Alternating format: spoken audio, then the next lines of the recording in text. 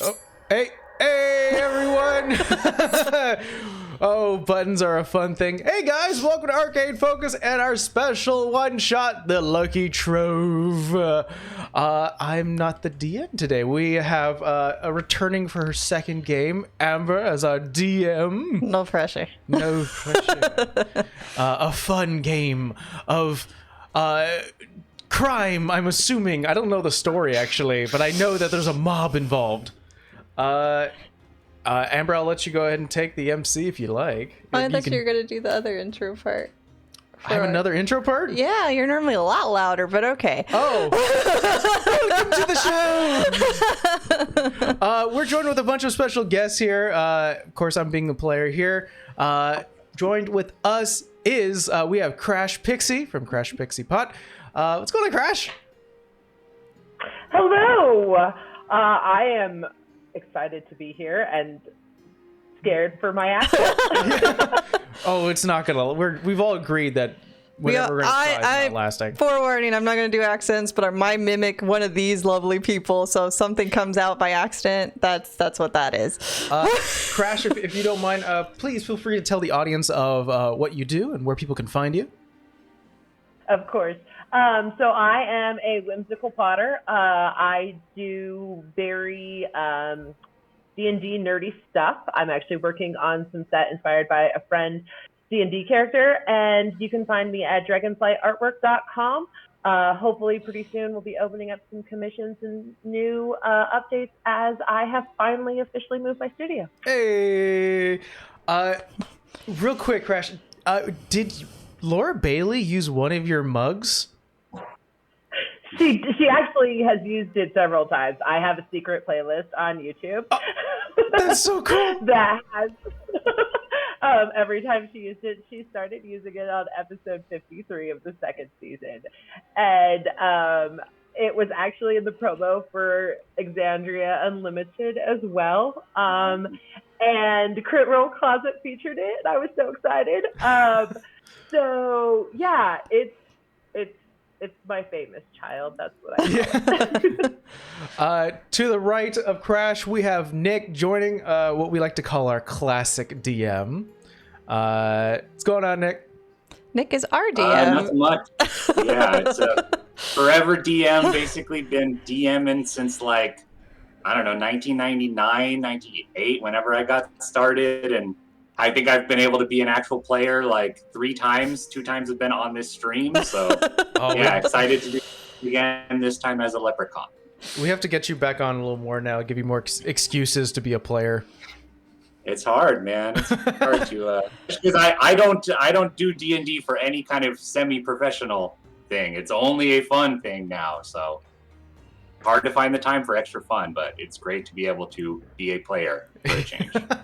And to the right of Nick, we have Titan from Titan Fish Killer. What's going on, Titan? Not much. Ready to completely botch several accents all at the same time. Can we just preference it in the very beginning? It's nothing. Yeah. Nothing is going to stay the same. Nothing's going to be consistent. We're going to be switching all over the UK. Titan, an amazing illustrator and artist. Could you please tell people where they can find you? Yeah, so I'm most active on Instagram at Titan Fish Killer, and I also post some D&D related designs on Redbubble, also at Titan Fish Killer. So please go check them out, guys. But I think that's our introduction here. Amber, you were mentioning a bigger introduction. I'm not sure if I did that. No, that was it. Oh, good. Hey, I did my host duty. Well, Amber, I'm going to go ahead and leave it to you. All right. I was just doing one last thing. Mike's like, quit adding things, and I'm like, Stop adding things. It's fine. All right, we ready? All right. Ugh, at least I'm closer to the mic this time. So, as we pull back, we see lush emerald green hills. Amongst them, a ton of multicolored trees with elongated cliff sides. And as we zoom back even further, we begin to see where our players call home. We see dark green hedges about 20 feet tall that shape a 4-leaf clover around a massive estate they call home. This residence that rests on a land that's absolutely massive, all white marble with gold trim and pieces of emerald embedded into the mansion. All while underneath this home quietly resides tunnels expanding miles and miles wide, as this is where the Lucky Trove mobsters call their home, or as we say here, guild members for the time being.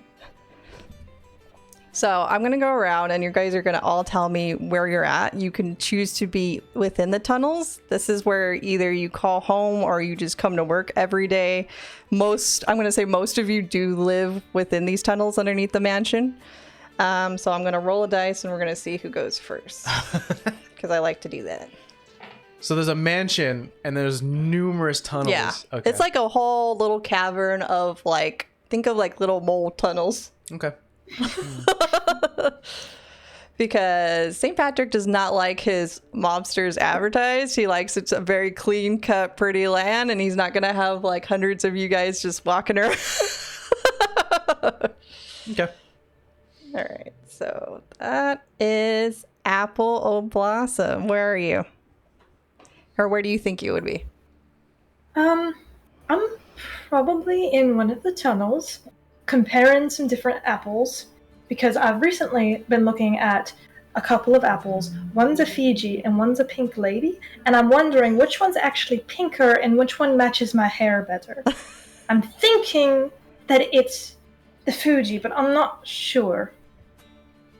Like, So I'm sitting and I'm pondering. like you feel a light tap on your, well, probably a heavier tap, this person, on your shoulder. Hello? Okay. And when you turn around, you see this older leprechaun, all white hair now, and has braids in his beards, heavy geared up still, even in his old age. And this is Cathal. And Cathal is St. Patrick's right-hand man. And you don't normally see him down here. He has his own estate because he's made himself a name. He no longer has to live in the tunnels, and he's retired now. But he's come to get you. Oh, hello, sir. Can I help you? What are you doing with the... Oh, with these? Uh-huh.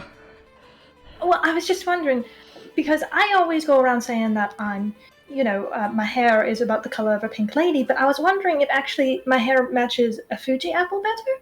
And I've been really thinking about it for a few days now, and I haven't come across an answer yet. What do you think?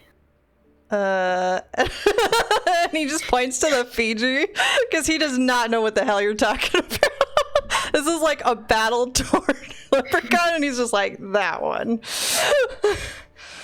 Okay, see, I was thinking so too. Anyway, good to see you around here. That's a bit surprising. Yeah, I don't normally come down here. Quite frankly, I got lost halfway down because you guys keep digging it out further and further, but you've been summoned. I need to take you to the saint himself. Oh, sure, okay. You want an apple for the road? Sure. He'll put it like at his side.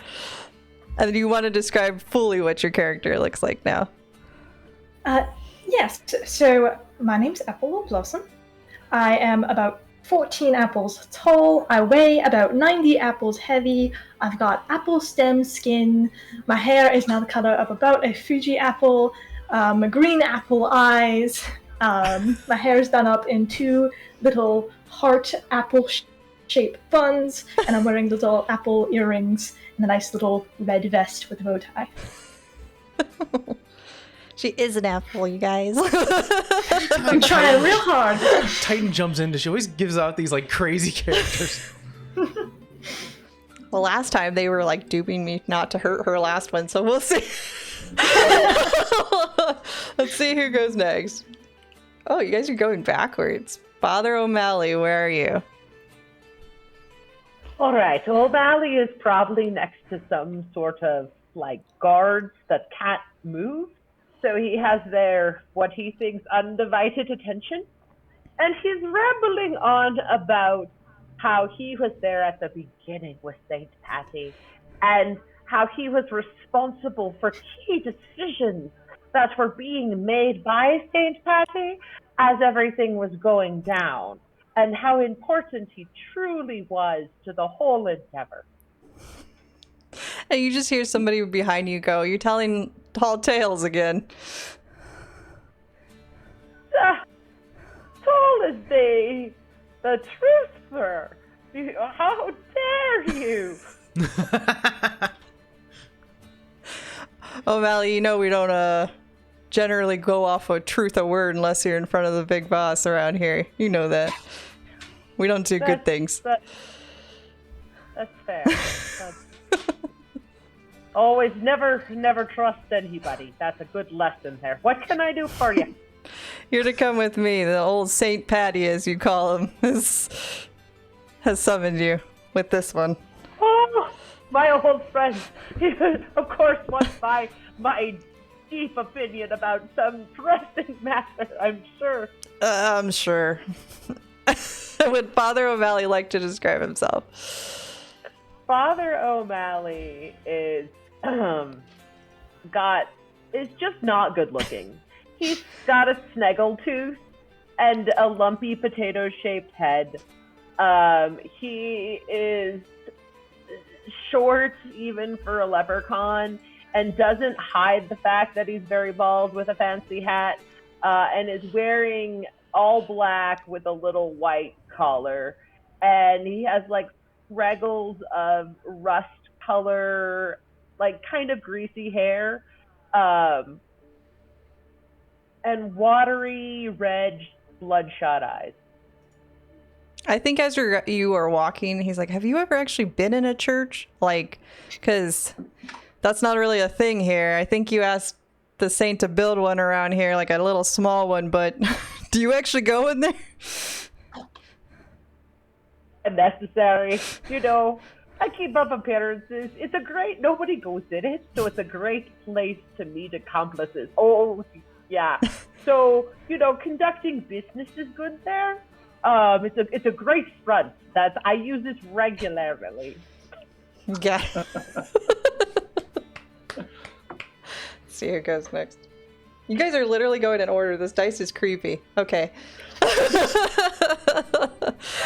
I believe how you say it, Nick, is Alistair?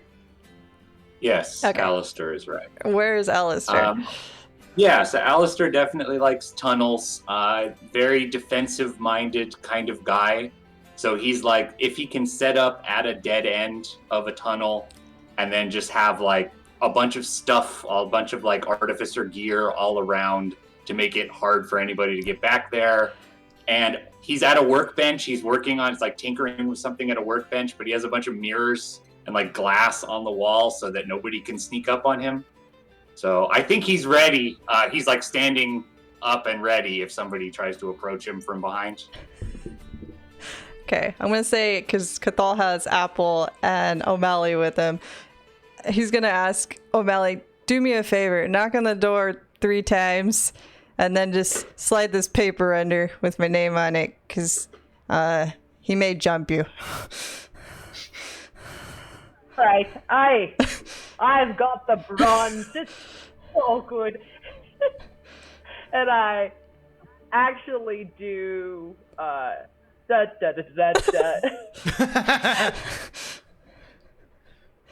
Yeah, on the other side of the door, Alistair has like a crossbow at the ready, pointed at the door. Hold on. Alistair, it's Cathal. Put it down, whatever it is. All right, yeah, the door cracks open a little bit. You don't see the crossbow like still pointed at a crack between the boards on the other side of the door. You're still going first, O'Malley. You see that creep into that crack and push a white piece of paper. All right, Alistair grabs the paper with some tongs and like opens it up. So if there's contact poison on it, it doesn't get on his hands. Holy shit.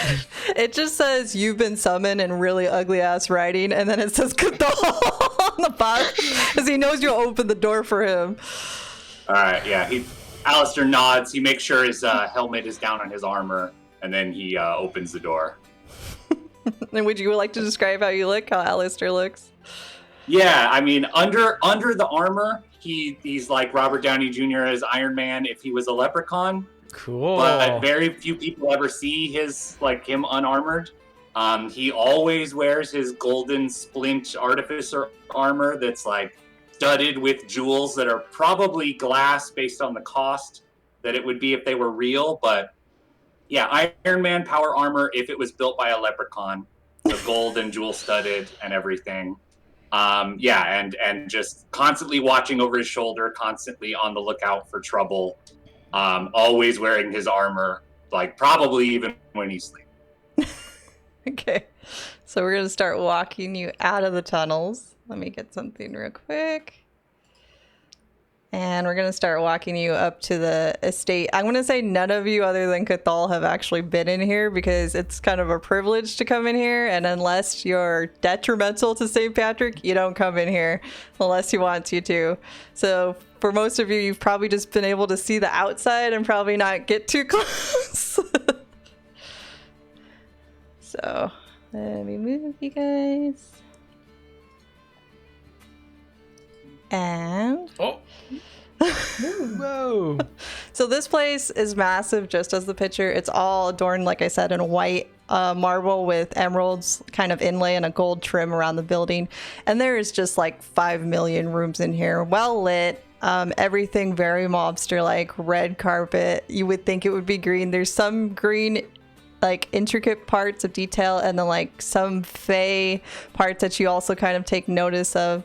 But before you sits St. Patrick, and you guys can choose whether you want to go closer or farther, or you want to stay where you're at.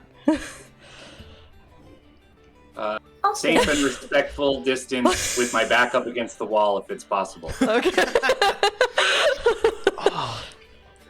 Paranoid Iron Man. O'Malley would like elaborately bow. I think Patrick actually does laugh. He just kind of giggles at the sight. And when you do see him, St. Patrick, and I made him a very beautiful man because why not? He's very fey in nature. He's very small, but still devilishly handsome. And he has like this little red hair that curls up in this little tuffet at the very top. And he has fey like symbols that are tattoos around his eyes. And he just has a huge smile on his face when he sees all of you. Well, good morning. How are... Alistair, you don't have to stand so far back to the door. I take a couple half steps forward, but still like looking around. It's only trapped if I don't want you in here.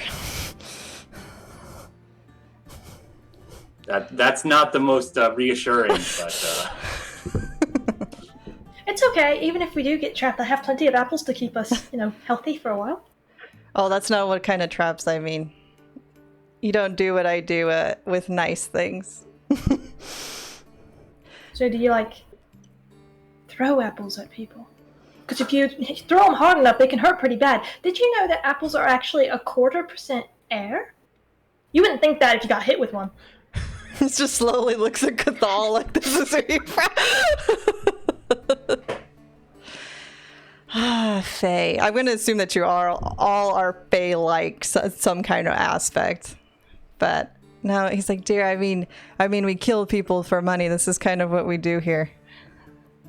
Yeah. With apples. Not necessarily Full with apples. It's generally with weapons or poison. I mean, if you want to kill them with apples, that's fine too. But generally, they really see that coming. You pick your poison, I pick mine. I mean, there is that one story where there's the poison apple because it looked so delicious, and then she ate it, and bad things happened. And that's just one example. I'm gonna say, Happy, you were in this room. With St. Patrick? No, you were in the. I moved you. Oh, okay. You were in this room. Okay. Waiting, just because you're a little much. Cathal thinks for some people. So I'd like to say there's a reason for that. Yeah. Is I've been trying to kill Cathal for the past 3 months because St. Patrick has said that Cathal's St. Patrick's right-hand man. Fuck that. Cathal, will you like to get the little angry one out of the room now? He should be a part of the whole group. So you just hear a slight knock, and then you just hear little footsteps run back. Because he's not dealing with you today. Hi. He just opens the door, takes off. The moment the door opens. Oh, yeah. Go ahead and fucking run. And would you like to move yourself to the roof? Coward. We got one more joining us. He's a little, Door opens. much. Does good work, though. Hasn't died yet, so therefore. Open the door. I stand inside. Happy looks at Cathal and goes, "You're fucking lucky. You're fucking lucky. You know that, right? He just rolls his eyes. I don't think you understand how lucky you are. You watch your back." Happy, I don't live as long as I have without knowing who I'm in front of. Happy, would you like to say or describe yourself, I should say?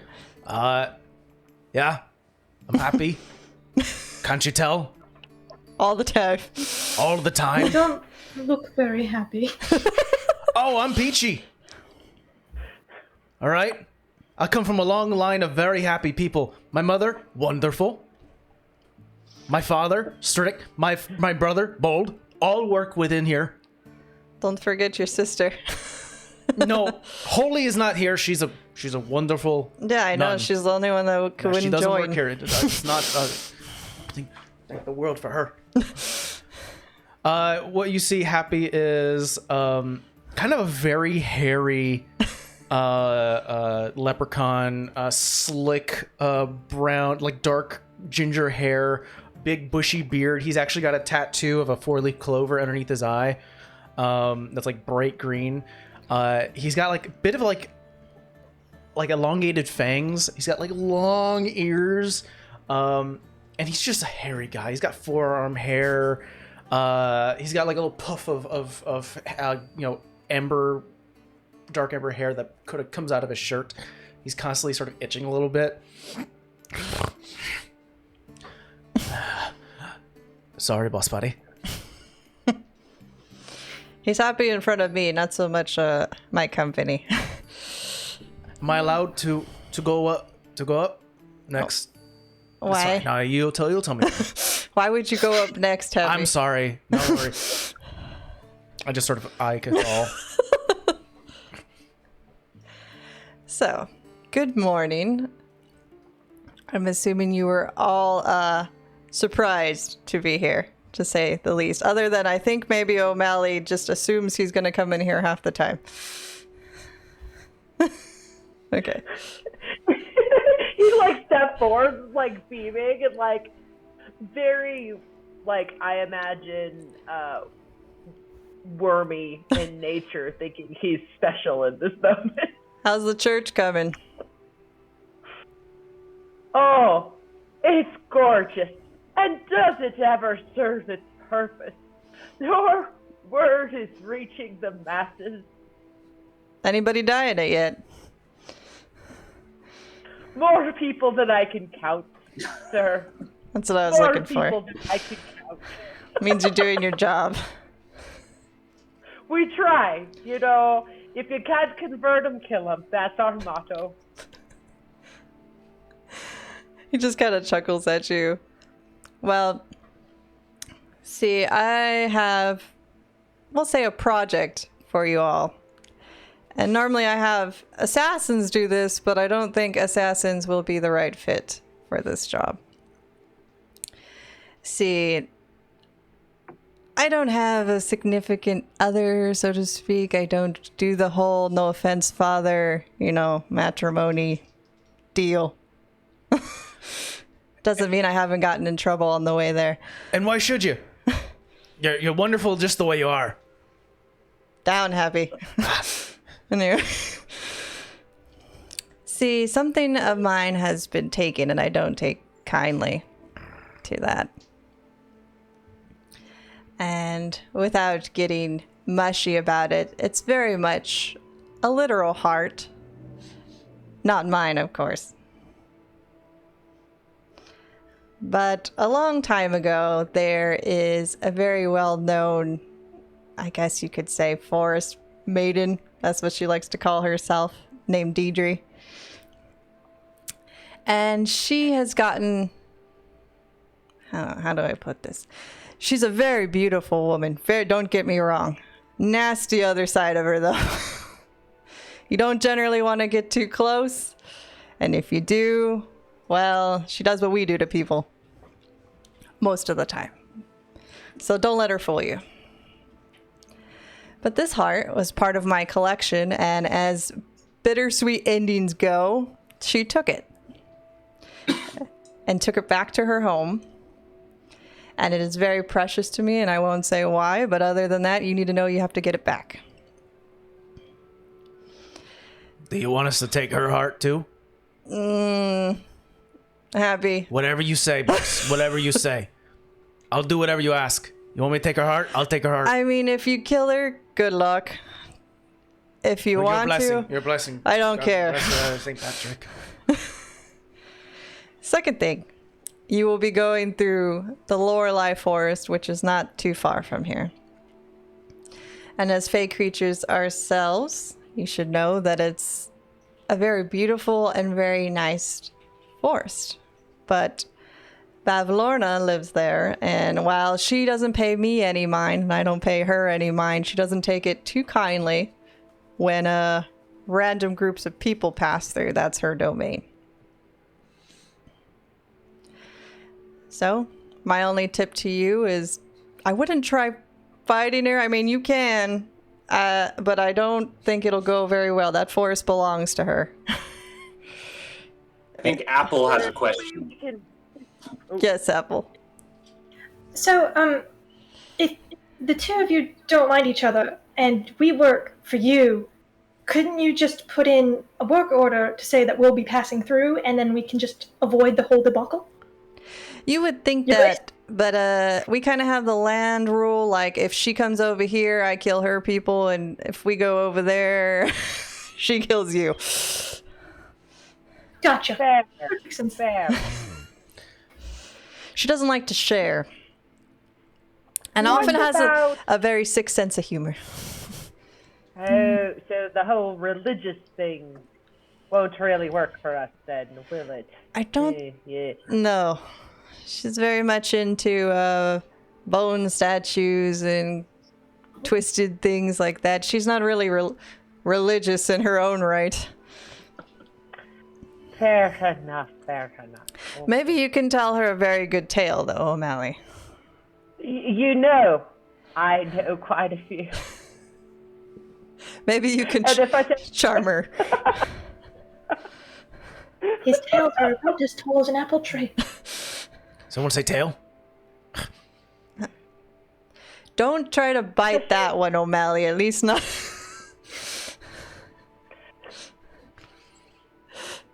Fair enough. I was thinking we could all dress like apples, like the young miss here, and then maybe we could go like, or maybe if we're shipping something. I don't know.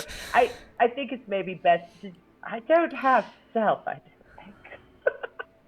I like this apple idea. I think we should go with that. I don't know how And you're I gonna can make. match different apples to your personalities.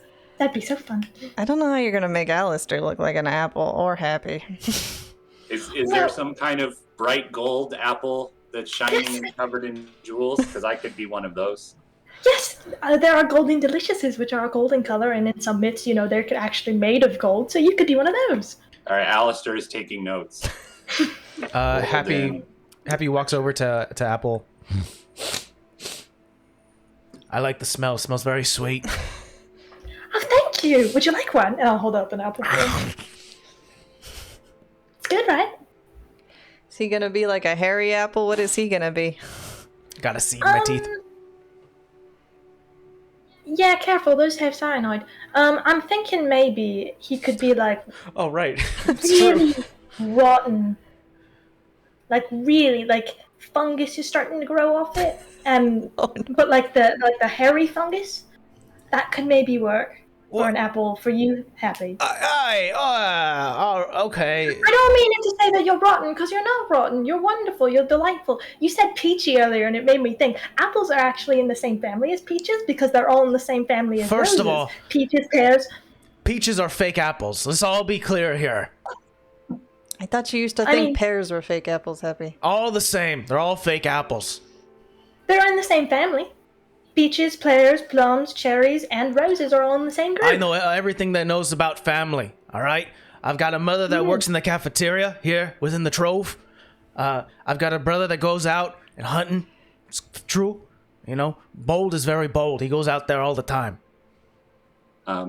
Question for the DM. Yeah. Would it be out of line to ask what the compensation is? Should we already know that? Is that going over the line? No. Or is that a reason? That's a reasonable question. He hasn't said it. He's letting you guys get familiar loosely with each other. Then Alistair will ask, it seems like a dangerous job, but one that I'm sure we can do. Maybe this Apple plan will help us get there. What sort of compensation are we looking like for this special work? He just lightly tilts his head towards you and just kind of smirks, always to the point. Well, currently, most of you reside in the tunnel. Some of you say they reside in the church, as he gives a look at O'Malley. But much like Cathal here, he does not live amongst the tunnels with you. So the reward of your choice is an estate here amongst the mansion. I want him dead. And happy no. And an increase in rank. So you will have a team under you versus doing jobs as a part of a team. And I think that is more than sufficient, given if you don't die. We'll have to not die then. Sounds like a plan.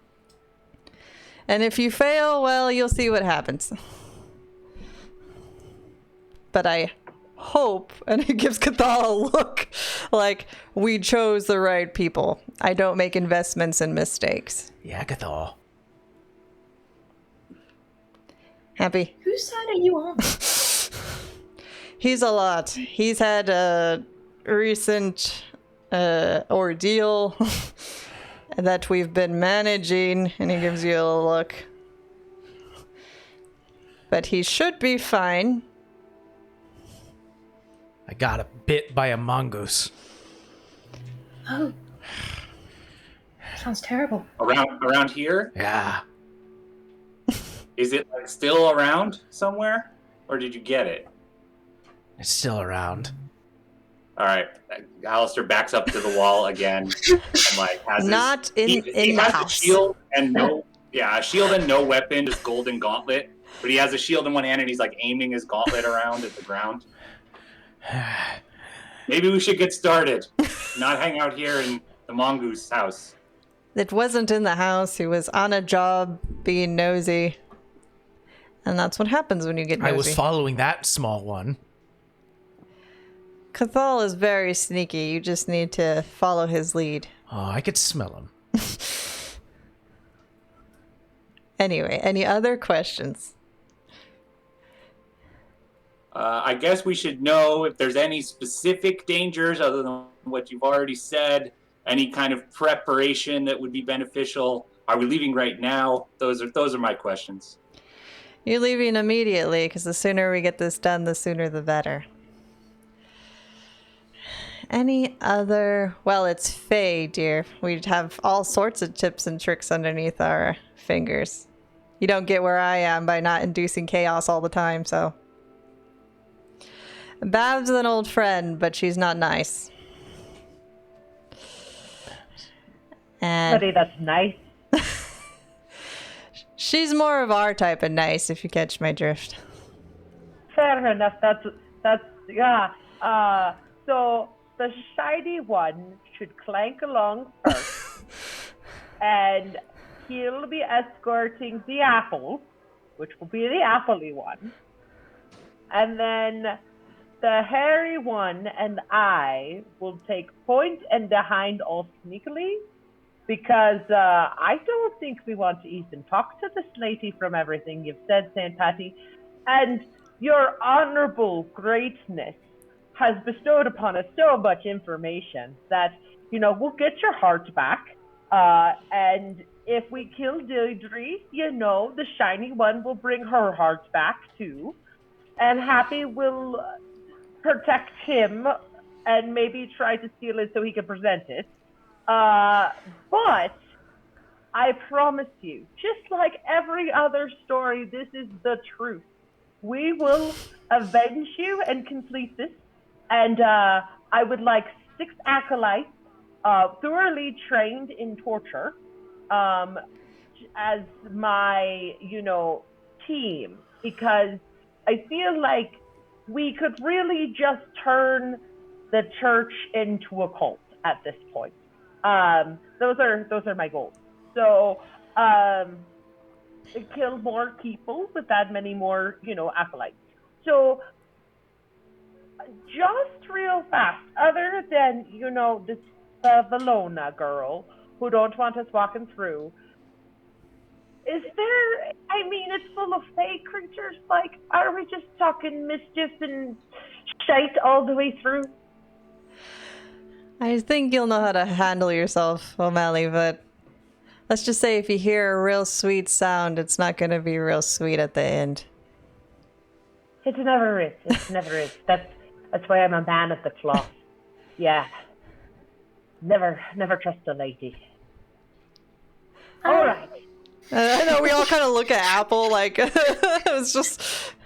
I trust her. She smells sweet. Thank you. Tap these 2 little side mini throwing axes on each side of my hip and ready. Any other demands other than the one I'm not going to grant you, Happy? At least give me a chance. No. Just The man is several hundred years old and probably rightfully can kick your ass. Oh, that means he's due for a retirement. No. Fine. I'll work my way up. Your lordship, Sampati, approve of your right-hand man. Just don't go sticking around your nose into something you shouldn't out there. Like a mongoose. Yeah.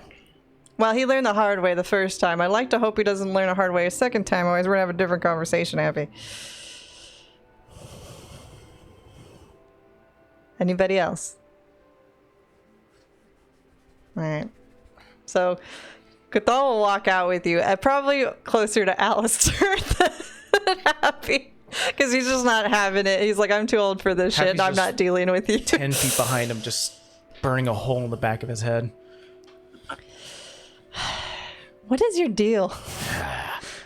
I'm St. Patrick's favorite. There's hundreds of you. How do you know you're the favorite? I just know. You're an awful Saint hairy Patrick favorite. Got rid of all the snakes. Guess what? Just like a mongoose. And you got bitten by one, and now we have that quote-unquote problem. I'll fix it. I'll fix it. How are you going to fix I'll fix it. She'll worry. Just rolls his eyes and walks you all out. You can make a perception check if you want to like try and find anything in here, but if you physically try to open a cabinet, let's just say it's not going to go well. No, I'm not going to disrespect St. Patrick that way. I think Alistair would make a perception check like all the time, so I'll roll one, but he's not going to take anything that might cause trouble. Okay, go ahead and roll. I mean, that's just the 10, so nothing good.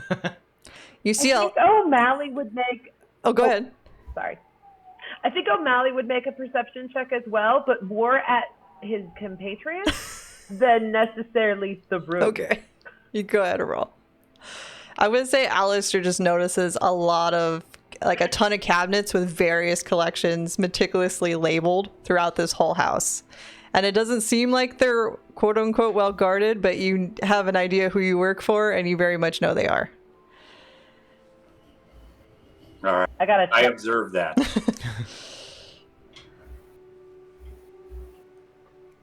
I got a 12. You got a 12. Who are you trying to just observe the whole group or one person in particular? Like Happy specifically, like what is his relationship with St. Patty? Like on a real, as somebody who constantly lies, like is he actually like a high-ranking dude, or is he like a Klingon, like I am, like trying to get? I'm gonna say that Happy's relationship to St. Patrick is one because he's been here like for a very long time, like in comparison to most people. Like you've been there probably for a long time that he just calls you O'Malley, and that's just how it is. Like that's your relationship. But Happy is very much a try-hard. St. Patrick knows it, but he doesn't like dismiss his work ethic, so he just tolerates him for now. Anything for the Patrick. Gotcha. For the Pat. It's like the Dawn, but the Pat. Very much like how he takes Patty from you. He doesn't take Patty from anybody else. It's just because he's known you that long, and he's like, okay, we're okay to do this. No one And here talk shit about the boss. Okay? We're fine. We're square. Right, like he knows I killed the 3 people that were really important to kill, and the rest of the time I've just been napping in the church. yeah, he's very much aware. Like he asks you what you're doing, but he knows what you're doing. He's not dumb at all. But I would say you probably like Happy looks like he'd be that hairy, but like there's probably a weird texture to that hair. It's not like human hair. That's probably what you pick up. She rolled 12. Yeah. I'm just going to give her that little instance, unless you want to add to it. You see looks like indentations near the neck where it sort of starts to curve down into the shirt. Just a little, like, teeth marks. All right. As we're walking, I want to like fall back next to Happy.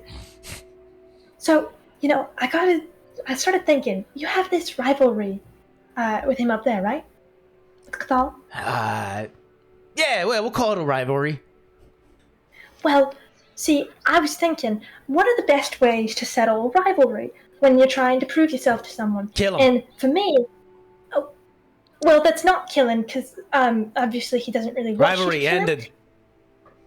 But I had another idea. So I was thinking, maybe once we do this job and get back, we can do one of those contests. Like, I saw that you have them axes there on your sides. Yeah. So if we put an apple on someone's head, and you both each took turns throwing an axe at it, whoever did the best and hit the apple could be the right-hand man. You know, I would love to bring in some apples into my idea. I had one. I ask you to give me a poison apple. I feed it to Cathal, and I ask Alistair to increase Father O'Malley's torture chamber, and I let those two take over, and no more Cathal. We all work together. We all get rid of Cathal. I'm a happy camper. Alistair, give me a perception check. Why this conversation's been on. That's a 15. You notice that Cathal is like 15 feet behind you, just shaking his head, like adjacent with you, and just looking over like I'm right here, and they're having this conversation. Do you hear that, old man? I hear it fine. I'm just thinking maybe it would be more worthwhile for your soul if you prove. I got if it. you prove that you were better. Okay, You know, I got it. if you had We'll the- have an axe throwing contest, and I'll have an accident. That's not. But then you Matt, would like, lose. sidles in at this time. It is like an accident. That's the way to go about it, really. Like, this is a bit obvious, and like the whole, like, I know he knows you want to kill him, and you have very noble intentions, lady. Like, she's saying accident. Oh, As he's hey, listening. Cathal, no more hard feelings. Let's have a friendly competition. You know what? Let's bury the hatchet. Alistair, do you happen to have a hatchet on hand? I have a dagger and a shovel. Perfect. I do We'll like use all one of your those. puns. Your puns are really good. With the accident and then bury the hatchet. Yeah, I like it. That was really good. But I don't know if that's really what I was trying to get at. But Apple, I like you have the best spirit. ideas. You have the best ideas. Well, my Granny Smith taught me a lot of those. Oh my god. All right, I'm going to pick up the pace a little bit. I'm okay to take the lead. We're walking to the forest right now. Yeah, you're like Yeah. walking out of the estate. I'm gonna say it takes you a little while because this place is just massive. But like Yeah. Cathal's like walking you to the exit as you're going. But shaking his head. He's keeping near you because he doesn't want any part of that whole conversation. And he's probably thinking to himself that how is O'Malley the religious one and Apple isn't? This whole conversation. Is there an apple god? I did look it up. There's only like associations with apple tree and like Gaia. So Mother Earth. that's the closest there is. Oh my god, you did do your research. Oh my god. Yeah. You know, this is Cathal. Cathal is talking to you just as a group. Apple, I'm not sure how you got in here. Like, generally, we're not nice people. Like, O'Malley's over here as a freaking priest, but, you know, he's asking for 6 freaking people to help him with a torture chamber. Well, you know, Do you just throw apples at people and that's how you got in here? Or what happened? oh no, I kill people. With kindness or, like, because I don't see it right now. Well, I mean, it depends. My Granny Smith taught me that change is good and that you should always change your mind most of the time. I think that's probably right. But so most of the time I like to change my mind if I like to be kind. But you know, sometimes someone really bugs you and they're just real mean, or you know, you get paid a lot of money and then you get told to go kill someone. So instead of I do kill them with kindness because I give them poisoned apples, and so my kindness of a gift is what kills them. Can we pull back and then see a couple of trees, apple trees, and then we sink Look into around. the ground and we just see buried bodies? Like, way too many. I was really starting to wonder what They're those just mounds fertilizer. were. Yeah. Really good fertilizer. Well, we do have a lot of trees around here, a lot more than normal, so that explains a lot. Yeah. But yeah. Yeah, the meanest thing I heard you say was the cyanide thing, but you still let Happy eat the apple, so I thought, you know, maybe there's something there. It's not too much cyanide. I put most of that into crushed up apple seeds and some little magic fey dust, and that's what the pixie dust I got carrying around is. So, you know, just poof. So that apple Little bit of you cyanide. gave me earlier, should I not eat that? Oh, no, that's not potent. That's regular apple. Most of them are. Get it. They're all normal, Cathal. Don't worry. Next time I give you an apple, be normal. I didn't ask you, and I wouldn't take anything from you. Probably a good idea. Yeah. No. But they are normal apples. I like apples. Well, maybe you just need to push another dead guy up to one of the trees and, you know, more fertilizer. It'll grow faster. It's true. To the farce. Okay. Good for the orchard. Angry orchard. So we're gonna do a little bit of theater of mind on the way there, but I will pull up a map as you guys go. I'm gonna say make a group perception check for me. Okay. Or do These we all dice have roll, been or we so roll finicky. Well, you all roll. I'm gonna see if you do anything decent or if you all are just kind of meh. She went far. 12. 12. 3. What happened, Happy? Been staring at Cathal Yeah. all day. 25. Oh, there we go. We evened out that 3. What did you get, Nick? 14. 14. Okay, I'll say about average. So I'm going to say as you were walking through the forest, it's still very much light out. He got you up pretty early. So there's nothing really, you know, dark or ominous around right now. It's just probably pretty quiet and you hear a lot of birds.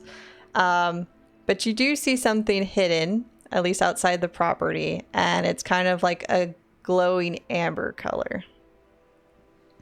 Depends if one of you wants to walk up to it or one of you doesn't want to walk up to it. But I'm going to say, I don't know if you guys have ever seen those like tree roots that come like an arc out of the ground and back into the ground. It's kind of like jumbled up in like a mass of that. Doesn't seem like a good idea. I mean, if I notice it, I'll point it out to the group, but I'm not immediately going to do anything with it. I'm observing cautiously. It's just kind of twinkling in the light. It looks like it's kind of like liquid, whatever it is. Liquid in a container or Syrup. some kind I was of. thinking apple juice. Oh, okay. I don't know. I get my water skin and I just empty everything out. Okay. Maybe it's a cider. Yeah, it's a cider. That's. I can't smell anything. And I walk towards it. Are you gonna do anything to get it out, or are you just gonna stare at it? Is it like liquid? What is it? So it's like kind of like just a bunch of brambles, these giant branches, and then inside you see something kind of like flicker off the sunlight that's like just liquid in there. It's not like spilled out. It's like in a container, at least from what you can tell. Oh, like a vine of a like the vein of a tree. But it's like protecting it in there. I'll grab one of my axes, spin it, get to one of the top ends where it's like pointing downwards, and then get my water skin to try to get as much as I can into it. If that happens, I don't know. I just cut it. You could try. I try. Try to hit it. Oh, try to hit it? Try to hit the branch, not the object. Okay, I'll try to hit the branch. Okay. I'm a barbarian. This should work. It should. Hopefully. 18. It hits. Okay. It chops the branch, but it grows back. Fucking goddamn it. Second hit. 18 again. Same thing happens again. God damn it. You have a feeling that maybe What? brute force is not the way to go with this. I don't think Happy knows that. I think the rest of you who are a little bit more intelligent might know. But he's just hacking away at this tree and they just keep doing this as they grow up. All right. Can I make an investigation check while he's doing that? Yeah. Can I detect magic while he's doing Yeah. that? Go ahead. Being a ranger and a Feywalker, have I ever heard of something like this? I would say most likely, but roll a nature check. I was gonna say history, but I feel like nature is more adequate for Happy this. gets a little exhausted, falls on the floor, and then like looks for his water skin to drink some water and goes, oh. Oh. All right. You can have some I wine only got happen. an 8 investigation. I'm trying to think if like you could move the things that were around it rather than cutting them. Would that work? But I only got an 8. With an 8, you kind of just feel like whatever the hell Happy's doing is not working, so maybe trying to reach it with your hand is also not going to work. Like trying to tear at it probably wouldn't work either. Okay. Yeah, so I rolled a natural 1 on that nature check. Oh. It is a +5, but it was a natural 1. Looks like a tree, a very weird tree, but You're right. you have a feeling like maybe it's magical, but it's a different type of tree. You haven't seen it before with that one. I think maybe it's a firefly tree. You know, maybe that's like a little swarm of fireflies. That's where they live. And O'Malley, what are you doing? Casting Detect Magic, which is a 30-foot radius. Does it light up? Lights up in all green. It's very much like fey magic in nature. Like the whole tree lights up. So you have a feeling that... roll me an intelligence check. Oh no. We are the best suited for this job. 5. Jeez. I will give it to you because you used a spell. You have a feeling you have to say something, but you have no clue what the hell to say to this tree to get it to let go. I start saying random ass words. Tree, light, Potato! Two fives. I don't know. I think O'Malley's lost it. What languages do you guys all speak? I think Oh, wow. out of anybody. I speak. Common and leprechaun. Common and leprechaun. Yep. Oh, then I'm the outlier. Common, Elvish, Gnomish, Halfling, and Sylvan. Wow! What the fuck? Yeah. I'm gonna say, and this is a very weird interpretation of the dice, try a persuasion check to see if you can like convince Apple to try and use a different language on it. Be like, because I'm yelling at it in common and leprechaun and it's not working, so maybe somebody else knows. A natural 1. We're gonna I have don't to. think we're getting the we're thing. gonna- Whatever it is. I Feels like a trap. cut it one more time. See it grow. Fuck it. It's not what we're supposed to do. We'll try. I will give you one more chance, but you have to think creatively how any of you will do this. And if we can't do it, then we'll move on. I don't think I have anything What else in if my... we say please? Oh. Have we said please yet? Please. I say in Leprechaun. Oh, please. No. I think I have an intelligence of 17. If that's enough to maybe suggest to Apple, try it in different languages. We don't know what language a tree speaks. Oh. Well, you know, if O'Malley told you, it's very much Fey magic, so that should give you an idea. And I probably said that, but like in the strain, especially with the natural one, You start talking. came out. Just Bad. coughing. I don't know what he's saying. Can someone translate? Apple, would you like to try? Sure. I'll say in Sylvan, because we are in a Fey land. Hello, tree. Did I I don't freeze know or if did you everybody can else hear me. freeze? You didn't freeze. You're fine. Okay. Titan cut out for me a little bit.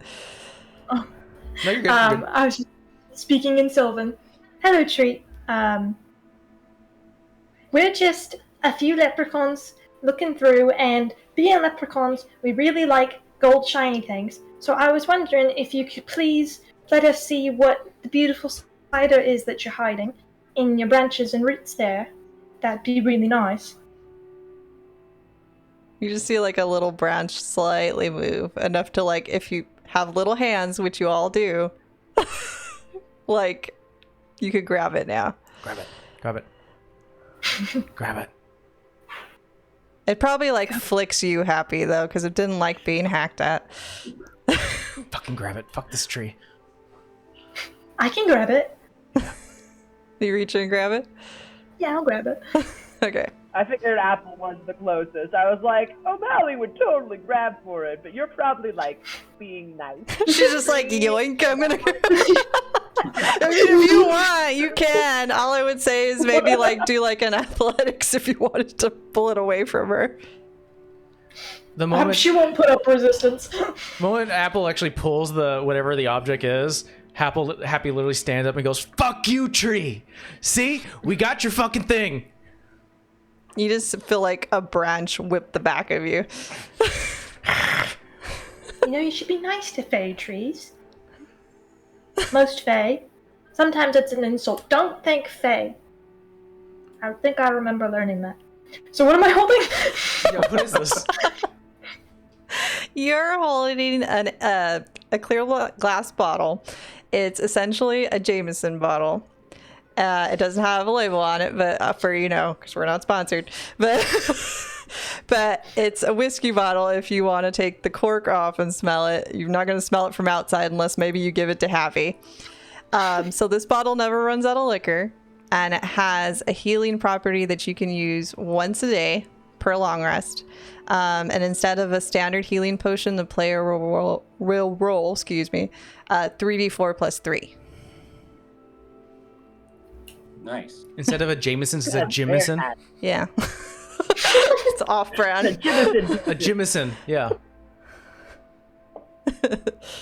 Here, so Well, I think it's cider. yeah, so if somebody doesn't know what it is, to you it may seem like it's just liquor. It's like a greater healing potion. Yeah. Yeah. Let me put it in the trove. Those are like 500 gold pieces. Yeah. That's pretty awesome. Yeah. Although O'Malley's like, ooh, liquor. You can drink it, but it's like you guys would have to like take time with it, either make an Arcana check or if one of you has Identify. But like the liquor will never run out. But like to use the healing ability, you'd have to spend like a few minutes with it trying to figure out what it does. So I'm gonna put this down, and we're gonna play by the rules of whoever takes it after I let go, that's who it belongs to. Okay? On your marks, go! She yelled on my boots of speed while she's getting ready. I have my boots of striding and springing. Let's go, Alistair. I was gonna say you All guys right, could make DM. like contested athletics checks, either athletics or acrobatics, whatever you Or want. like initiative or something. Yeah.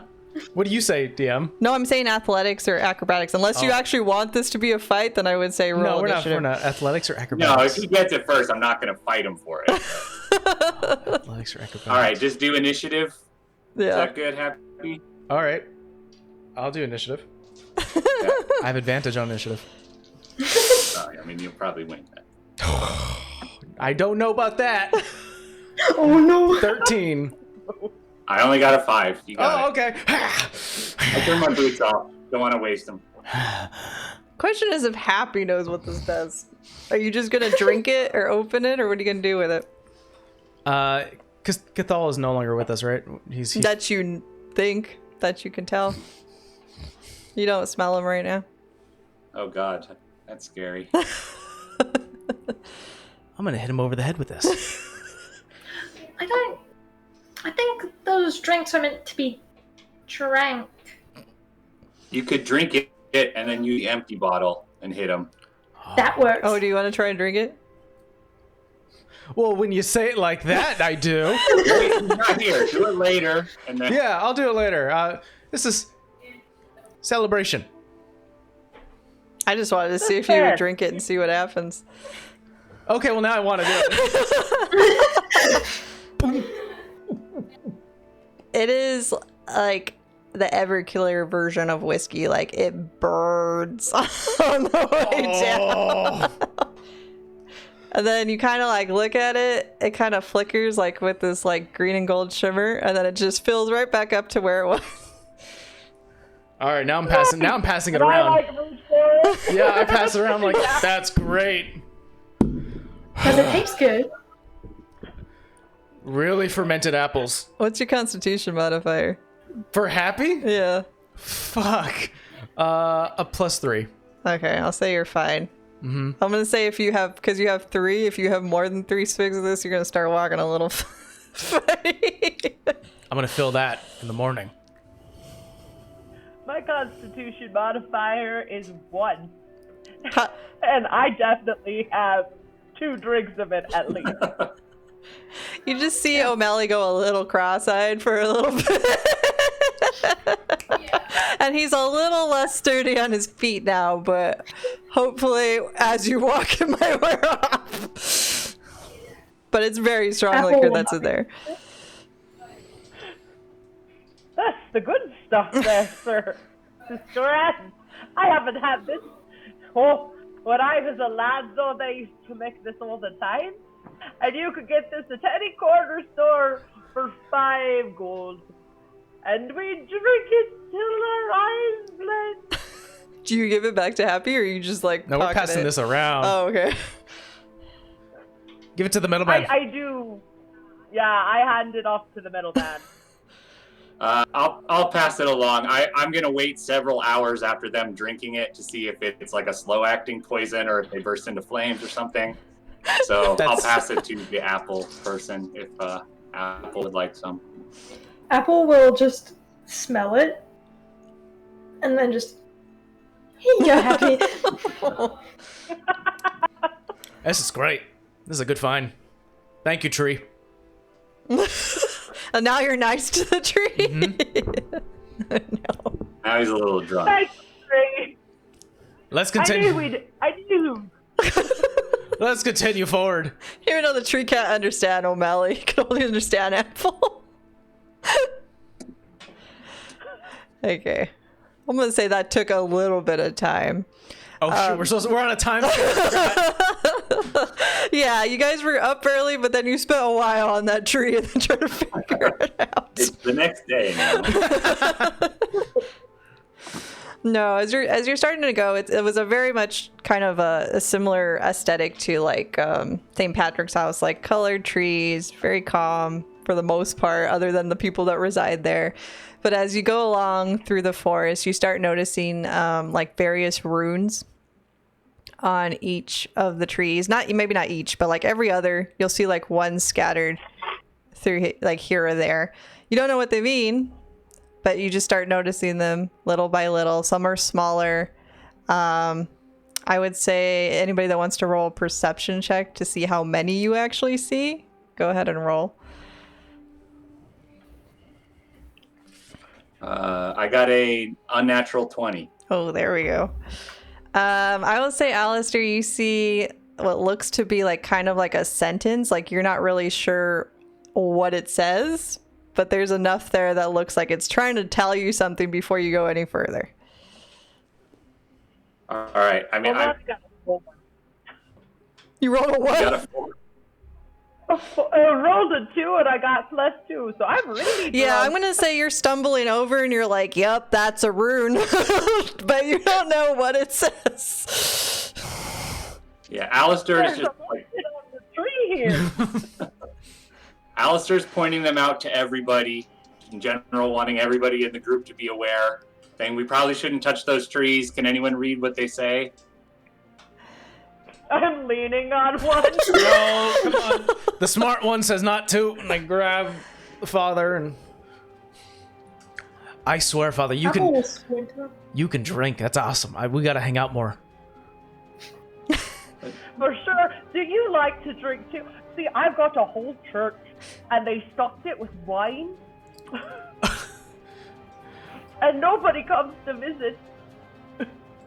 I'm not sure if I feel sad or.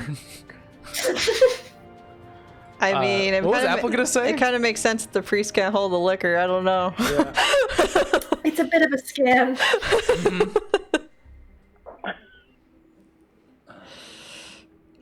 And you said none of us can read those runes. Apple will try. Yeah, go ahead. I will say they're in Sylvan. Oh. Okay. What am I rolling something? Well, since you already know Sylvan, I'm not going to make you roll, but it just says, beware of blight straw. Oh, you know what that says? You remember that person St. Patrick told us to look out for out here because she might kill us? Babs. It's another warning. Oh. All right. Alistair's got his shield up in front of him and is like walking slowly forward. Oh, if we wanted to do the apple plan now, it would be, I think, a good time. So what you'll have to do is you'll have to think and act like an apple, which means I need you to all drop down, grab your knees, and start rolling. And she's gonna do exactly that, drop down to the ground, grab her knees, and just start rolling. I will say, Happy, if you want to try this because of what you are, you're probably a little better at it than most, because you're pretty nimble. I'm watching a small leprechaun with very bright pink Drop and hair roll. drop, Just grab her knees, and just go Sonic the Hedgehog down the hill and just. There is branches and plenty of rocks throughout this forest, okay. so I'm gonna say you probably got a few cuts and bruises I'm by not doing doing this. that. That seems very weird. No, it's how apples roll. Okay. I think I'm Never gonna. do. While we've been walking, I've grabbed a stick that has like a leaf on it, Mhm. and I fasten it to the top of my helmet, so it looks like the stem with leaf of an apple, golden apple. But other than that, I changed nothing about how I'm moving forward. I don't roll or anything. I'm just walking forward with the stick on top of my helmet. I'm gonna say roll a deception check. She's not in front of you. Nobody's in front of you or anything other than the group, but just to see how well disguised you are as this Happy apple. gets big and goes, I'm an apple.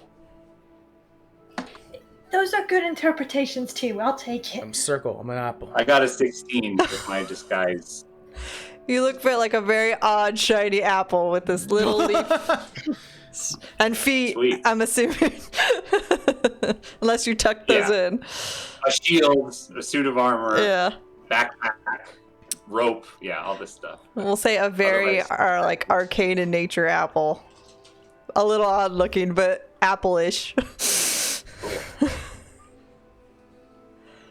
What are you doing, O'Malley? I am red in the face, drinking red in the face. I am going to follow suit Oh no.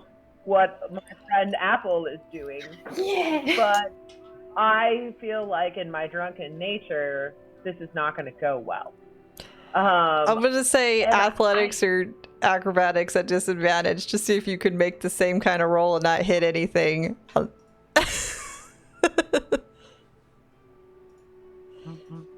They were both 10, Okay. and So acrobatics is my dex. Oh, I have to move the screen so I can read. Plus 2, so 12. Okay, not too bad. I'm gonna say you barely miss a tree on the same path as Apple. Oh, great. Now everyone's doing it. Peer pressure. So you got Yeah, it's cool. It's the cool thing to do. you have a priest rolling down trying to look like an apple, a person that virtually is an apple half the time rolling down, and then we have an all metal, maybe magical apple walking behind them, and then I don't know what you're doing, Happy. Happy will roll down. He'll use his halfling nimbleness and just start rolling down the hill. Yeah. Maybe you could be like a really dirty apple in mud. I'm a brown apple. It's okay. You're the one that nobody wants to actually eat, so they might blend in. I don't know why I keep rolling 11 for athletics. I got an 18. Oh yeah, you have no problem. You go probably past Apple a little bit because you're like so small and nimble. But none of you guys know where you're rolling to. You're just Nope. rolling forward. Yeah. Why did St. Patrick hire us?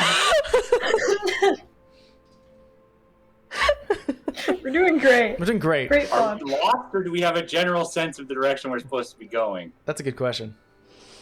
I'm gonna say because you got an unnatural 20 on the runes, and Apple read them to you, that like you see like still warnings, same warnings, but like the general direction that you're heading in is her territory, so you know you're going the right way. Okay, because we have to do that. Okay. Yeah, like you have to go through there. There is no like, let me go around all the way like this. Yeah. Like her territory just like is this chunk, so to speak, All and right. there is no cutting through it. When we stop rolling, how big are the trees? Like, are they a They're standard pretty like, forest? big. Like it's a pretty standard forest. I will say that they're not like little peon trees. They're probably more than 10 feet. Okay. Like it's a pretty expansive forest in here. You gonna keep going, or you gonna do something? I'm trying to think here. Happy is going to stop rolling, see that Alistair's trying to get like sort of a position of where we are, and see like the momentum has ended. Like we can't roll forever, obviously. He's gonna look to see where the lowest branches is, and then use his boots, run about 5-10 feet, and then spring up about 21 feet up into the air. Yeah, you get all the way on top of the tree. But I'm gonna say you're not very heavy, but you have to balance your weight because you are a barbarian. So you may have to shift a little bit because you are a little bit more dense than everybody else. And I just want to see above the canopy of trees to see maybe like if I see any like markers or points of interest where like we maybe see where like our residence is, because we know this person must live somewhere in the forest. Roll a perception check. I'm not the perceptive person. I'm gonna give you what I think you would get because you're up high, but I feel like 10. oh boy. All right. I have a 0 to perception. The one who went the highest. I will say that you oddly noticed that because you are up this high, that the trees, like the canopies, are a little bit more sparse the further you go in. Like they still look like they have leaves towards the base of the trunk and everything, but like they look like they have pieces of something in there. But with a 10, you can't really tell what they are. I point towards that direction. Like, okay, that way. And But it looks jump like down. a row of trees, and they all get very much more sparse, and they have like little things tied to them. But with a 10, you can't really tell what they are. I jump back down to the ground towards the party is, and I go, that way. Don't move me. That way. You're just gonna walk like this. Yeah. It's gonna carry you. No, I can walk. Just don't move me. What did you see up there? I saw- What did you see? I saw the trees getting sparser, and there was something hanging on them. That's fair, but maybe because we're like next to this vicious lady, and I've met her before, and she is a frightening thing to behold. Don't you think she might be where, the creepy stuff is? Or do you think Deirdre is where the creepy stuff is? Are we there yet? Or is that way the way we don't want to go? While O'Malley's talking, Apple's going to use primeval awareness. Okay. So a mile out, I am able to detect if there are any aberrations, celestials, dragons, elementals, fae, fiend, or undead. I don't know where they are, I just know if they are within a mile of me. I'm going to say you get the very edge of it, but those things tied to the trees are very much fae. They're not alive in any way, like they're just objects with kind of imbued with like a fae presence. But you are going in the right direction, and you get a sense if you keep heading just straight north, you're going to hit it. But like you get a very strong presence at the very end of your range of your spell or your ability. And It's fae. when you say north, is that also where... It's where the Happy genius is point? doing this. So he's not wrong in the direction. He's pointed in the right direction. I'm happy on this one. I think we should go that way. Turn around. Thank you. And I lower my hand and I go, oh, I lost it. It's okay. Here. And I'll go over and lift his hand to point in the right direction. That way? I don't remember. No, a little to the left. Oh, all right. Got it. There you go. Don't move me. Are we won't move. by the trees that have stuff tied to them? Are we like right by them right now, or are we going in that direction? You're going in that direction. I'm going to say they're about 30 feet out from you. Like you're still near the trees that have full foliage and everything. Yeah. The only reason Happy could tell the stuff on the top was gone is because he went all the way up the tree. Happy just starts to walk in that direction where his hands point. I'm gonna ask Apple. Do you have an apple? Can I have an apple? Oh, sure. Do you want, I have Fuji, I have Whichever one is fastest. Fastest. Have you That looked would have that to be a up? small one. And I'm going to pull out, like, a really small apple. Okay, I take it, and before Happy can walk over those trees, I try to throw the apple past him so it rolls past all of those trees that have stuff tied to them, in case there's any kind of explosive trap or anything. You just kind of see a glow. Like a fae shimmer. But I see what you're doing. it doesn't do anything to the apple. Okay. I'm gonna cast Detect Traps. Let me go find. I have something for this. Where are you? Find trap. 120 feet in the same direction. Nice. Okay. So what you see is like this green, blue, all sorts of kind of multicolored, kind of like chromatic barrier. But it doesn't look like, other than like the apple went through it, you're not so much sure if a person can go through it. I think that while our friend Apple is more apple than leprechaun, that if we try to walk through like that apple, we're gonna die a horrible death. And so, yeah, I don't think that we just want. I think that it was a good idea, lad. But I got this great spell from a cloud giant 4 years ago. I was supposed to torture and kill him, but he offered some good information, so I let him go. But yeah, that we don't want to go through there without turning the magic off. And I have nothing to do that with. Do you? I can, like, teleport. Both of us or just yourself? Just me. Oh, that's fair. I am not as talented. I'll jump in over the teleport. Is there any obvious way around the trees? Could we just walk, like, skirt the edge of this row of trees with the glowing barrier? I'm gonna say it goes all the way through. Oh, this is like her. Okay. This is her spot. This is her spot. Oh, we have to go to her spot. There is something there that will help you get it. So I'm gonna say,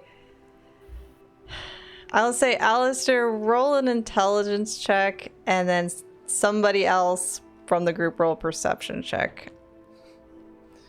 I have okay perception. Me.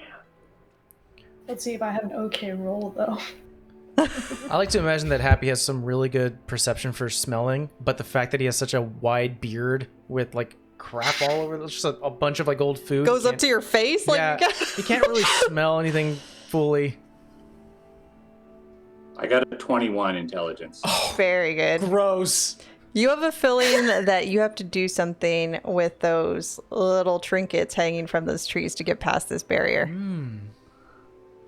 That you have to pull. I say that out loud. You have to like pull some, like get up there, get them down, and then do something with them at the entrance.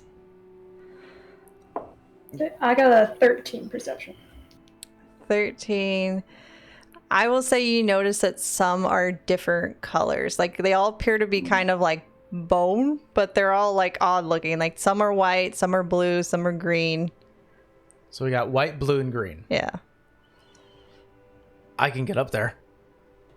How many of them are there total? There's like a ton hanging from all the trees. Okay. You just have a feeling with a 21 that if you do something with like a certain, it doesn't have to be like 20 or anything, just like with pieces of them, that you could probably pass through this. I think if we just like hold them, we could like disguise ourselves as the barrier and just walk through. That'll work. Not a bad idea. Which one should I get? The blue? What was the colors? Blue, white, Blue, green, and white. Blue, green, or white? Green. Green. Well, I think green. Green. All right. I will say before you start, I would say do a group perception check to see if you can find something. Okay. Natural 1. Hi, Jesus. Happy. 18. Okay. 12. 30, Oh, there we go. There's a 21. That's the one thing. And what apple get? 12. Okay, you guys evened out. I will say you see one that has like a gold sheen to it versus Ooh. the rest of them. Special one. But this Alistair's looks the like first one. it looks like it's a whole like jawline of something that's just hanging there. So, do we have to go through the barrier to get? You have to go. You have to go through the barrier to get into Belvorna's territory. Okay. Okay. But she has set up precautions because she is not like, let me invite everybody in. And most people don't want to go there anyway because of who and what she is. So Has the All right. No, go ahead, Happy. I was gonna ask if anyone tells me to get what I need to get. Oh, I said go for the gold one for sure. And points. All right. I'd say one of each. One of each? I can get one of each. Yeah.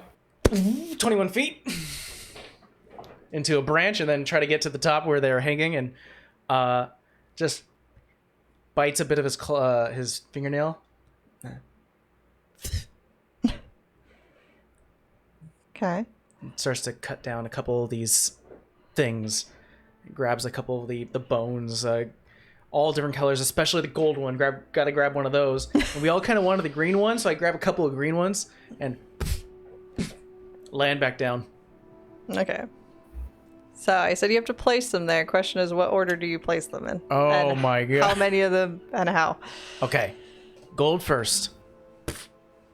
Is there any obvious difference between them other than the color?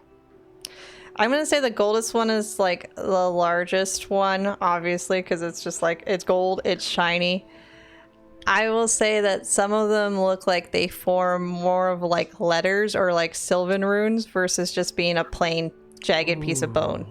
Like there's more detail to them versus Can we just spell being out straight. open in Sylvan? Yeah. I was thinking, what about her name? Yeah. Oh. Everybody likes their name. Yeah. Everybody likes their name. People are very narcissistic. When I'm it comes- thinking it's maybe her name. Maybe it's like a password, like 1, 2, 3, 4, 5, you know, or the word password. Do you think it's her That's another birthday? good It one. could be her birthday. Do we know her birthday? I don't know if we know her birthday. Roll a. Do we know her pet's I will name? say roll a group intelligence check. Oh, why? Because somebody gave you very much the answer, but I don't think any of you remember. That's funny. Roll a natural 20. I got a 15. I got a negative Okay. 1. Not bad. I also got a 15. This time. What'd you get? Nick? 10. Okay, not too bad, but with natural 20.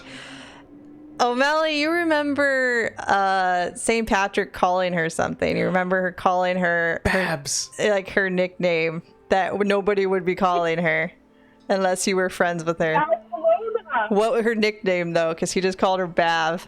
Oh, Dad. Remember Patty was talking about the love he had for her and he called her Bath. Oh, it's a sweet story. The greatest guild member leader that's ever been in his heart-aching stories calling her Bath. All right, let's make it say Bab. All right, I will, with the help of Apple, like she could point out what looks like the letter B and the A and everything else, just start to. Yeah, I was like, I don't know if Happy's so good with the letter part. Somebody else may have She to points help out. it. I'll be like, all right, I'll get that one. Just grab that one and then put it here. Okay, so you spell it out. Yeah, we spelled out. Okay, so that just like reflects the same kind of chromatic energy, and you just slowly see the blockade disappear. Yeah. Nice work, everyone. Now nobody calls her Bab. It's more like that bitch or that something else because nobody goes over here, so nobody's like, oh yeah, Bab. We're on friendly terms. Does the gold one disappear? No, it's still there. It just lights up. We're gonna come back for that. We'll get it on the way back. Yeah. We'll take it on our way out. Yeah. Okay. Do you think we should leave the door open behind us, or maybe we should take it with us to close the door behind us? And we present it Or- to St. Patrick. Well, There- I have to wonder, not to be a pessimist, but say one of us dies and they have one of the pieces and we can't retrieve it, then we'll all be trapped in here. Is that a type of apple? Darker. Huh? Death is always a type of apple, I think. I in mean, this one. certainly, but I thought I was just making an observation. Is that an apple? Pestimus I don't apple? think so. Oh! No, but there are some rotten apples, and then there are some really cheery ones. I like the Junigolds. They're real cheery. I try not to be a sour apple. Oh my god. How many do you have? Apple puns. So, I'm just waiting. She did her research. For reals. I did. Can we carry it configured to say Babs, or is it like on the ground? It's on the Saying ground, spelled out. Like they're not tied All right, together. we should probably, we should probably leave it. I don't think we can carry it in the configuration. We wouldn't want to trip and fall and drop them, and then we're in the middle of this glow, whatever it is. We should just get through it as quick as we can. I place it next to one of the ends, like next to a tree, and I just grab a bunch of like grass and I start to put it on top just to hide it. Smart. Okay. All I'll right. grab it all on the way back, and then we Yeah. can show it to St. Patrick. Yeah. How long does your spell last, Apple, for prime evil awareness? It ability. only lasts a minute. Okay, yeah, I'm gonna say this took longer than a minute. Yeah. I was gonna say if it's longer, but you know what direction you're headed in, and it's not that far now. That way. As he keeps pointing. Here, let me. All right. Let's head forward. Now that we're in, I advise we go as sneaky as possible.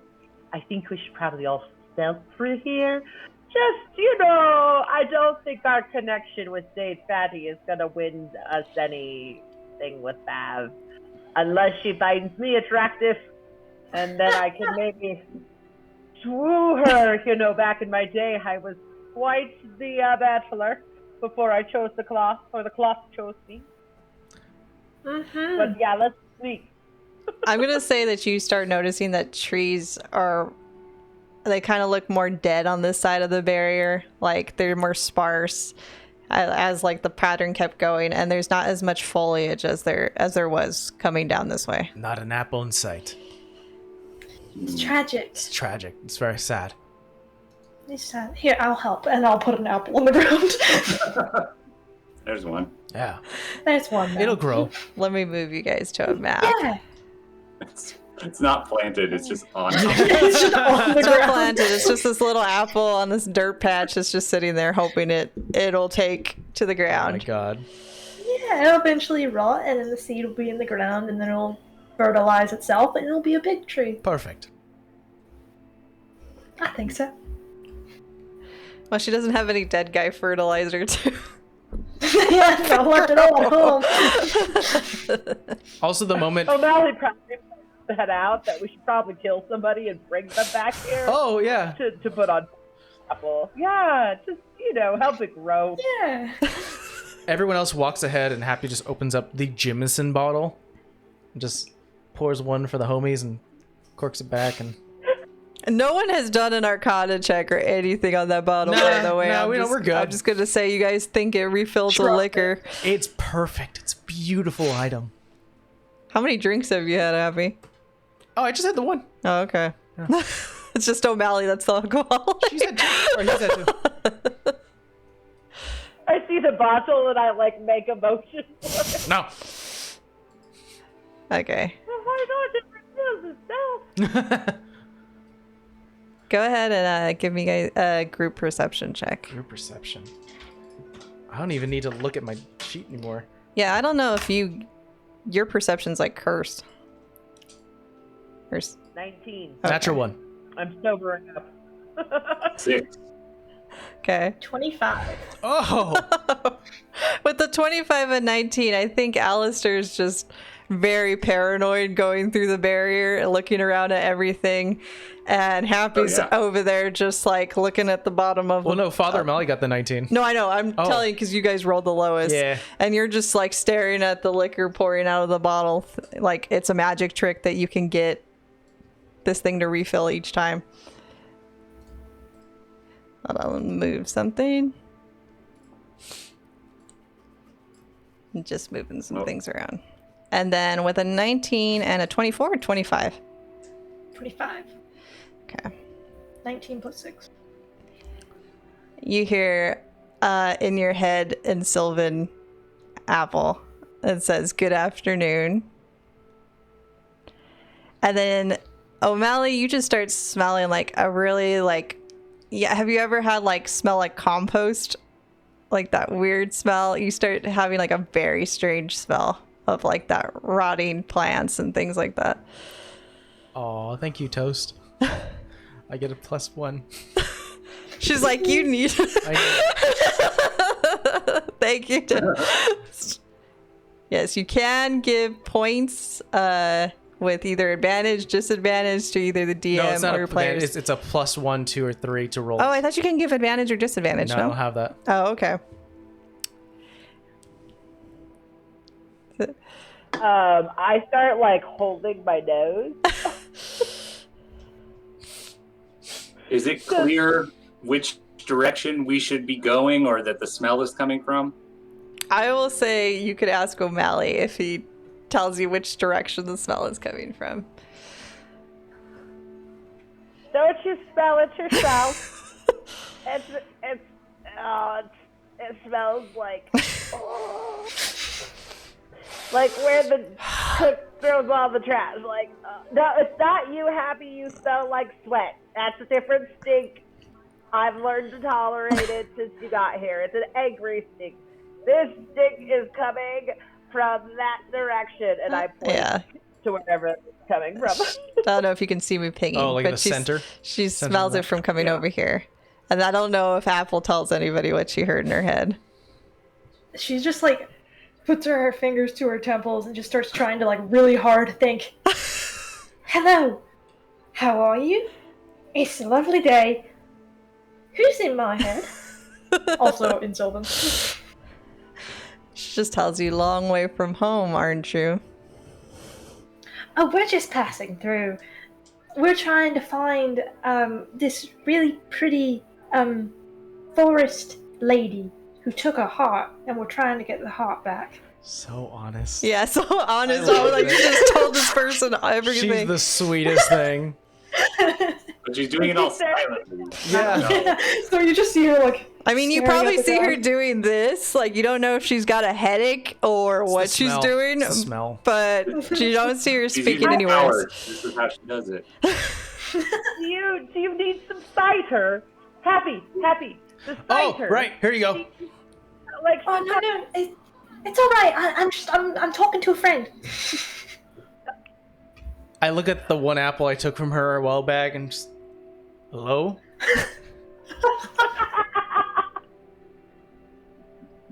You get no answer. You get no answer from this apple.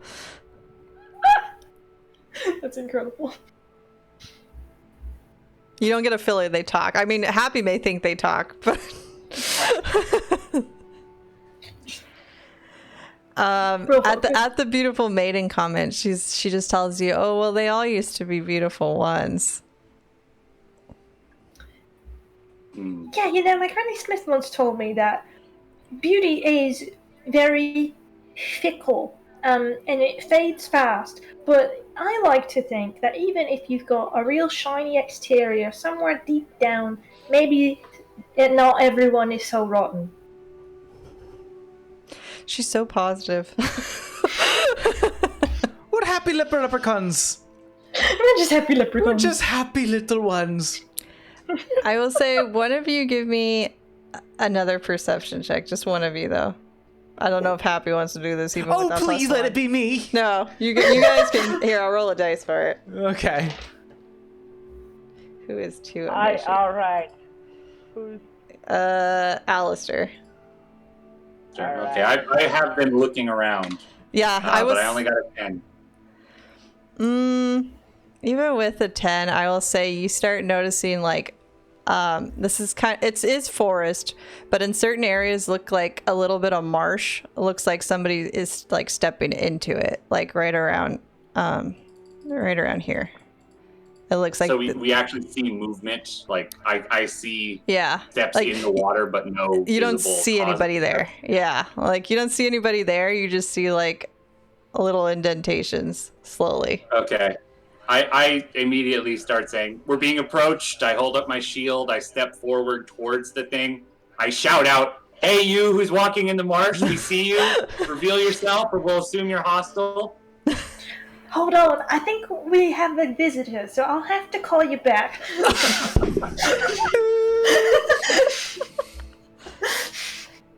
Oh my goodness. Hold on. Let me. I'll rush to Alistair right next to him. Just grab my two throwing axes at the ready. So you see not the person in the marsh, but you see Bavlorna way back here. Whoa. And she kind of looks very much like a frog-like Whoa, I'm gonna person show the audience. with her like these big kind of bulging eyes, and you kind of look like glasses, but you're not really sure if they're glasses based on what she is. And she very much looks creepy with like this ugly hair and this long staff. And she just kind of props herself on these vines and sits and just kind of looks at you, and then she goes, you're very polite for somebody trying to pass through my grounds, except for that one. And she points to Alistair. But she doesn't stand up. She just kind of sits like crisscross applesauce, so to speak, on these vines that are elevating her up. You took his heart, and we want it back. Oh, that's Deidre, dear. I didn't take anything. Oh. Well, let us go by so we can take the heart. I don't think He so. was busy being mad at that guy he wants to murder. He wasn't paying attention to the instructions for this guy. Do you see him? Is he around here? You don't see Cathal. Just Uh, pretend like the enemy is Cathal. So the footsteps are still approaching while we see her over there. They're like separate things. They look like they stopped, but it looks like it's like seeping further into the ground. Like if somebody was standing there for a longer period of time, it looks like there's more weight, like being pushed into the ground. Okay. If we shout, can she hear us? Yeah, she can hear you. Okay. Are we within 30 feet? No, you're way past 30 feet. You can do, I think it's control, but like she's keeping her distance from you for now. Okay. I mean, Let's. we just want to pass through. And most do. O'Malley's gonna start telling a story. Okay. A story about St. Patty wanting to pay her tribute and wanting to form an alliance and wanting to Give a gift and make a truce so that we could have open borders, and that we are the group that is sent to make this, and that if we are allowed through, that we're gonna bring her Deirdre's heart. We present a gift of What the? alcohol and apples. I was just like, what the fuck's going on over here?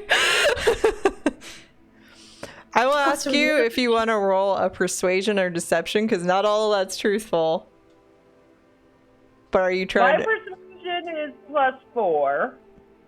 My deception is +4. So it's the same either way. I feel like it's deceptive enough Yeah. that we're just gonna roll in that flavor.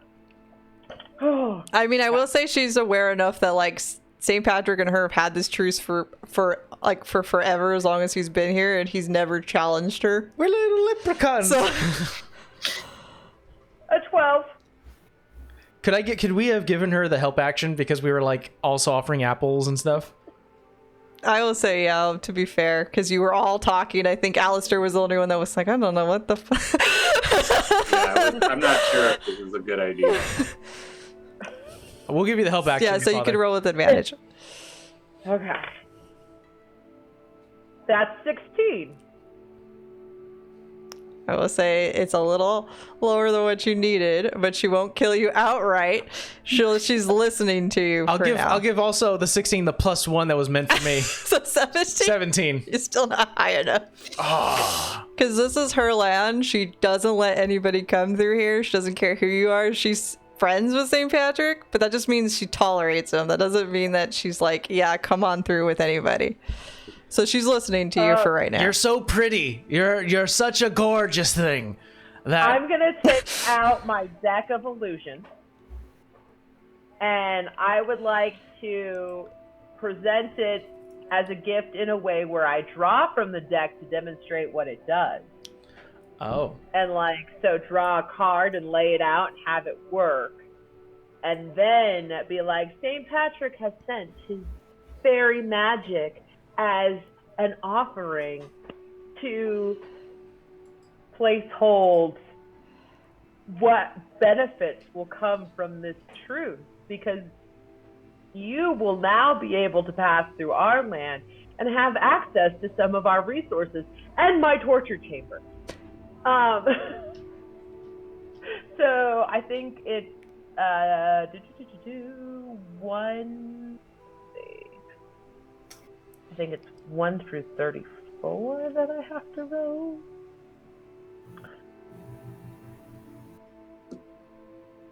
On what you get? Yeah.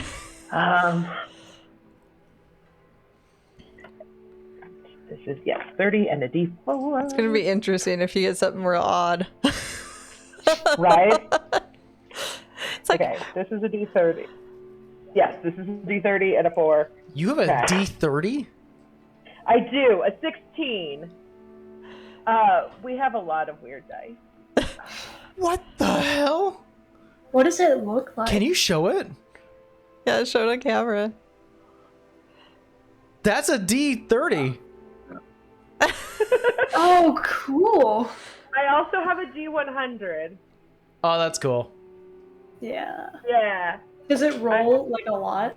This you can't stop. Like, if you're not in the dice box, this is the end of you. This one isn't too bad, actually. The D30 is pretty decently. But the D100, rolls like a golf ball.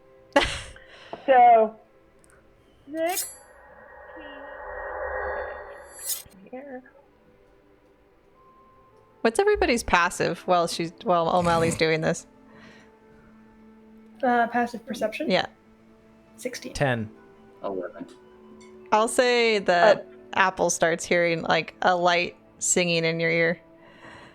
Oh, crap. A priest and 2 acolytes. Oh God.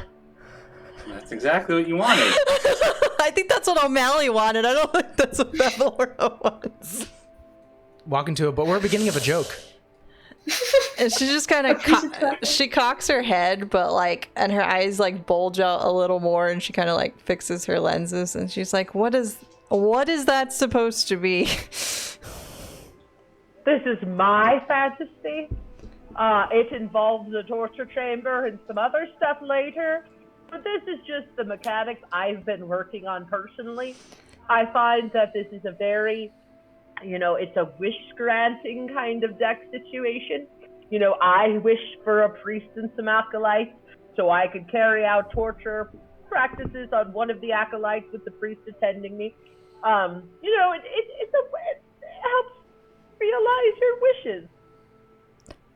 She's gonna extend her hands, and it's gonna be like really creepy. Like they're long, bony fingers that her arms probably measure as long as you guys. Like you're very small in comparison. She just hasn't stood up so you can see her full form. And she goes, "That's funny. I also work in wishes. It's just a little different." But isn't this nice? Not right up my alley. What is in your alley? I'm gonna slowly start pulling out a set of bagpipes. Uh-oh. Just real slow. We noticed that there's a lot of trees here that don't have a lot of foliage, so maybe we can offer a bunch of apple seeds. Nick or Alistair's gonna restart real quick. His thing crashed. Oh. Oh no. How do you say about apples? Apples are great. Well, your friend there, the one with the... And she points to your hair apple. These. Says you're looking for a very beautiful maiden. And I have several. At least they used to be beautiful ones. We're just looking for one specific one. Mm-hmm. See, I think if you get past these, then maybe I'll think about letting you through. They're very persuasive. I like maidens. What did you say? I like maidens. I didn't hear crack. Eating an apple midway. I like maidens. Oh, maidens. I'm gonna... Did we drop them? Don't worry, guys. We're a little wonky right now, but we'll be back in just a second. We're still working off the fact that the father just said, "Don't trust women" earlier, and now he said, "I like maidens."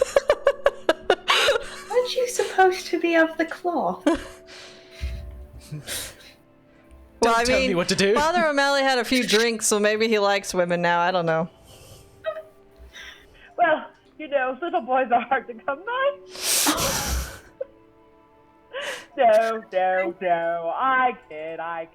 Of course. There are many types of cloth, and That's I true. am a man of one of them. You're right. I did mean to ask, you talk about your church a whole awful lot. Who does it worship?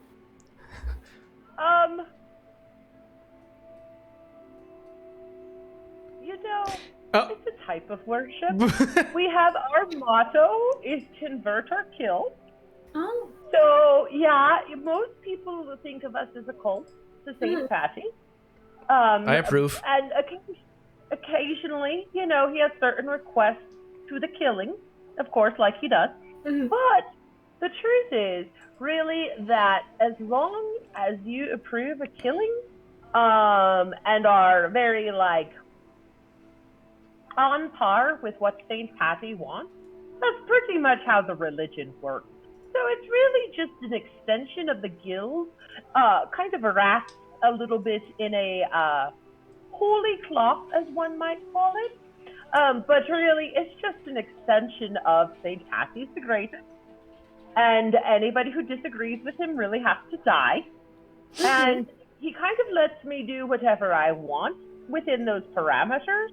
And if I'm being honest with you, and truthfully, we've had enough to drink at this point, or at least I've had enough to drink at this point. And he makes another grab for Happy's bottle, if possible. That, truthfully, I take a lot of naps. And I only know about 3 prayers, and they're mostly like Saint Patty, and one is all about green. I learned that at some point. But you know, and gold is good. That's the other one. So it you know, there's Hi, there are Barcelona. Sorry, we're having this conversation with you. I was gonna say we're trying to do that so Nick could get on camera. Yeah, This. I'm gonna say that Happy, you start noticing like the same footsteps that Alistair was noticing, and that same kind of compost smell that O'Malley was mentioning earlier. You started to pick up on. Hey, we're back. Yeah, overheated my laptop, having too much fun. But Uh-oh. I switched computer, so it should be okay now. All right. Okay. Well, she said that we have to get past a few people. Yeah. And then we learned all about O'Malley's religion and not religion. I'm sorry I missed that. I'll have to watch the VOD. All right, Is the singing or the music getting any louder? Yeah, it's getting real loud now. Do I notice anything like magical about it, or does it just sound like someone's singing and coming our way?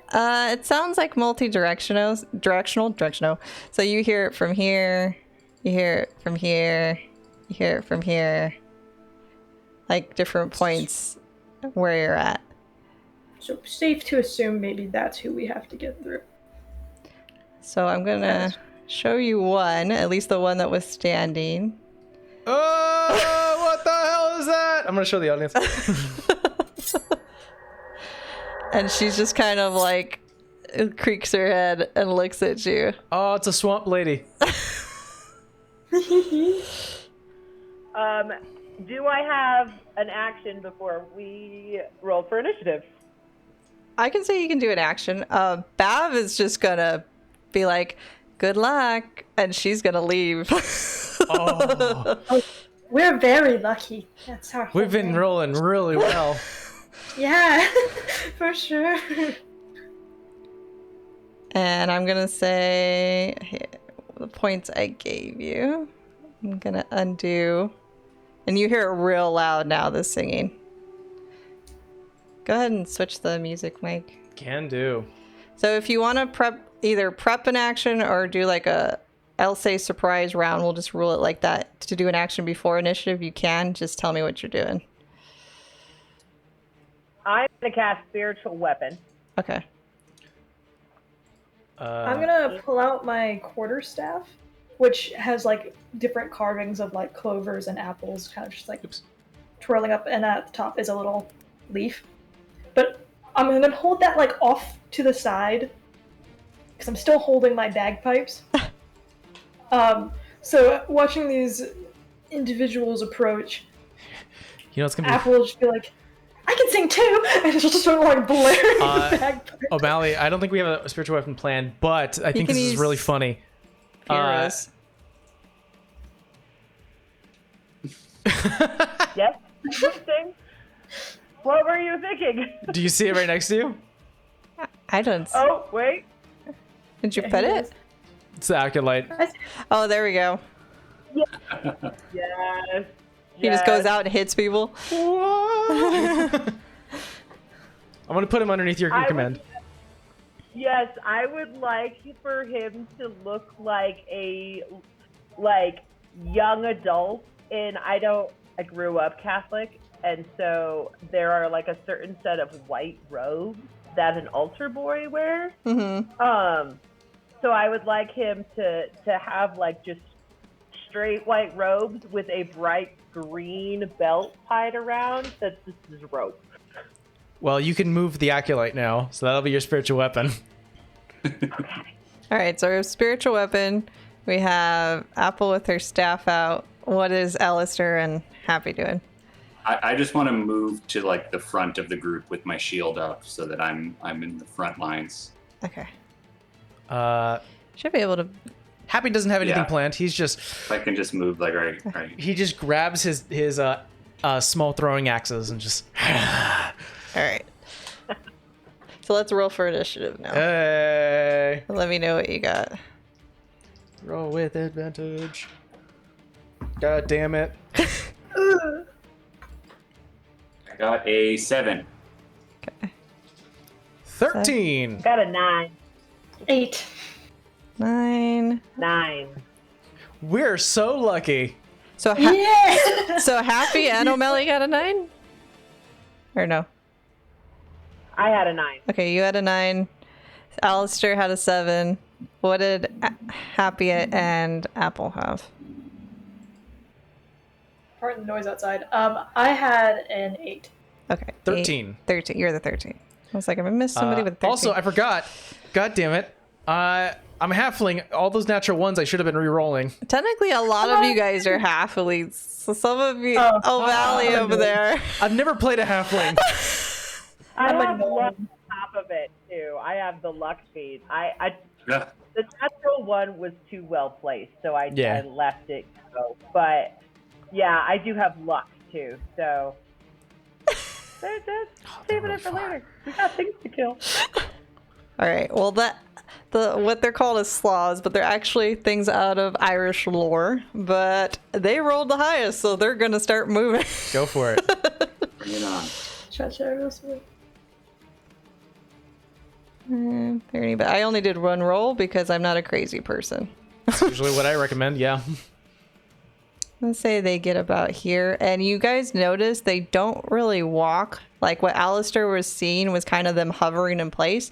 They kind of just float over to. That's How right. how high off the ground are they? Right now, they're maybe only about like a few feet.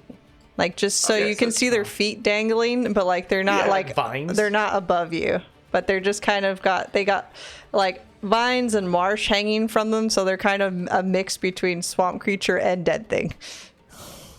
They're within punching range. If I were to punch them, like standing right next to them. Standing right next to them, you would. Okay, yeah, that's my question. I just don't want them to be too high to punch. Okay. No, they're in melee range. They're not like super high up. All right. And we're clear these things are hostile, right? Yeah, like they're singing. Okay. They're singing at you. But she did tell you they used to be beautiful maidens once. And if you can get through them, maybe I'll entertain your idea of going through here. So they're going to do their movement, and they're not close enough to attack any of you right now. But so the next one would be Happy. For the patty! And he'll start grabbing onto his shirt and just start to rip it apart. And Happy will start to grow a little bit, like maybe about an inch or two, and lengthen the fur on his forearms and face, and even the neck starts to. And he becomes almost like a pseudo lichen, with a very large fluffy tail, and he looks a little like a mongoose. Or he goes. So I'll use a bonus action to rage. Okay. And I will actually put away my my axes, and both hands start to grow into these claws, and I'll start to on 4 feet like a quadruped, just start to rush towards this one here. And I will use my attack action, and I will do a claw attack. Your claws are magical, right? My claws are magical. Okay. Form of the beast.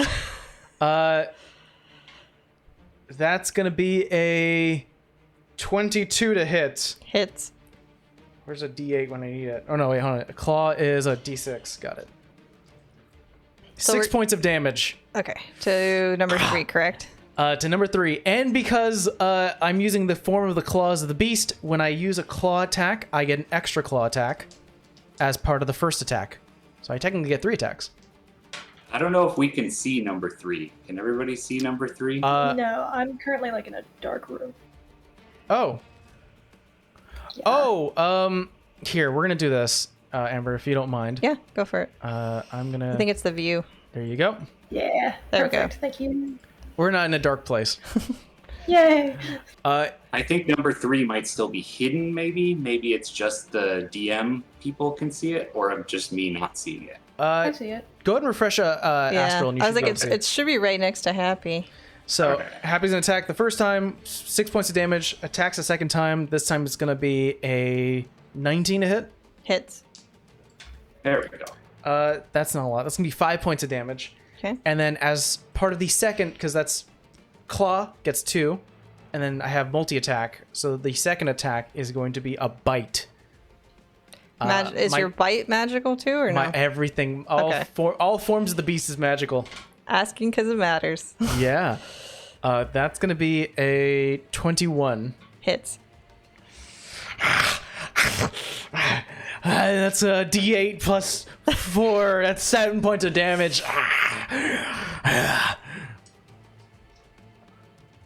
Seven. Get a spittle. Okay. And that's the end of my turn.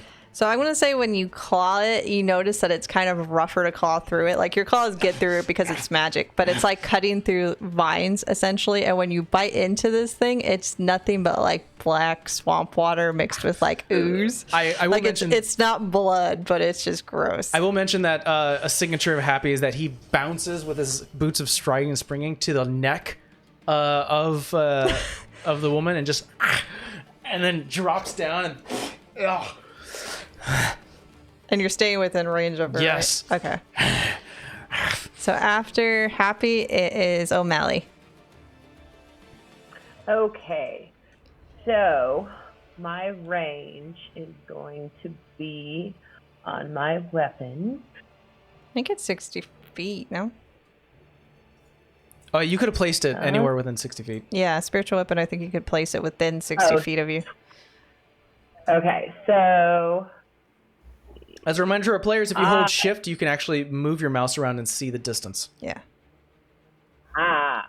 that's what I was trying to figure out. Okay. So we'll do the first round of combat and then we'll take our break because we're at that 4 o'clock point. Got it. Okay, cool. So I'm gonna move the alkali over here. That's spawn. So you see a young man in a white robe with green rope tied around him, and I am going to whack upon it. I'm going to pray the ugly away.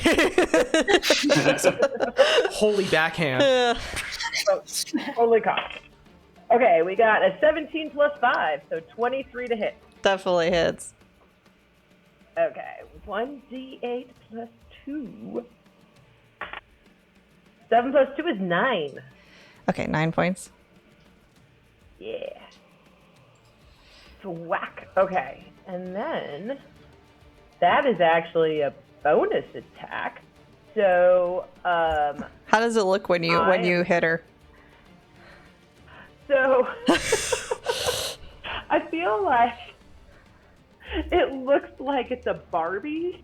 It's Ken. It's like on the side of the hair's like falling down. And it just swings through the air like a baseball bat. And like hits with its like the head being like the point of contact if possible. I'm gonna say her head like slightly hangs off a little bit, like her neck and her bone within there just kind of like fluctuates a little bit to the left, the opposite side of you hit her. Ugh. Yes. And then I have 30 feet of movement.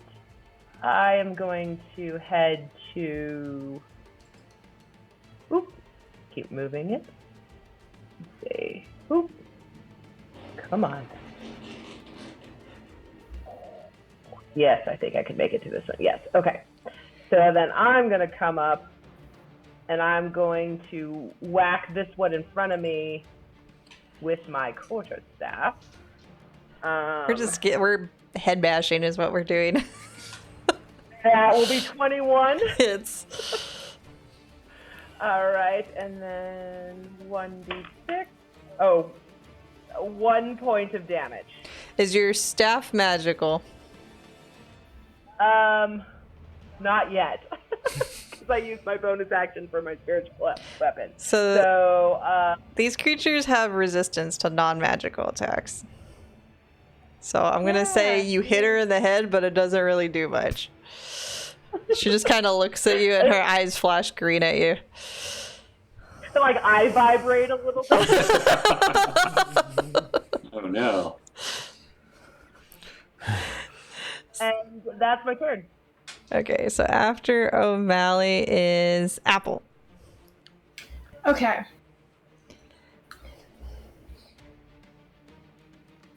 So,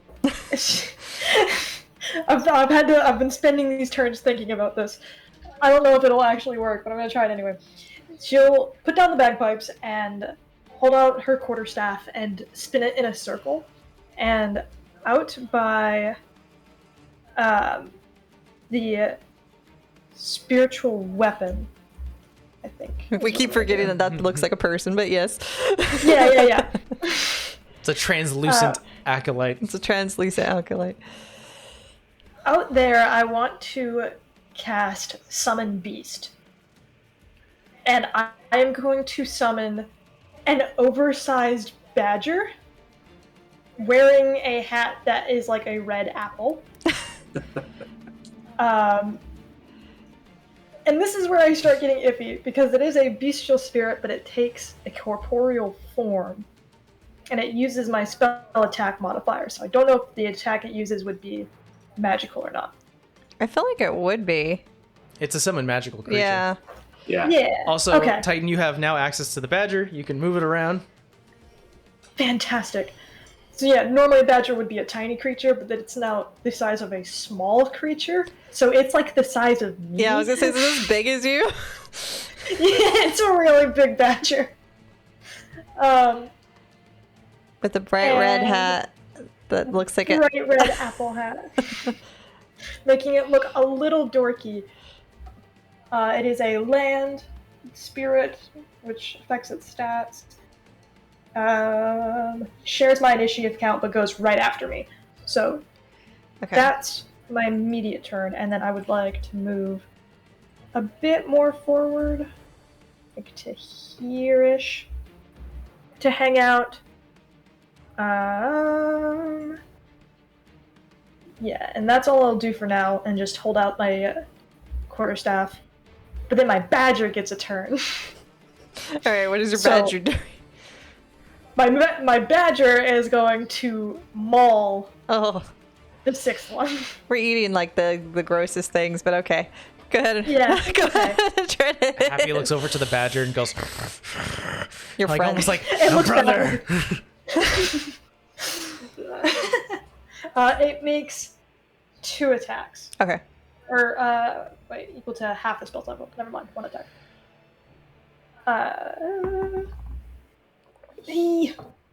Okay, that's a 10. 10 misses. So he goes for a bite, and she's seen her sister to get bit and the other one her to get bit and hit, and she just kind of like hovers out of the way, like reverts to the other side. Very similar to how Happy acts. It like lands after trying to bite and looks up and.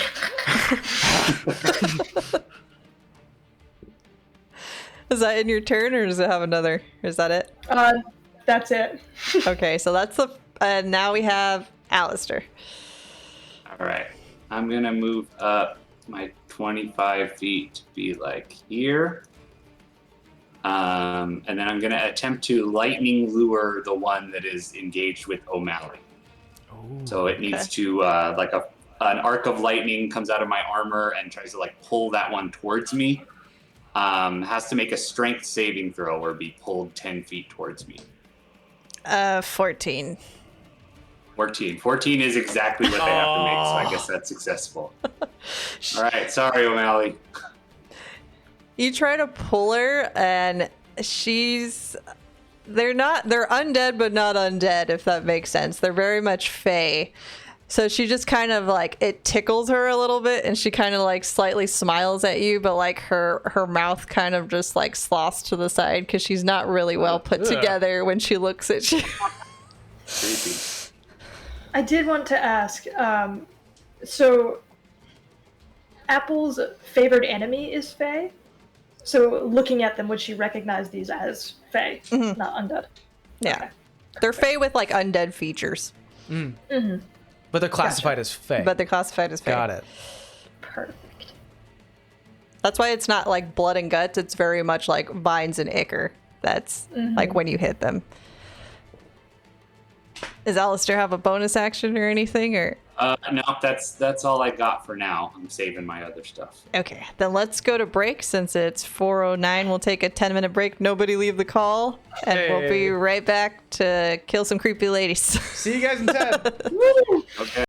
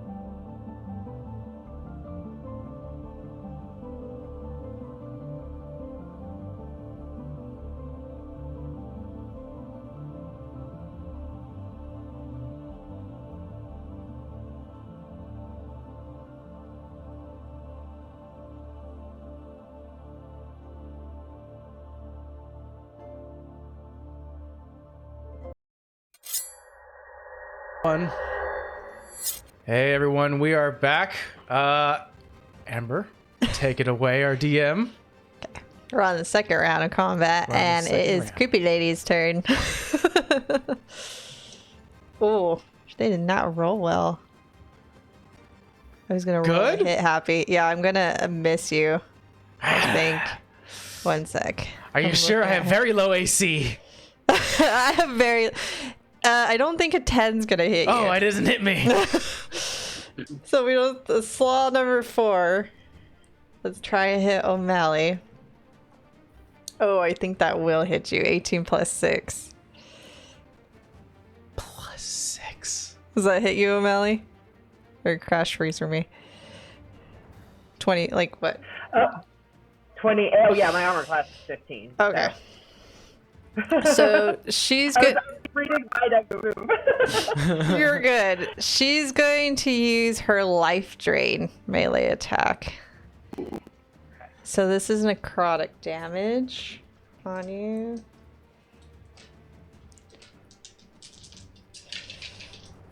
That's a lot of dice. That was only 3, but I rolled high.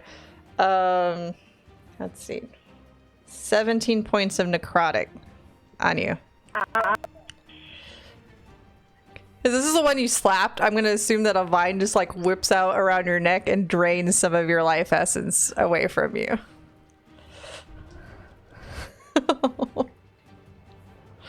And let's see. We're over here with a badger and a spiritual weapon, which I'm going to try and hit. I don't feel like they're intelligent enough to know whether those things are incorporeal or not. They're just going to try and hit it.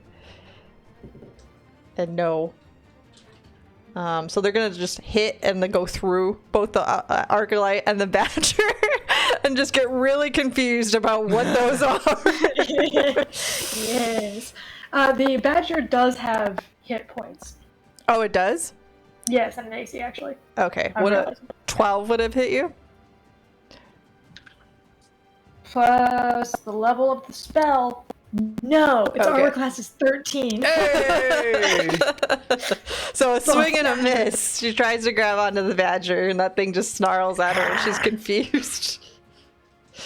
Let me move these two. Surely. Okay, so they can get about here. She's gonna line up with her sisters there, and so is this one. Squeeze right in. Yeah. She's gonna go a little forward. She's gonna see if she can. Let me see their range real quick. Okay. Within 5 feet of 10. She's gonna try and get to you, Apple. To little me? Little me. Little me? I've never done a thing wrong before in my life. Does a 17 hit you? It do. Okay. She's also gonna do the life drain attack on you. I'd rather she didn't. She didn't roll very high. That's 2 2s and a 5. So 9 points of necrotic is the same thing. She just kind of takes her vines and whip them around you and sucks a little bit of energy out of you. Ouch. And that's their turn. They all went. So after them is Happy. Again, 2 claw attacks and a bite. On the same one? On 3? The same one. Okay. I don't remember my bonuses. It's a +7. Okay. First claw, 18 to hit.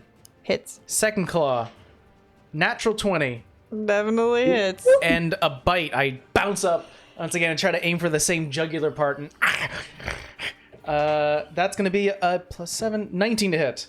Hits. So I'll do the first claw. 6 points of damage. Okay. Second claw is a natural 20. I'll roll 2d6. Ooh. 7 plus 11 points of damage. Okay. And then I'll bite for 10 points of damage. Okay. Let me get her total up here real quick. I forgot that with my boots of springing and striding, and my bestial soul jumping ability, I could jump over these people if needed. Okay. Yeah. I'm gonna say with all those bites and everything, she's just like oozing this black ichor out of her, and she's looking real bad. And it tastes disgusting. It tastes like the cyanide seeds that Apple warned you about, but like times 10. Okay. I pop a little bit of the Jimison and it's the end of my Also- turn. Summon Beast is a concentration spell. Oh, so because roll. it took damage. I need to roll for that. If you get what's the bonus? Or is there one? Or is it just straight? How much damage did you take? She only took 9. So 9. So you have to beat a DC 10 Constitution saving throw. Okay. I almost got super confident. I was like, yeah, I got an 11, but then my Constitution's a -1. So I got a 10. Oh. You beat it. You're still up, Badge. You're still up. It wavered, but it flickered a little bit. This is fine. Is that in your turn? It's in my turn. Okay. After Happy is O'Malley. Okay, I am going to touch the creepy fey undead thing in front of me and cast inflict wounds at first level. It's a touch spell, and it's 3d10, and it's necrotic, yeah. Yeah. Roll a hit. All right. Don't fail me now. Natural 20. Hey! Oh no. Inflict wounds? Yeah. That's a nasty spell. Okay. 3d10. 9, 3 plus 4 is 16 points of damage. On number 4, Double. right? 16? I think you doubled the amount of dice. Well, it's either way. Okay. Either way? Either if you want to roll 2 more, fine. If you want to just double what you have, that's also fine. 16 times 2 is 32. Okay. 32. Wow. This is on 4? Okay. Yeah. God. I mean, St. Patrick, damn. What does it look like when you do the spell? So I grab, because I'm so short, her thigh and go to strangle it. And as I do, it's a thick green, it's that nasty green that shouldn't exist, seeps through the veins like a bad house scene.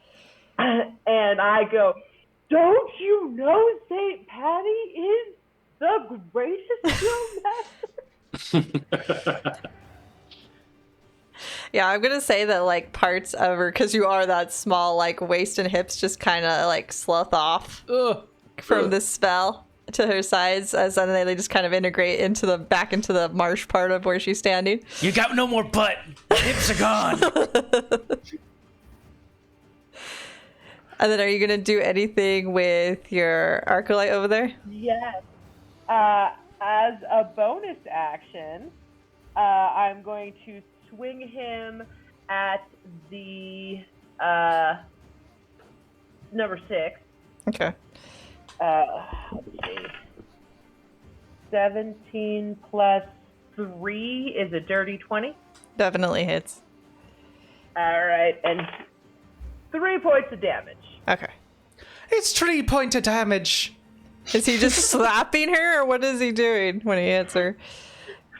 So he's kind of looks like he's tried to right himself from baseball bat position to look more human now. And I feel like it's almost like those punching bags you have as a kid where he goes. He's like an action figure. You do the whole thing. Exactly. I want to say she's already confused because this one has the badger and the Arcolite next to her. Exactly what is going on and what is trying to attack her. Is that in your turn, or is you good? Are you gonna move at all? No, I'm gonna stay put, and I think that's the end of my turn. Okay. And we have Apples up next, and then the Badger's up after her. Yep. Okay, so I'm going to look over at my badger named Crispin. Crispin the Badger. Oh my god. And then look over to Happy and get a little bit inspired. And I'm going to twirl my quarterstaff and pack it back onto my back. and lash out some claws and use primal savagery. Okay. Oh, we're the wildest bunch. Yeah, it's a 17 to hit. Hits. And you're hitting number 2, right? Yes. Okay. This one hasn't been hit yet. 2d10. 14 points of acid damage. I'm just And checking then- if they're... You're good. Okay. Where are you hitting her? Am I like at her knees? You're probably about waist length. If O'Malley's about waist length, you guys are probably about right there. If some of you are shorter, they're probably right below the hip. Okay. Then, either way, I'm going for her kneecaps. Bring her down. Yeah, you just see like the bone kind of like, because there's joint there, but you got acid, but it just kind of like contorts where it slides off. Ugh. And then it lowers her a little bit because it is acid damage. Come here. I believe that's all I can do. Okay, so does primal savagery count as an attack? It's a It's an spell attack. action. Yeah. It's a spell attack action. Would I be able to attack again if I had that ability, extra attack? I think you just can't do a spell. It'd have to be a melee, right? Well, primal savagery Is is a cantrip. That takes your action. It's a spell. Yeah. Yeah. Okay. So, that'll be it for Apple. Okay. Now it's Crispin's turn. And Crispin would like to maul again. DM, I totally forgot, but I'll do it in the future. I have not been adding my rage damage to my damage, so I will be doing that in the Okay. future. You probably would have. What would it have been? It's a +2 to per attack, so it would have been like a +6 damage. I will be nice and say because this one only had 5 hit points left. Oh, because it's a +2 to each day. Yeah. That this one's removed from the field. Yeah. Nice. That was a 18 to hit, 12 plus 6. Hits. Eat her! I don't know if you want to. Okay, it's a d8 plus 6. Woo! Max damage. Hey. What's 8 plus 6? 14? 14. 14 piercing damage. Okay. Is this thing just mauling her? Yeah. Just ripping out vines and just like pouring out the ichor. Oh, it's probably everywhere. It's probably all over like the badger's face, even though it's incorporeal. Instead of being like this gray white, it's just got this black all over its face and its claws. Loving it. Even if it's gross. And next up is Alistair. All right. I am going to step forward a little bit so that I'm right next to both of these ones. Are they actually this big? Are they like large things? They're probably about like 5 to 6 feet, so they're probably that big in comparison to you guys. Oh, we're seeing it in Okay, comparison. that's That's fair. fun. You're seeing it Yeah. into like your size. So like an average All right, person, I get it. probably not. I just want to get both of them in a 15-foot cube originating from me. Okay. That seems like it's doable based on Yeah, drawing where lines you're on the map. where you're at. I would say that's more than Yeah. doable. Okay, so I'm gonna go up. As I step forward, I'm like touching some of the glass gems on my armor, and I'm going to emit a thunder wave into both of these things. I'll cast it at a 2nd level, Ooh. so they both have to make Constitution saving throws. Okay. I do too, don't I? No, it's up 15 feet in the direction I choose, so I'm stepping up and I'm doing it like catching both of them, but away from you. They're Yeah, it's a So, okay. 15-foot cube that originates from you, but I can point it in a direction that I want. Okay. Yeah. Okay, well, my Dakota Irish dice was not nice. I got a natural 20 for the first Okay. one, and for number, I think that's 4 right there, rolled an 18 adjusted.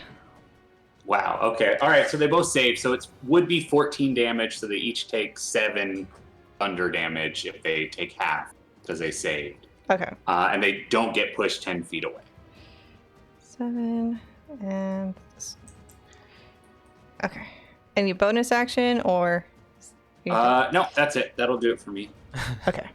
Alistair's just like flinging off crystals and gems like ammo. I'm gonna say you shock them at the same time, and a little bit of like their what you think is clothes kind of melt into their skin and into the vines. So it looks kind of like cloth, but it's more like moss that's like melting and burning into the vines. Okay. Top of the round is their turn, and they're not too happy. So let me see, we'll go in order, since you just shocked the shit out of it, where that first one's gonna try and hit you, and I don't think it's gonna hit. I don't think a 10 hits you, right? No, that's not even. Number 4 will try and hit. Let's say evens on this D4, it's O'Malley. On odds, it's Alistair. Even, it's O'Malley.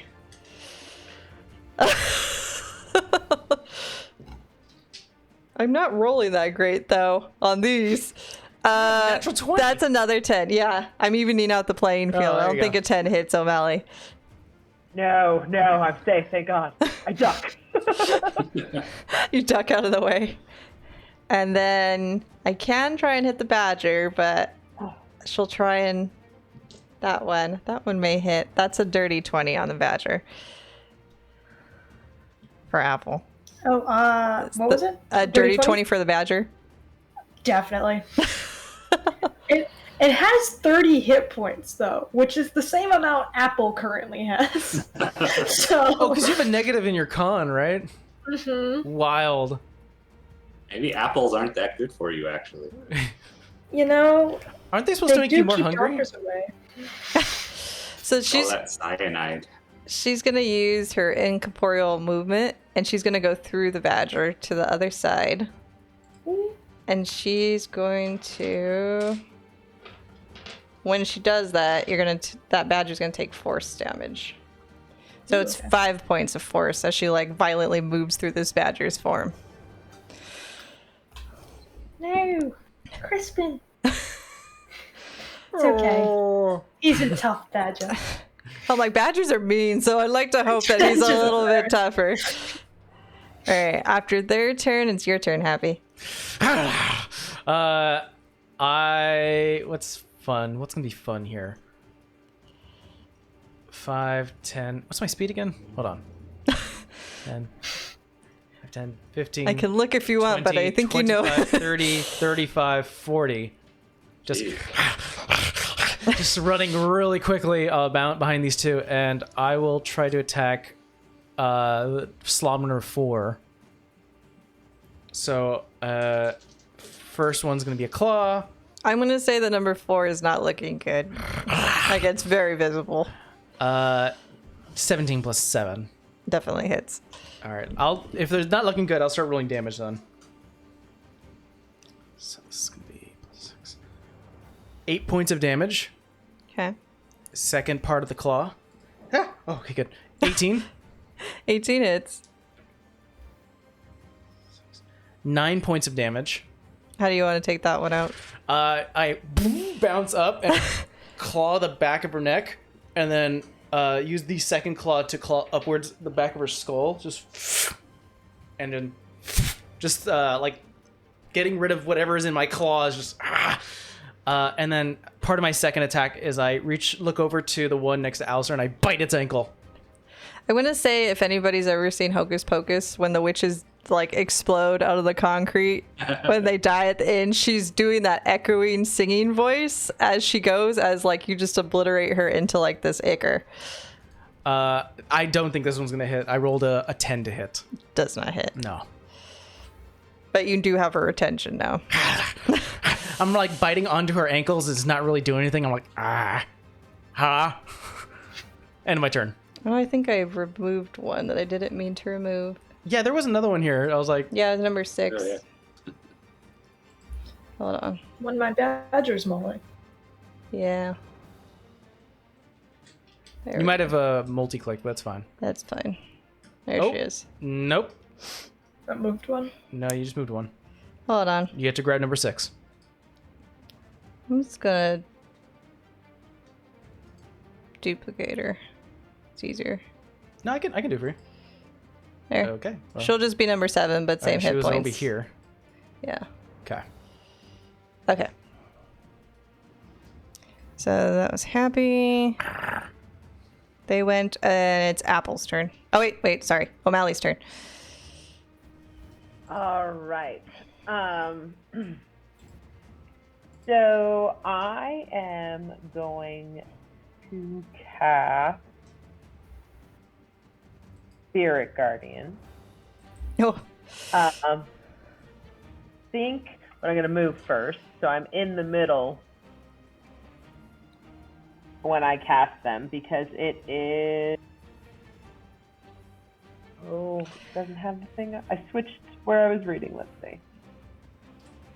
Oh, that was damage. That's not what I wanted to do. I wanted to see. Oh, there it is. Okay. So it's concentration, and it's going to be in a 15-foot. Okay. They're both within 15 feet of you. Yeah. I am going to hit over by the acolyte. They're going to appear. okay. What do they look like? They're a bunch of little shamrocks that flap like this around. Like fairies? Yeah, like they would, like the keys in the Harry Potter have like the awkward like flapping wings, but just giant shamrocks. And they fly around number 7, and if he starts his turn or leaves the area, he takes damage. So on Okay, his so turn, on his he's next to roll. turn. Yeah. Yeah. So then the Alkalite, because he got moved through as well, is going to like rotate 180 and face him and like turn on its side. Like as he turns, he like turns on his side and just tries to like sweep for the feet. Ooh. Unroot them.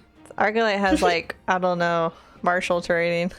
That's a 14 to hit. Actually just misses. You need a 15. Oh. Yeah, so he just, goes a little wide. I'll say because she's hovering a little bit, you kind of got the air underneath her feet instead of making contact. Okay, And that's my turn. that's your turn. And then Apple. And then the badger. The one in front of me is gone, so I'm going to pull back out my quarterstaff and just, and I'm going to run over by my badger, and I'm going to just smack it twice. Magical or non-magical weapon? It's technically non-magical. Okay. Does that give it immunity or resistance? They have resistance to non-magical weapons. That's fine. That was only a 13 to hit for the first one. That misses. You need a 15. We're chipping away. Yep. 13 again. But there is a reason for this. Because now that I'm within 5 feet of my badger, it can put into play pack tactics. So now it has advantage on its maul attack. There you go. There we go. So now my badger's going to try to maul it. Advantage was needed. 9 and then a 15. 15 hits. Just hits. That's their AC. Let's go. Let's go. Let's go. Okay, what is it? D8 plus 4. Or not, plus 6. Another 8. Another Which 8. is another 14 piercing. Okay. I will I was say hyping my badger. I will say she's also looking pretty bad now. Like she's just got ooze like coming out of all the slashes and all the bites and all the smacks in the head that she's gotten from both of these individuals. And then what I'm going to do is actually bonus action Misty Step 30 feet back. Okay. Go ahead. What does it look like when you Misty Step? When I Misty Step, it's like I with my quarterstaff kind of like lean forward and like juke her out of it. And as I'm doing that, I just kind of burst into golden dust. Oh, Very pretty. I was like, is it going to be leprechaun or is it going to be apple themed? we're all still leprechauns in some way. I'm still a leprechaun. All right, does that ends your turn? Yes. All right, Alistair, you're up. All right, I'm shield in one hand. I'm just gonna punch this thing twice with my thunder gauntlet, Okay. just with my bare golden hand. But it is a magical weapon. All right, so first one, that's a 16. Hits. Okay, that is. This one doesn't That look is- like she's been hit too much, just All FYI. right, that's 9 points of damage. Okay. Second punch, that is a 12, so that's probably a miss. It misses. It goes wide. When you try and hit her, she Alright. kind of moves out of the way, floats to the opposite direction.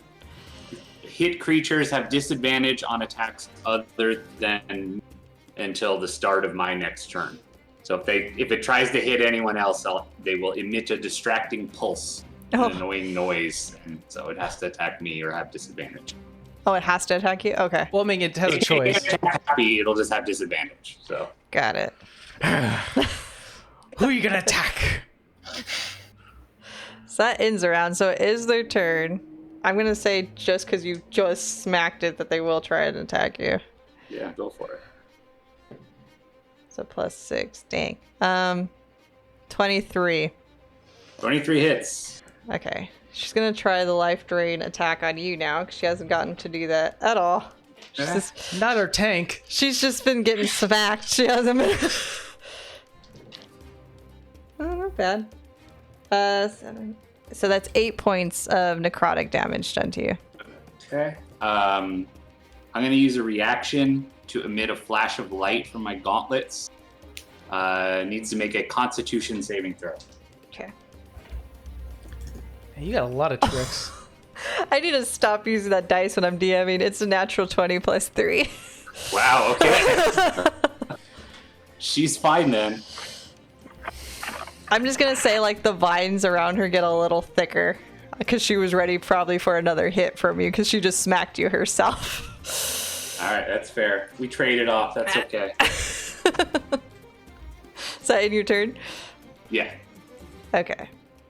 I mean, that was her turn. I mean, my actually, turn, right? my turn, Now yes, it's, sorry. The other one's turn, I guess. Okay. Who does she want to go after? I think the badger's the most pain in her butt. Dirty 20. Yup. We already did force. We're gonna do. What's that one do? Oh no, that's something else. Okay, we're gonna do life drain on that one too. No! My badger! 8 points in necrotic. Oh, But she started her turn in the Spirit Oh, Guardian. yes. Oh. The Shamrocks of Doom. Hold on to that damage. Yeah, zone. hold on to it. So you have to make a wisdom save, I believe, Okay. for Spirit Guardians, yeah? It should be. Yeah. I don't think she saves because that was a 7. All right. Never mind. No, I mean I failed because I think. Oh, okay. Yeah, I got a 7. Okay, so it is 6 points of divine damage. Holy Okay. damage. Did that kill her or no? No, she's still up, but Okay, just barely. So that means the 8 points damage does happen. Yeah. okay. It's okay. Still bopping. Still snarling. Still popping. All right. So then that is happy. I will, instead of attacking with my claws, I will turn around really quickly, and you see that my kind of fluffy tail, all the hairs start to point upwards into like almost like a very thick branch, and I will use the form of beast tail attack. Oh. What does that look like? It's other than the frizzy fuff. Yeah, well, that's what I said. All the hair hardens up like a porcupine. Reminds me of a scared cat. 16 to hit. 16 hits.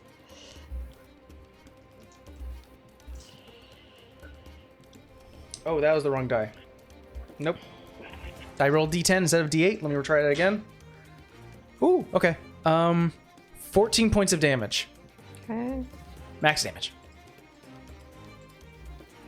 I see. So she's also not looking that good. Where you hit her? I tried to bite her ankle, and I went, and I turned around really quickly, and I hit it.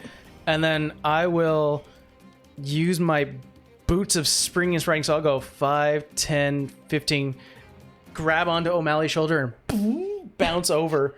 So I will take the opportunity attack if she attacks. Yeah, sure will. I'm gonna say that some of your like hair, since it like stiffens up like those quills, are like stuck in her feet, and that's what's making her bleed. Or She'll still was have that Iker? disadvantage. Oh! She'll have disadvantage on the attack. There you go. My gauntlets make an annoying noise. Well, I don't think that's gonna hit. Oh wait, no, 11 hits you. No. And I... So she just like covers her ears. I'm gonna assume that it's like a piercing sound that she's not very fond of. And then I will try to bite this one. 18 to hit. Hits. Another 14 points of damage. That one's gone. So how do you guys take her I out? bounce up again and I bite into the neck where I'm like almost like eye level to like its mouth, and I look upwards so I can look up in its eyes and I go and I just sort of pull out the throat, and I drop down with a bit of like branches and whatever is inside this creature and Made her spin. I'm just gonna. Cool.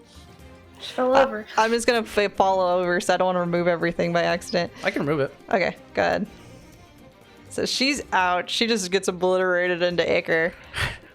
I'm gonna assume, because you've gotten so many of these, Happy, that your face is just covered in this stuff. Like the ginger hair is just like jet all my black with beard. ooze. It's all in the beard. Well, actually, right now the beard is gone. It's kind of just sort of blended into the neck, which is also full of hair. And it's even gotten into your tail because you hit her with your tail. Crispin kind of like looks over at you doing that and makes like little happy taps on the ground. I like a mongoose. I kind of do that thing where like skunks do, where they sort of like Yeah. run forward, like oh yeah, Yeah, reciprocates. and that's the end of my turn. Okay. After you use O'Malley. All right. So there's just the one left. Yeah. I am going to run over. Actually, we're going to stay put, and I'm just going to cast, because we still have other things we're probably going to have to fight at some point. I'm going to just cast Sacred Flame, cantrip. Do I have to make a save? Yeah, Dex. Dex. Oh, let me get her sheet back up. Is a 16 save? Oh, yeah. So, is that half damage, I think, then? Yeah, so it's half damage then. 8 points of damage. Okay. She is still up, but I'll say that, how does your sunbeam look? Is it like actual sun? Is it some other type of, how does it look? So it looks like gold coins with rainbows following them, like pew-pewing. Yeah.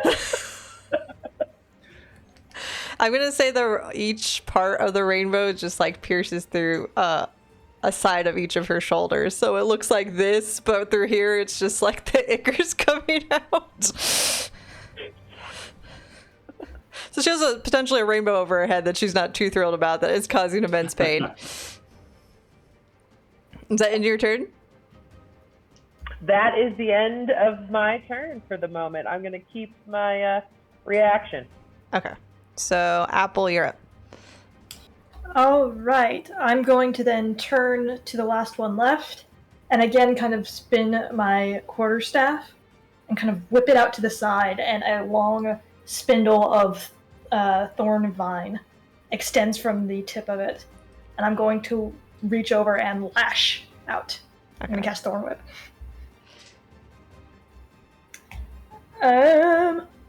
Ooh, 23. Whoa. Definitely hits. Let's go. Okay. Yeah. and then that's 6 points of piercing damage. Okay. She's still up, Oh but my not by God. much. I mean, oh my Patrick. Badger! It's all on you, Crispin! Badger is going to like turn, snarl, and then just beeline it to the final entity. And because Alistair is there, still Pack Tactics is engaged because he's an ally. So, going to try to maul this final one. She has a rainbow. She has hair sticking out of her feet that's making them bleed or have ichor, so she's just not having a good time. Yep. That is a 10 and a 16, so 16. 16 hits. Okay. D8. This D8 has been really good to me. Okay. I shouldn't have said anything. 10. 10 piercing damage. How do you undo it? Yeah. There we go. The Crispin, the badger, will do the little happy dance with Happy, and then look over to the final evil at the sound of the cracking whip, and sprint over, jump on top of Alistair, and then on top of the creature, and just start ripping chunks out of its face. Sweet. I'm going to say that Alistair gets covered a little bit, Nicker, because you're so close to this thing that the badger's just ripping it to pieces and stuff's flying through the rainbow and everything else. It's so cutesy. There's a rainbow and everything. And now she's all done. So if you've made it through, let me unhide this one.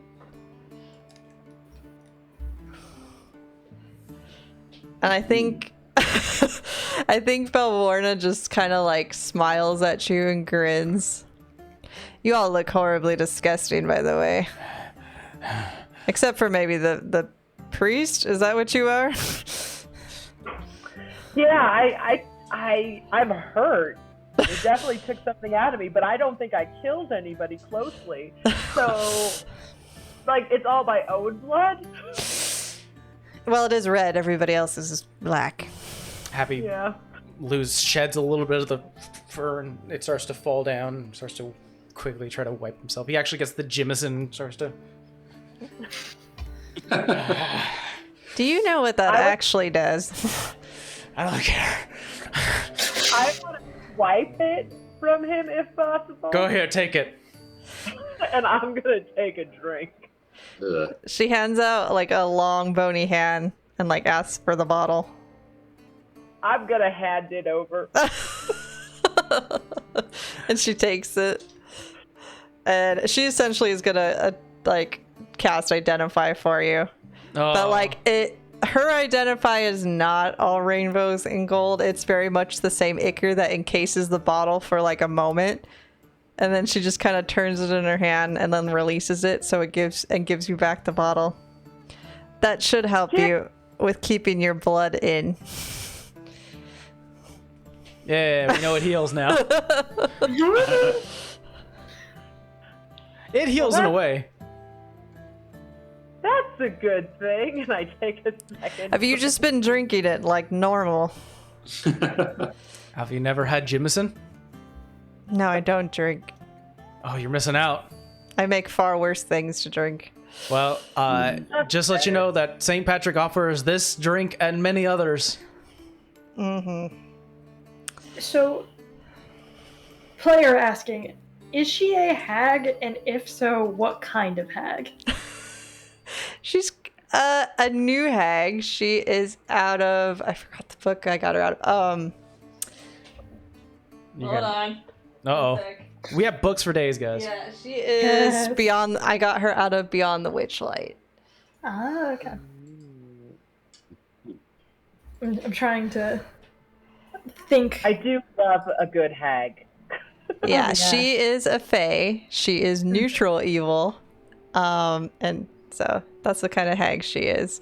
She's not interested in fighting you really though, but she will let you know that she will allow you through, but you will have to use a different the different types of bones to get back through the other way.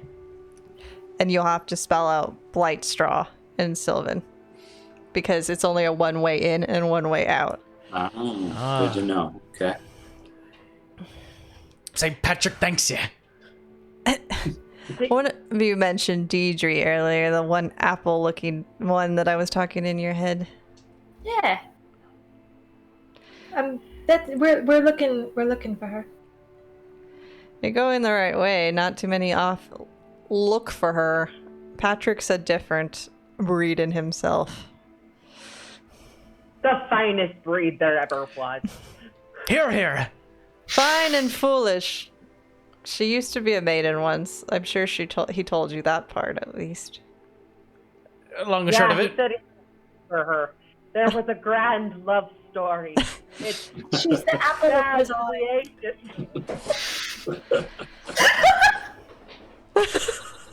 Oh no, Mike threw off his headphones.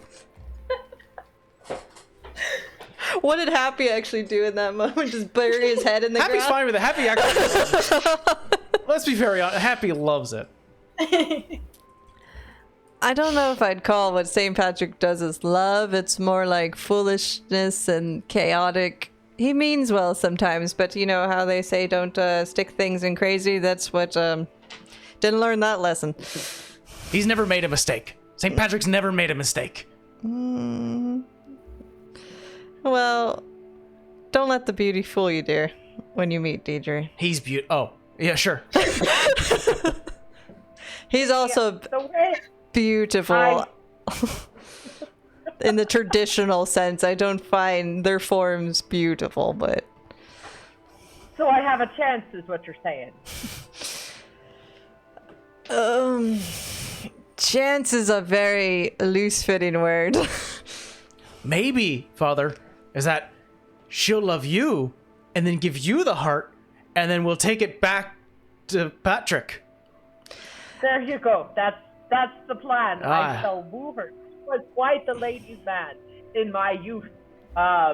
Before, the clock chose me, I wooed hundreds of young women. But now you don't trust them. I'm gonna say... There's a correlation here. I'm gonna say, Alistair, give me an insight check on what O'Malley's saying. There's a correlation here. That's only like 6. So.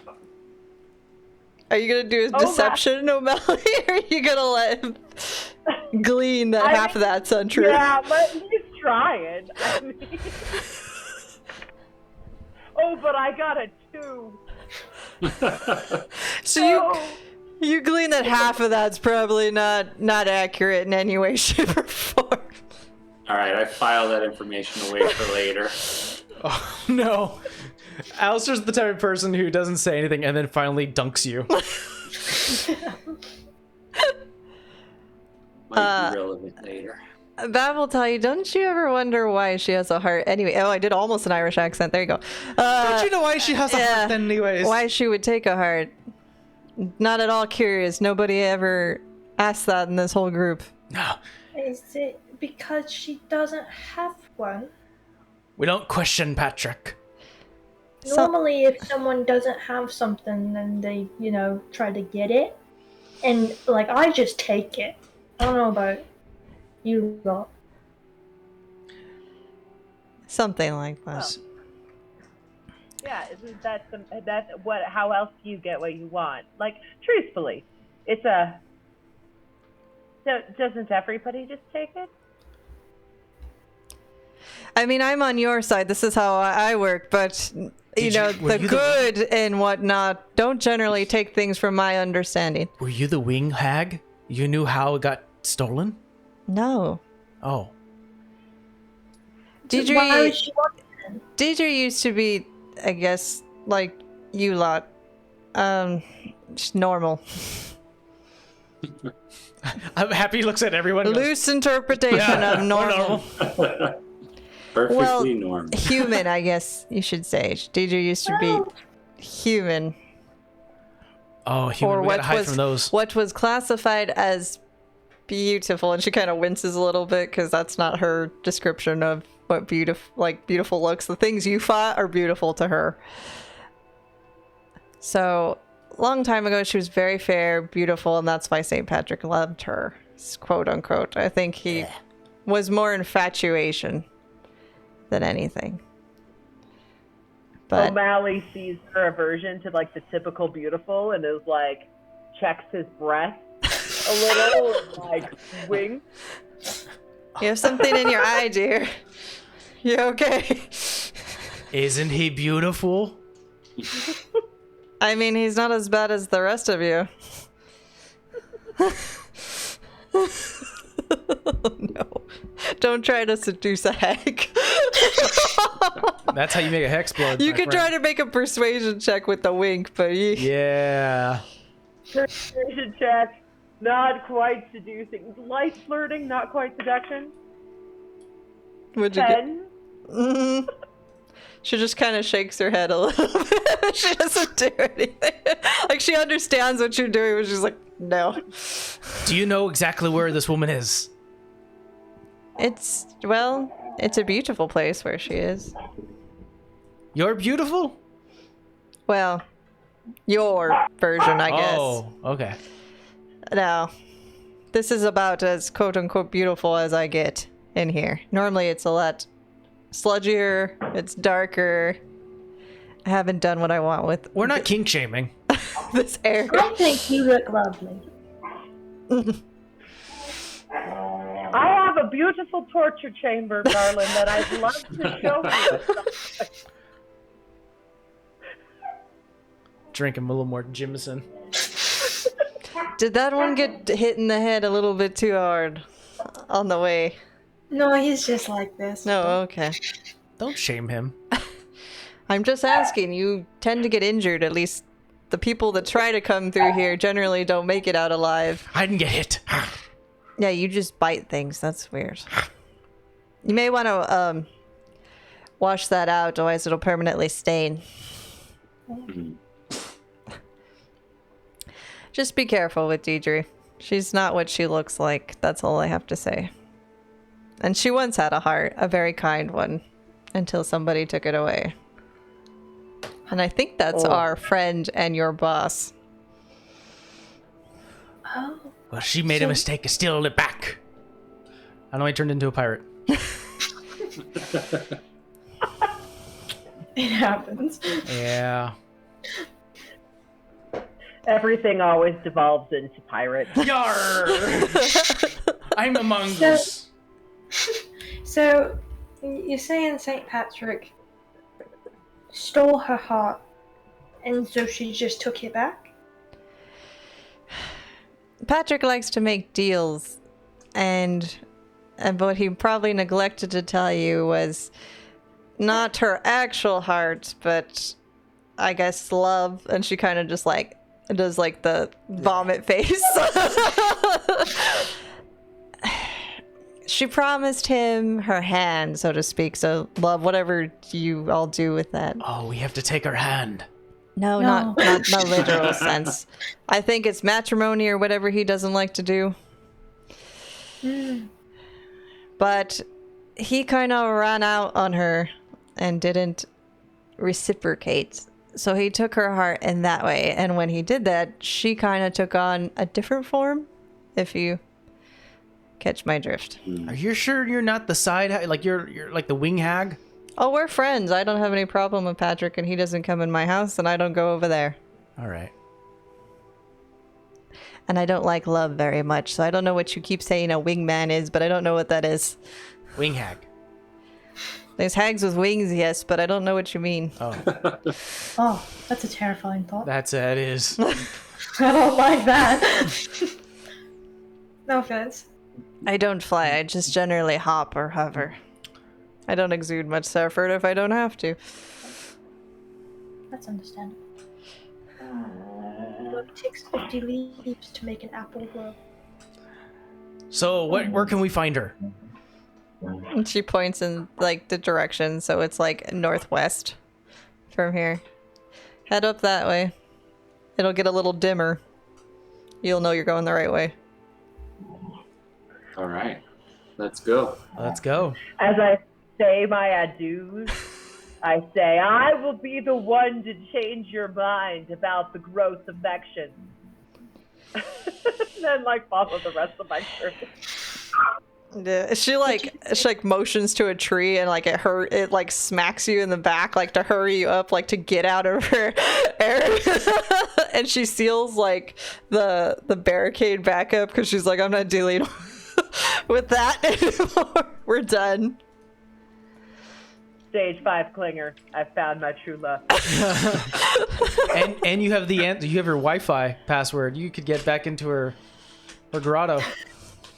The gifts I will give. The dead bodies I will sprinkle to win her affection.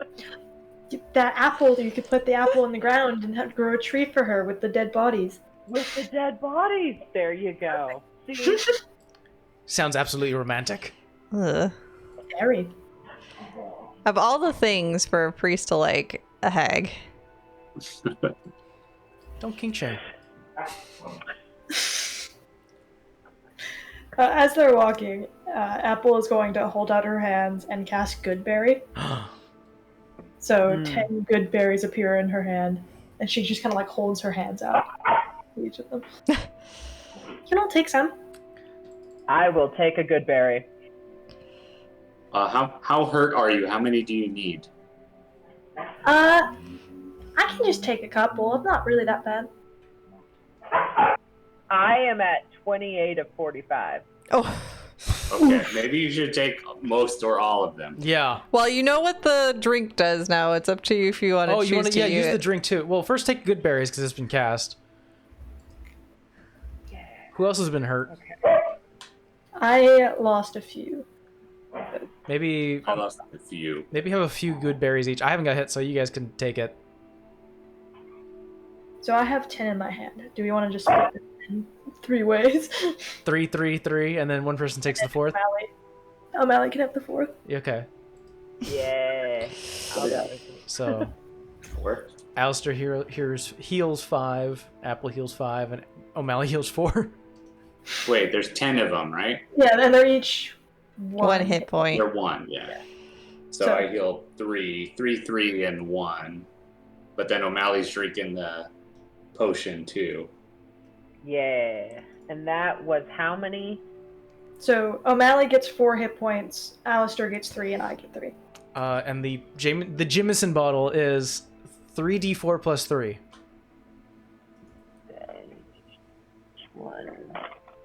And once you use the healing ability, it's just a refillable liquor canteen for that day. That's an awesome item.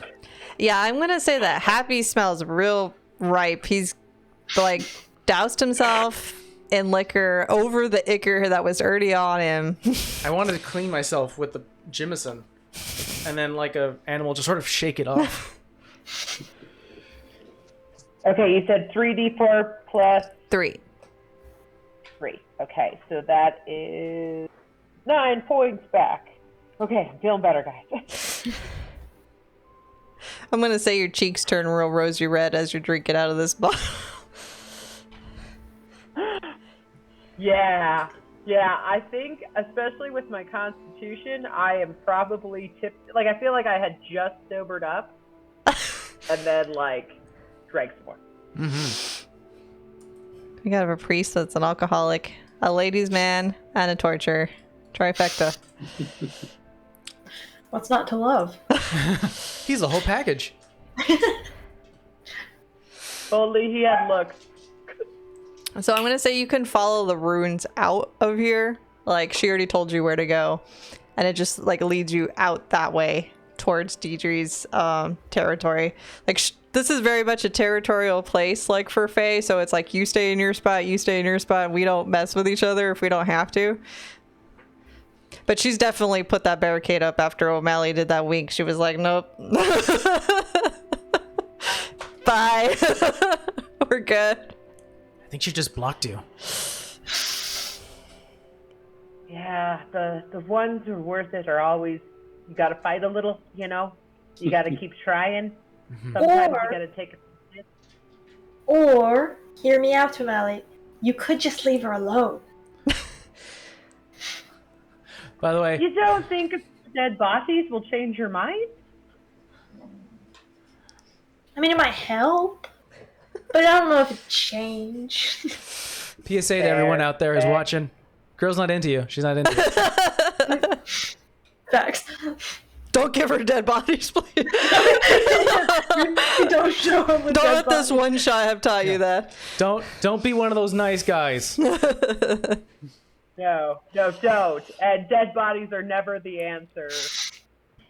But who knows with a hag? Hag is our whole new level. That's true. That's why I figured. You might impress her a little bit, but the fact that you came back another time was probably might like counteract that whole thing. Wait, so St. Patrick liked a human? I thought we were supposed to hide from those. Well, I mean, he's not really like us. He's like, That's true. You know. Yeah, you're right.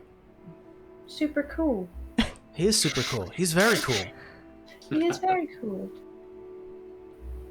All right. Yeah. I mean, And if she was pretty and nice, I mean, what's the harm? Well, they want us for our gold. Well, yeah, but you know, he's the one with the gold, so really, if he decides that a lady or anyone can have his gold, then who are we to say no? You know? Sounds like a very odd euphemism for something. We're not talking in double speak. No. That's all I'm gonna say. Is the DM observing the conversation? No, real gold! I'll always keep my golden deliciouses, though. Those are mine. Oh, I get it. They're apples. Yeah. Apples, right? Uh-huh.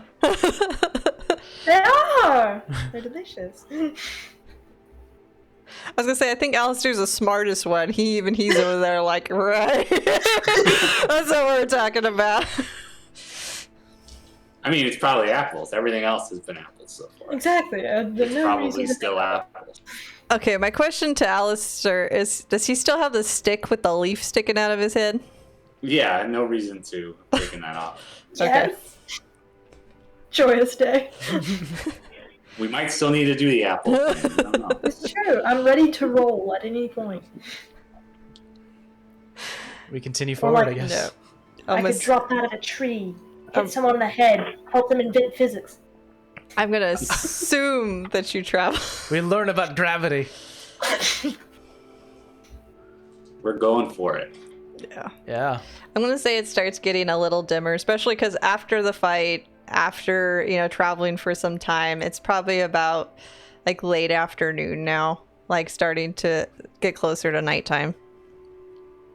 After all that, especially with all the traveling and hopping trees and apple rolling and speeches about St. Patrick. They could sing songs about us this whole adventure. All right, going forward. One sec. I will say let's make another group perception check. Oh, natural 20. That time. Jeez. 4. And a 24. 13.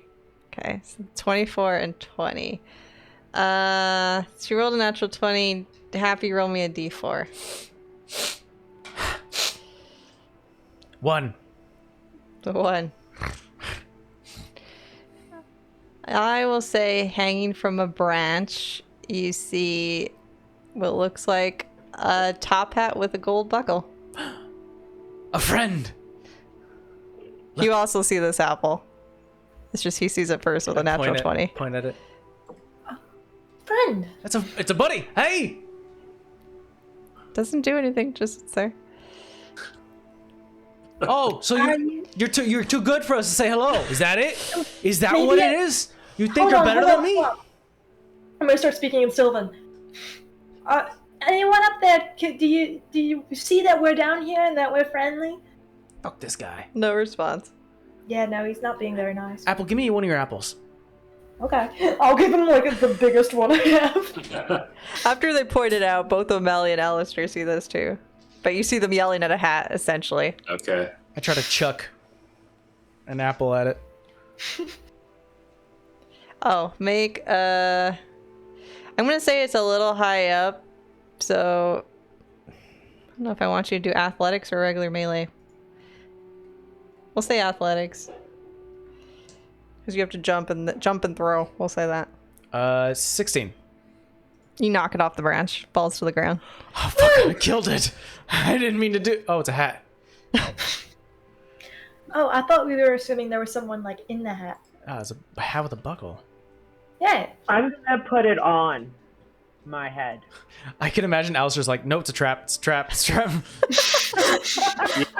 I'm kind of interested to see what it does, so I'm gonna, put it on. Go on. Okay. You put it on. Nothing happens right now. Do I look dashing? You know, Do you think? it puts an extra foot on you. It makes you look taller. Yeah, it's a top hat with a gold buckle in the center. It makes you look really good. Maybe I it's think just I'm a gonna. cool hat. You know, I feel like I've really gotten out on this trip, and I need to update my look a little bit. You know, It work hides- on me. Definitely update your look. Definitely. It hides the No bald, doubt. the bald spot. After you're fine. Yeah, let's. I'm gonna work on me. I'm gonna work on my look. I think adding this accessory will help me be less repulsive. You know what? maybe, Maybe the hag will like this. It's Maybe a charming hat. That's what my thought is. You know, I took what Apple said to heart earlier about, you know, maybe I could make myself a little better and she'd be interested. So, you know, let's work on me, work on my look, work on my attitude, maybe not mention the torture chamber in the first 5 minutes. That was another piece of advice. Yep. Yeah, I think this is a new day for O'Malley. Good job, O'Malley. I'm proud of you. What does Alistair think of this hat? Does he think it's another trap, or he just thinks it's a hat? I think Alistair would probably suggest to O'Malley to use detect magic on it. Just to get that part sorted. I will detect magic on it.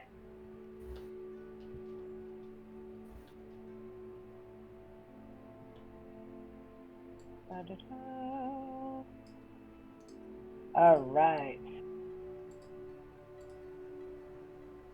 Cast the spell? Yep. Okay.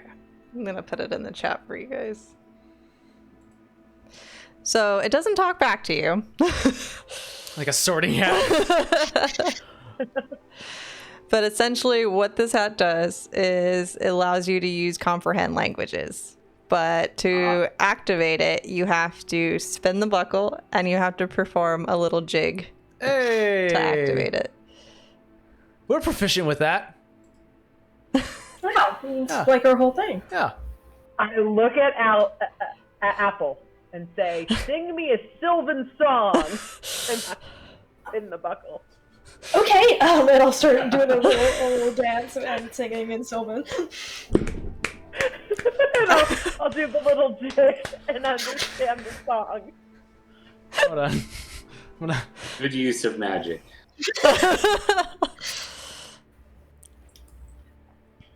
The song is definitely about apples, but it's like talking Research in the about. song. It's like a really long story type of song, starting with like, "Oh, it's a beautiful day. I planted the apple tree. Oh, now it's years on and it's so much more grown. I'm so glad I put that body there on top of the apple seed." What is she saying? I can't understand it. This is a great how-to of turning a corpse into compost. Very effective. I think that we're going to perhaps take this and make an orchard and combine Apple. We need to talk, and maybe like we'll do an orchard and the bodies that we need to, you know, that you need and all of us need at some point to get rid of, to grow some really great trees, because this has got such good advice. I think so. I love that it's used once per day and we just used it. Yeah, just used it. I'm going to say it's still going for this story beat right Yeah. now. But Alistair and Happy have no idea what the fuck either one of you are saying or like understanding each other.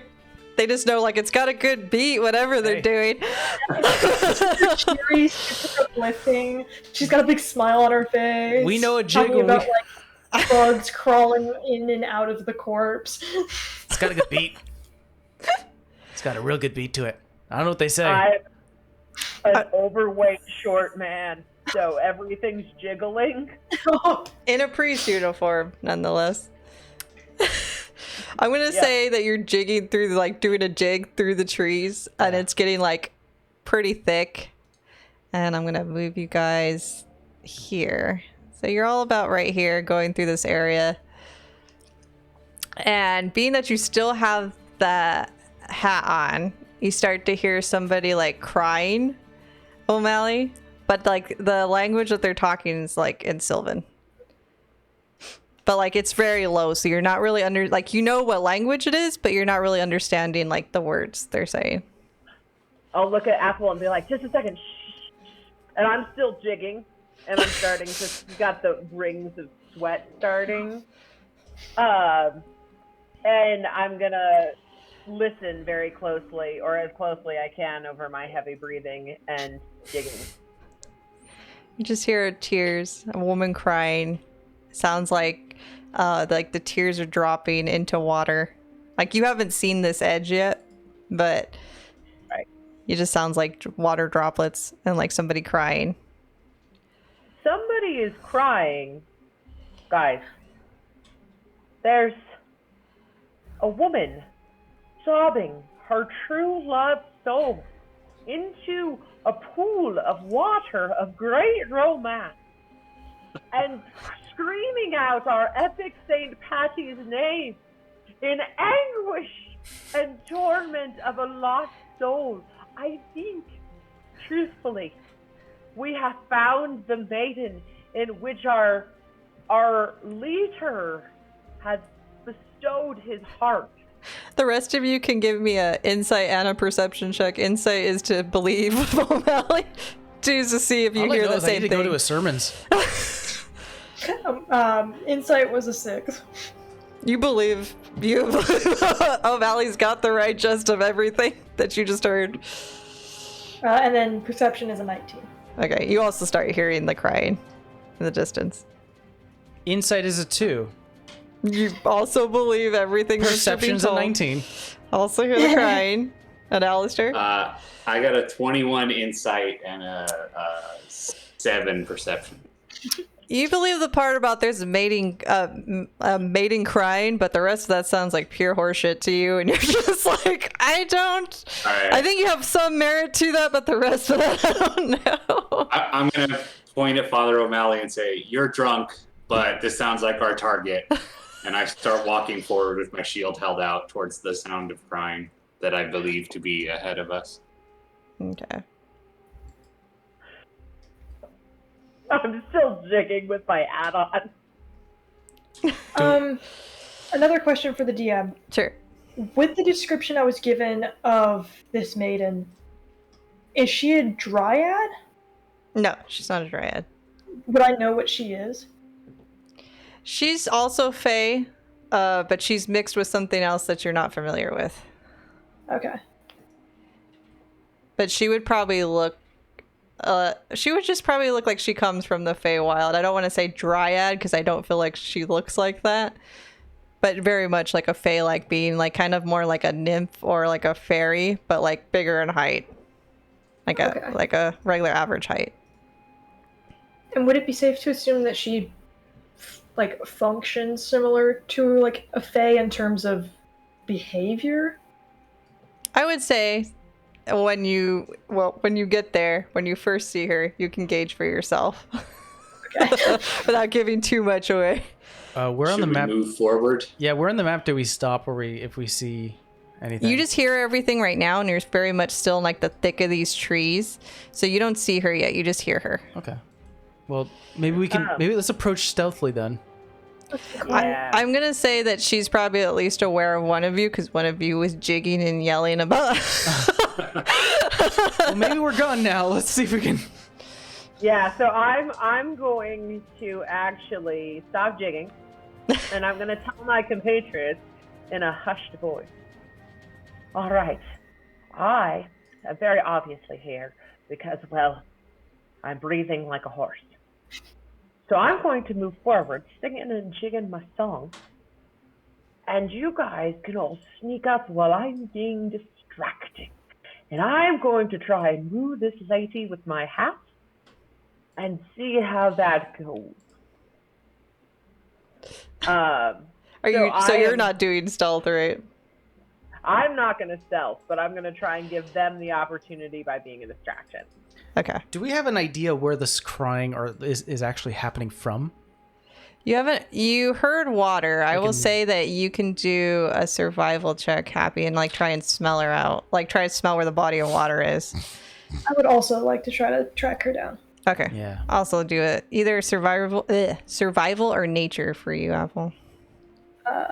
I'll go with survival, and I believe I have advantage because she is a fae. 15. You get a sense that she's like directly in front of you, a little bit to the left of you. Happy gets down. 22. And we'll start moving Same. directly north. She's about directly in front of you, maybe a little farther off, but to the left. Yeah. And the rest of you are trying to stealth? I know, yeah, I'm trying to stealth. Okay. So then, whoever's trying to stealth, I'm assuming everybody but O'Malley. Give me a stealth check. Yeah, that's fair. Is O'Malley giving us advantage with the distraction? Sure. I'll be nice. Yeah. Okay. Otherwise, my armor is going to give me disadvantage because it's noisy and shiny. 19. I'm going to take one more swig of the Jameson to take the bottle with me if I'm allowed. Yeah. To look extra inebriated and distracting. If how far in the forest can we get to? Can we prepare ourselves? Well, she's not being aggressive towards you right now, but you don't really see her just yet. You just know where she is. That's fine. The only one that really has visual on her right now is O'Malley. So I'm gonna say, I literally just want to get to here. Yeah, that's fine. I'm hiding in the bushes. I'm not sure. Yeah, because your stealth wasn't bad. You rolled a 19? Yeah, 19. Yeah, she doesn't see you or hear you just yet. Are we in a forest, technically? Are we in the forest? Yeah. Okay. So I can move at a normal pace, stealthily. Nice. Okay. So she doesn't see or hear you either. What about Alistair? All right. I just got a 12 with my stealth. I kind of want to just wait and see what happens to O'Malley before I move up too far anyway, though. I'm going to say you trip over a branch, but you catch yourself. So there's a little bit of noise, but not too bad. She might think it's O'Malley. I'll just stop where I am then. I'm not going to move any further till something else happens. Okay. Oh, also I got an 18. I don't know if I said that. For stealth or for... Stealth. Yeah, you're good. What's O'Malley doing over there? O'Malley is singing badly at the top of his lungs. And he's probably singing, "For Irish eyes are smiling, doing all seems bright and gay." I'm trying to fight myself from jigging. With the hat on? With the hat on, with the buckle still spinning if possible. Sweating now with the full crescent of sweat around the arms and neck. So it's just a darker black, actually. And the shirt's a little untucked from his dancing earlier. And he's got the bottle of Jameson. And he is actually tipsy at this point because he's had 3 drinks. But he's swaying back and forth and trying to dance and then stumbling, walking, and then trying to dance and taking another swig. And he's definitely playing up the drinking. He's not drinking anymore, but he's definitely playing up the drunken, stupid fey leprechaun kind of. Just taking it to the next step. I think she just laughs at you, but what you see is again, everybody is pretty much tall to you guys unless they are your height. So she's about she's about average height. I would say she's probably closer to the 6'8" and she's a little taller, all in green, and she just kind of has this beautiful glow about her. Her skin's like a lighter tinge green, and she's got flowing hair and a flowing green gown, and she kind of just like wipes her tears away and just chuckles a little bit at your jig. It's a beautiful day for a dance, darling. Do you want to dance, darling? And she just kind of looks at you a little bit. She doesn't say anything. And she just kind of gestures for you to come a little closer. I come closer. You got this, O'Malley. And you guys just hear like jig, and then you just hear more clanking with the bottle sloshing a little bit away from you guys. Woo her. Woo, take her heart.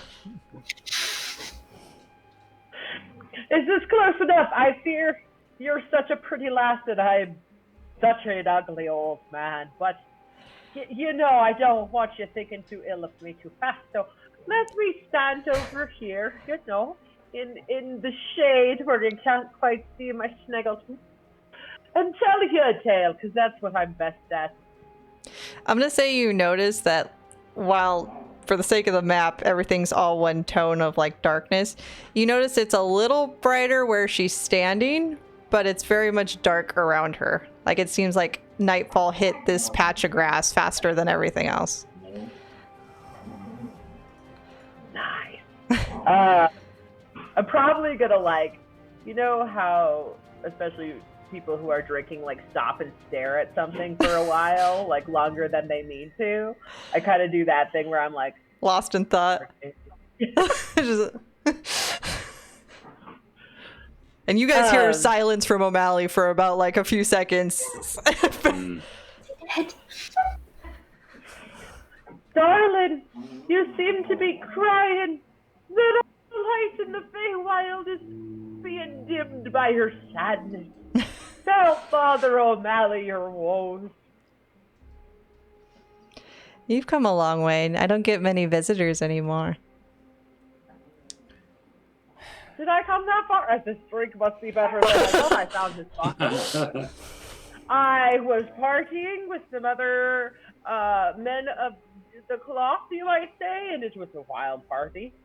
And I decided to go for some fresh air. And then I met this frog woman and some dead girls. And I think I had too much at that point.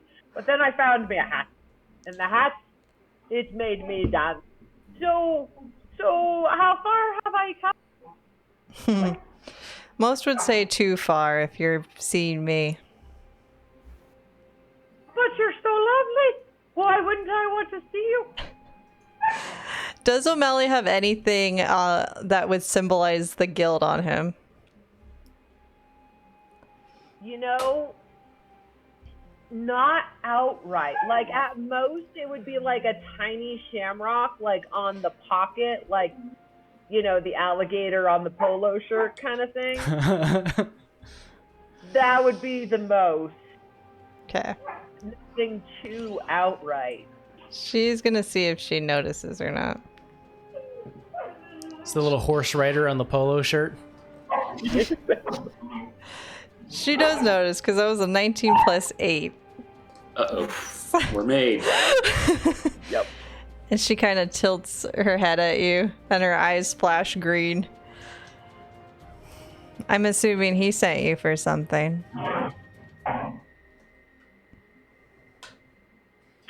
Who could he be? Do you have another man?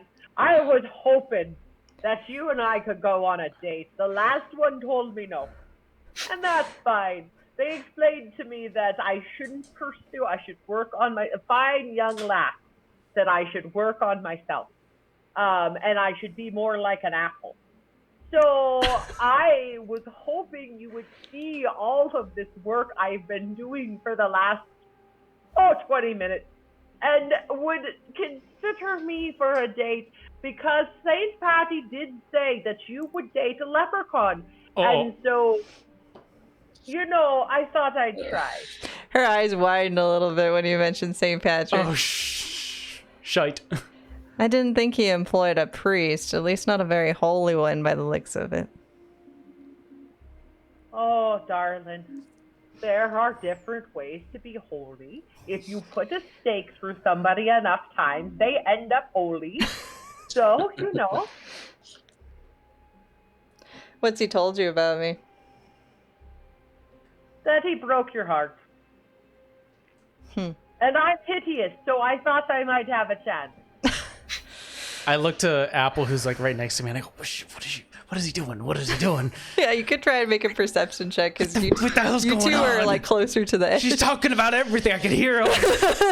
It's not good. It's not good. It's not good. If you guys want to try and like move up again, you can roll another stealth check. I'm gonna say that you don't have disadvantage, Alistair, because O'Malley has her attention and he's still very loud. I'm just gonna go. I have an idea, but I'm just gonna go up there. That's it. I mean, I can't. Okay. Actually, I'll go over here. If I will no longer be hidden if I cast a spell, right? Before Or you is do, it just an attack? could I make a perception to see if maybe there's like a box, that's something just she an would attack. keep something in, something maybe that we would want to take? Yeah, you can make a perception check as a spell. Like you have to do vocal, or does anything happen like an effect that would be visual or you could hear? Probably. I'm going to create a bird. So, I got The a quietest activity. 14. I also got a 14. I should Alistair probably- got 14 for stealth, though, right? Are you doing perception? Yeah, I got a 14 for stealth. Okay. I'm going to say she's distracted enough that she just thinks your sound is part of it, so you can move up if you want, but maybe not Yeah, out of the brush. I moved up a little bit. I'm still staying in the shadows because otherwise my arm would be very visible. I And- made a 14 perception to see if there's like a box, something that looks like we need to steal it. You just see her, a fire, and O'Malley on the bridge that O'Malley's on. You don't see any boxes. All that's running through. You don't see any houses, like what would look like a house. You don't see anything that she would be hiding anything on unless it's like maybe on her person. All Happy is thinking is take her heart, take her heart, take her heart. Okay, wait. I've changed my mind. Instead of a bird, I'd like to cast Detect Magic,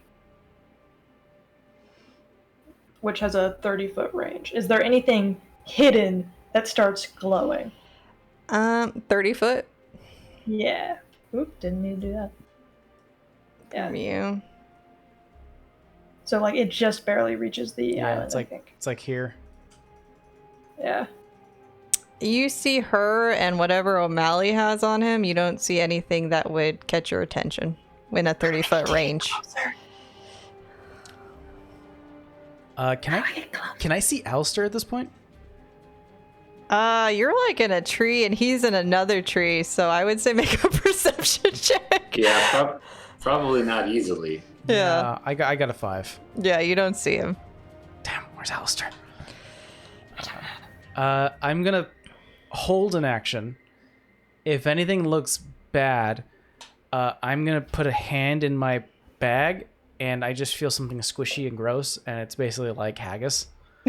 And I will prepare to eat it if anything bad happens. She's gonna tell you, O'Malley, that she's like, you ever hear old lore around here? Oh, pretty old, so maybe. But you're so lovely and your voice is so sweet. Why don't you tell me so I know for sure? I was told a tale as a young girl that if you've seen a certain type of woman crying near a lake or a body of water, it symbolized that somebody you knew was going to die. Or yourself. Or a group of people. We're not here. I don't see us. Long, wise tale, I thought. Until I met St. Patrick.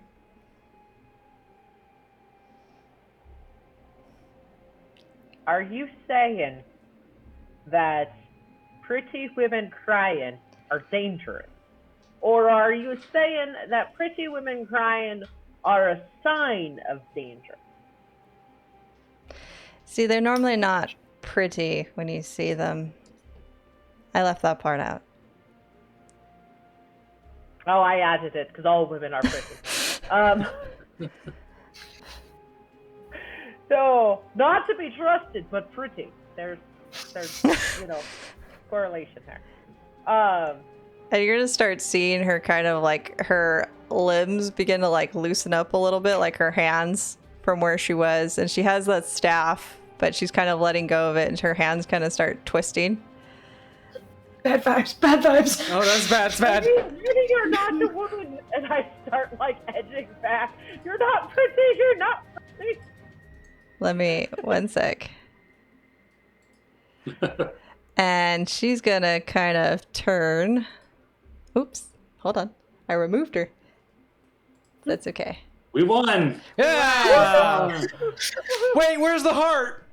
No! God, we can't go back. Okay. What? Oh, no. Oh, what is that? Can I do my action?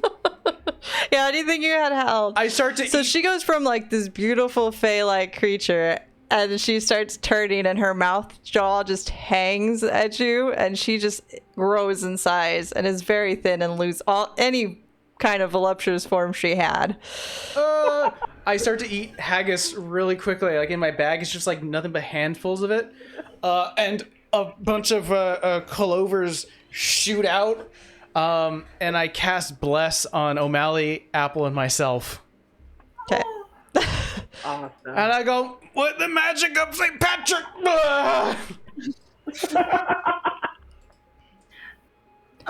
In this moment, can I recall or figure out anything about her? Like any resistances or vulnerabilities? Let me get her thing up. Just by chance. Give me a history check, see what you know on lore. History? I will say one of you can make history, or one of you can make an intelligence, if you remember hearing this. Could it be nature? I would say, Either way, actually, history is fine. History is yeah, fine. I was like, I feel like nature would be a stretch. I still have advantage on it, though, because she's a fae. Yeah. Okay. Oh, that's a natural 20! +2! I will say you heard her story, and you understand from Irish lore that banshees are women that wait by the water, and it is bad luck to see one because it means somebody near you or you hold close will die. St. Patrick, no! But can I recall anything, like, about her physique? Like, does she have any magical resistances? She is resistant to non-magical attacks, thunder, acid, fire, lightning. It's a long Yeah. list. That's She's resistant okay. to all those things. she's resistant to all those things. To non-magical, thunder, Lightning, fire, and acid. Fire and acid. lightning, fire, and acid. Ooh, boy. Okay. Thank you. Are we rolling initiative? Do we Yes. know that? I mean, we heard O'Malley yelling, so. Yeah, if you heard him yell, I will say you can roll initiative. All right. But anything that Yeah. you had held, you can let it go off Yeah, now. I didn't have anything. I was waiting for him to make. By the more. way, Bless also affects, I believe, checks, and initiative is a check. It's So attack and saving throws, I think. oh, is it? Oh my god, hold on. Bless.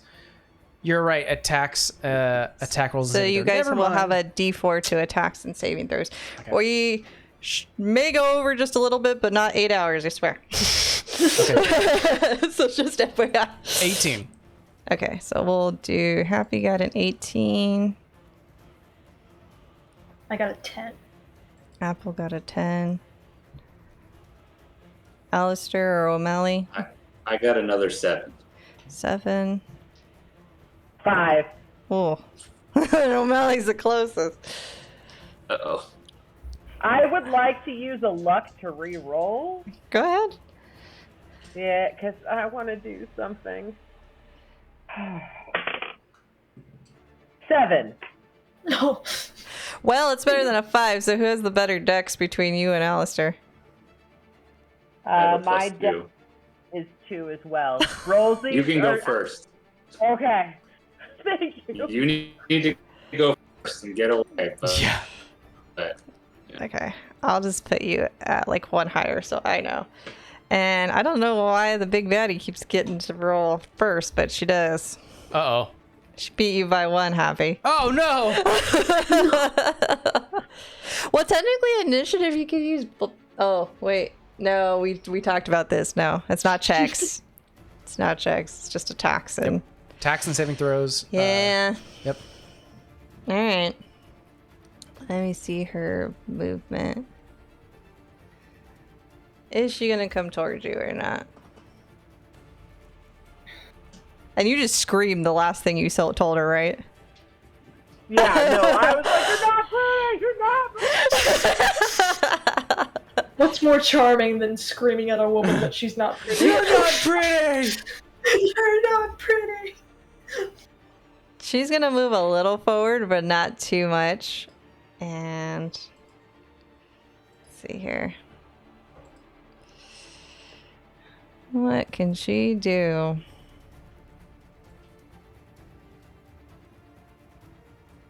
How far are you from her? You're not that far. Oh, you want to know? Yeah. About 15 feet away. Okay, well then she's gonna get about right here then. So she can get her big still about 15. Okay, there you go. self needs to get on the damn bridge. She's a big woman. Okay, so Thin and spindly, but tall. yeah. She's going to try a corrupting touch on you, O'Malley. Uh-oh. Okay. Oh, that dice is rolling really well. I'm sorry. 23. Does that hit you? Oh, yeah. Oh, yeah. Okay. That hits. So she's gonna roll. That's a lot of dice, guys. That is 7 plus 2, so that's 9 points of necrotic damage. I'm gonna say she doesn't grab you all the way, but she like briefly touches you, and then like that part in your skin just turns black. Ow! And that'll be her turn for now. So the next one is Happy. Okay. I will 5, 10, and with a running jump, I did the calculator with my height, my strength score, my boots of spreading and springing, and my my bestial soul jumping. I jump. I'm over 30 feet, but I can't move over 30 feet, so because that's my range. I will land here, or more like here, like just wow. and mid-air. Quite a jump. Bonus action rage as the hair starts to puff out again. Land, stop right here, and attack twice with my claws. Okay. Go for it. So I'm gonna go ahead and mark off that I did another rage. There we go. 7. 15 to hit. It misses. You need. I'll tell you that her class is a 19 to hit. You hit. Her armor is an 18. 18. Okay. First This claw is fun. does 11 points of damage, Okay. and then I will bite. So yeah, that's like a 20-something. And then where's my D8? He's mad at the banshee. 8 points of damage as I bite. I jump up. As tall as she is, I bite into the back of her neck. I'm not able to pull anything, but I definitely leave a little bite mark, and I drop back down. You do not taste anything good. Like, it just tastes like decay and death. Like, much worse than those ladies you're biting into. And she doesn't have much flesh either where you bit her. It's a lot of bone and, like, sinew that you just bit into. I'm gonna take your heart. That's the end of my turn. After Happy is Apple.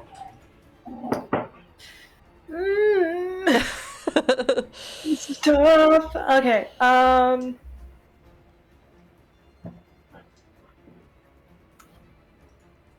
If I'm hidden, do I have... You I don't have- know if I'm still hidden. I would say if you're still hidden, you have advantage. Okay. Then I'm going to pull out a dagger and fling it at her. Okay. From where I am. A non-magical dagger? Oh, wait, that's true. That's what I wanted to do. I remember now. Nix what I just said. Instead, I'm going to give up my position to Okay. yell, make sure whatever you hit her with is magical, not thunder, not lightning, not fire, and not acid. That's a And lot I'm of going things. Awesome. Okay. And then I'm going to use Thorn Whip instead. Okay. That is a dirty 20. Hits. Could you pull a creature that size? I don't know if she has anything that she could... She doesn't have anything where she's immune to being restrained and grappled. Doesn't mean you can't pull her. I don't think Vine Whip pulls. Oh, never mind. It just, it's It last. just hits you, I Well, think. wait, Thorn Whip, yeah? Thorn Whip hits you. For Thorn Whip, yeah. It says here, oh, if a creature is large or smaller, you can pull the creature 10 feet closer to you. So you could be able to pull her. Yeah. Oh, I missed that one. Would Actually, that pull her off the bridge? I was about to say that would be great. I would love to dunk her in the water. You're just gonna piss her off more. It's not a very deep lake. Okay. That's okay. She's waist deep, ankle deep. She's wet. Yeah, I'll use the thorn to like dig into her, yank her over toward me, Okay, so I'll say 5, 10. She's in the water. and then I'll also yell, "O'Malley, Happy, what if you look around her little island for a heart?" Is that the end of your turn? Yeah. Okay, so after Apple is O'Malley. And you're still Okay. right there. So I am going to cast Guardian of Faith.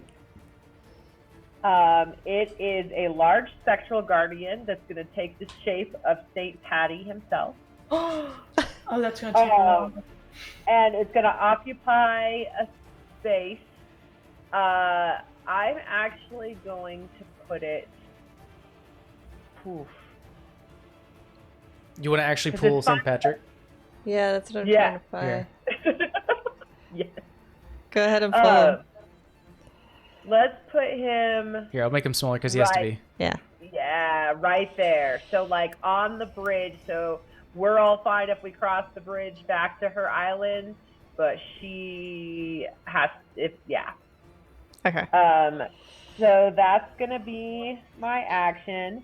If she passes through him, it is 20 points of radiant damage on a dex save of 13. Okay. St. then- Patrick, you're smaller than I remember. Stay focused. I'm sorry, he's so beautiful. And then I'm going to take out, for my action, I am going to go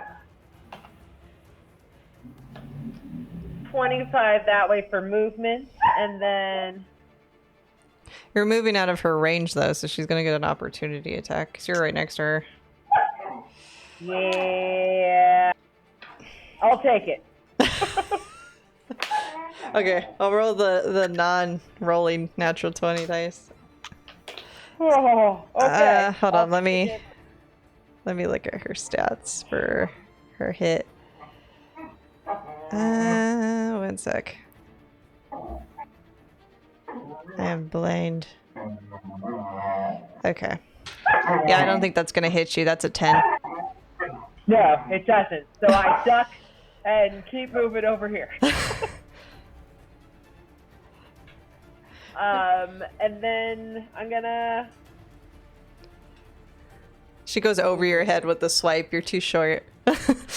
We're just wee little Yeah. ones. Scamper. I'm gonna neener as my bonus action, There you go. or hold it for a reaction. But That's it. Okay, and then it's Alistair. All right. I'm going to click the heels of my boots as a bonus action, so my speed is just doubled. I'm just going to keep it active for the next 10 minutes. And I'm going to run up. And so she's like in the water, but Like, she's in Still, the water, like- but like her arm length is still within range right there. So you're like, now you're actually up to like the so chest. Yeah. she didn't. Yeah, all right. So as I come out, when I'm like here, I'm going to pause in my movement and just shoot magic missiles at her. Okay. It's like the Iron Man armor where the little micro missiles come out of the shoulders. Oh, It's just a bunch of cool. magic missiles. Because I heard somebody yell that thunder damage doesn't do well, so that might be an issue for me. So I'm going to do these instead. And I'm casting it at 2nd level, so I have 4 magic missiles. Okay. 3, 6, 7, 8. So that's 13 points of force damage. Okay. And then I'm going to come and stand right next to her and square up with my shield and gauntlet. Okay. That's such cool imagery. You just like hit her in the shoulder, and like what is left of some flesh just like gets flicked off with these missiles. Is that you? Sounds good to me. That's it. Yeah, end of my turn. Okay. I think got everybody, so it's her turn. And she has all of you right there. I don't know if she's noticed Patrick. She noticed somebody behind her. Let's see. I'll roll a dice to see who I go after. 4. I don't know if she can get to you, Apple. I think she can. She can just get within By the way, at the range. start of her next turn, since she's within range of the Guardian of Faith. Oh, yeah. I have to make a dex save, right? Yeah. Yep. Okay. Let me see. 15 feet. Stay away from me. She's getting close.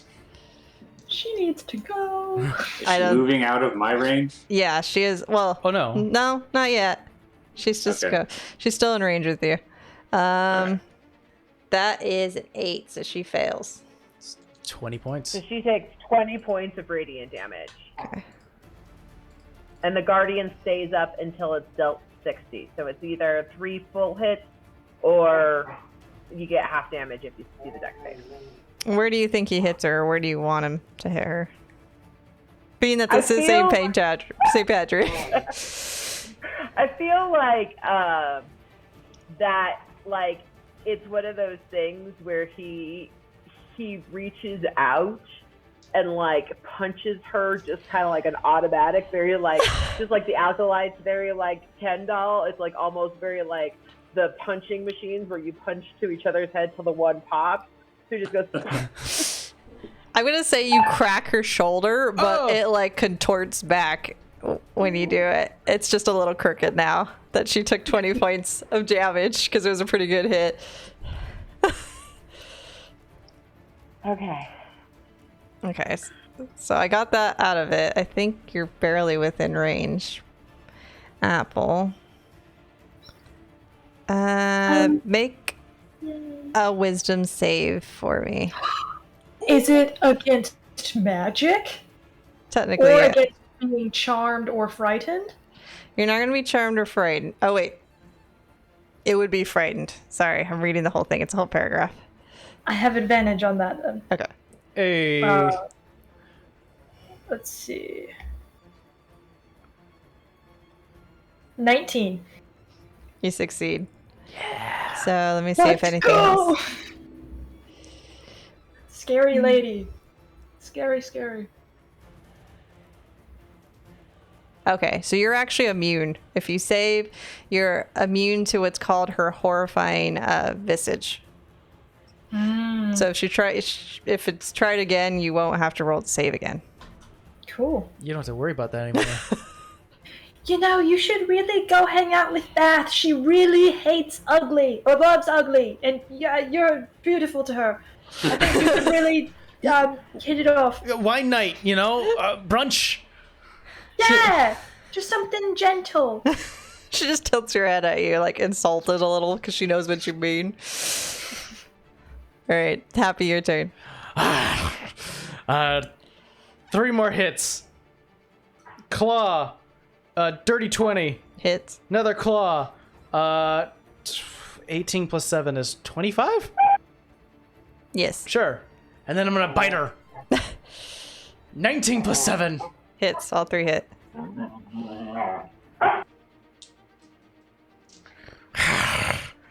I forgot how much I do again. Okay. 6. Are you using 10. bless? Because you have bless on these attacks. Oh! I mean, they all hit, but I'm just saying. Yeah, don't forget. that's right. Well, yeah, I would have done bless right. Same thing with saves. 10 points of damage, 9 points of damage, and 11 points of damage. I fight. This is what I do. I have no magic. You took a good chunk out of her. Where are you biting her? As she like sort of is walking in the water, I bite her hand as she's sort of using this sort of momentum. I scratch her twice. I'm like when you're playing with a cat and they start using like their back legs to kick you. I kind of do that jump where I go, and then I see her hands swaying, and I land back onto the ground. I'm gonna say you bite through her hand, but she just tears it away from you. But she just has like this gaping hole in her hand now. And my turn. After Happy is Apple. If she is forcefully moved away from them, do they get attack of opportunities against her? I don't know. I don't think so when it's forced movement. Okay. Because you're not willingly moving out of melee. Right. Okay. Then I will Sword Whip again. It is my best attacking spell. Oh, she turns. I don't know what she did. I couldn't tell you what accent that was. Oh, she turned French.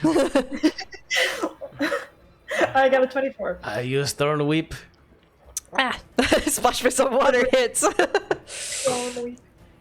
Okay. Then that is 9 slashing damage. Okay. Piercing damage. Magical or non-magical? Magical, because it's a spell. Okay. Okay.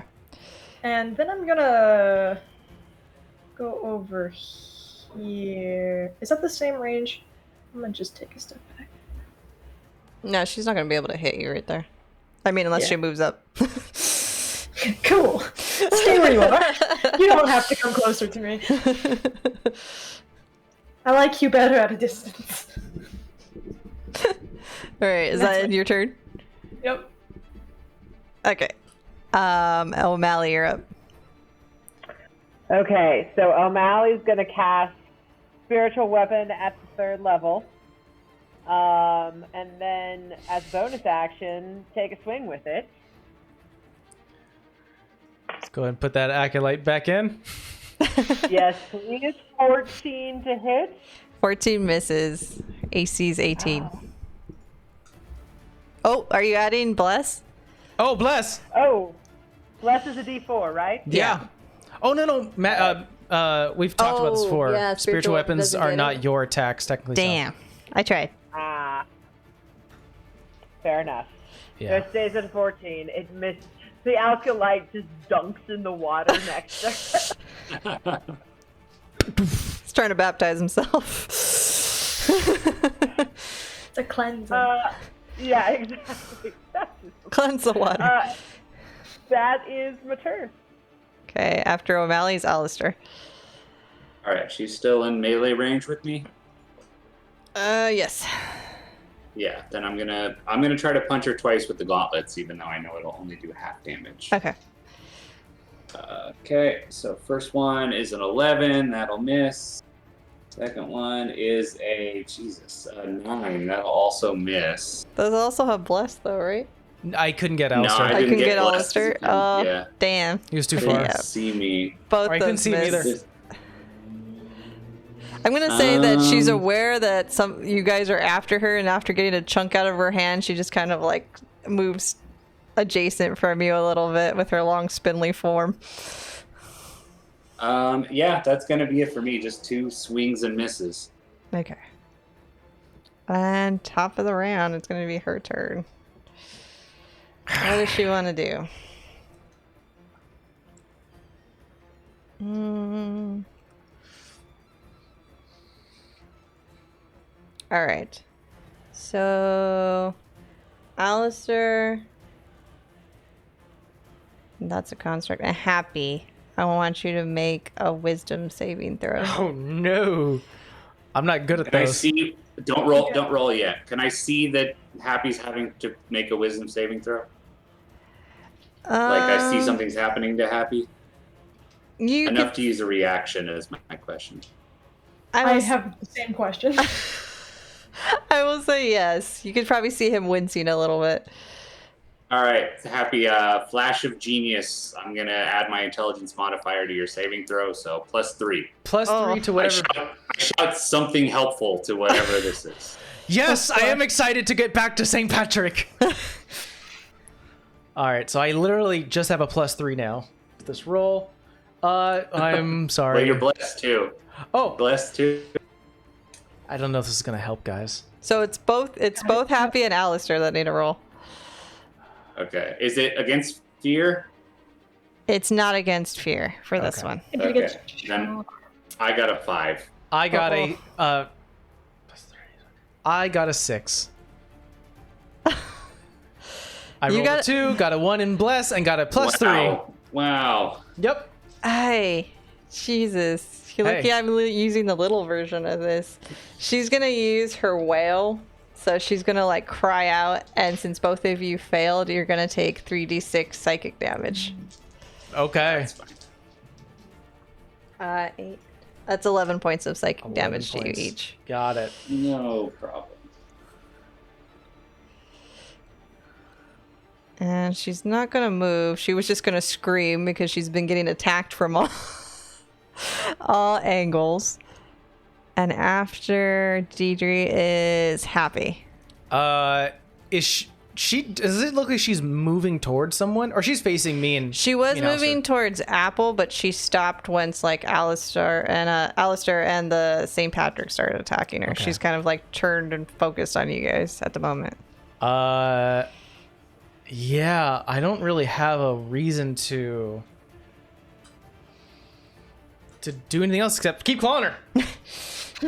Bring her down. +7. It's just doing one of these. Viciously clawing. 15 I know is not going to hit. Yeah. With bless. Oh, okay, 15. It's your own spell, man. 15 plus 3, 18. Hits. Okay. So that does. Do you have to concentration save for bless since you took some damage? Oh yeah. Does the haggis mean it stays up because he didn't cast it?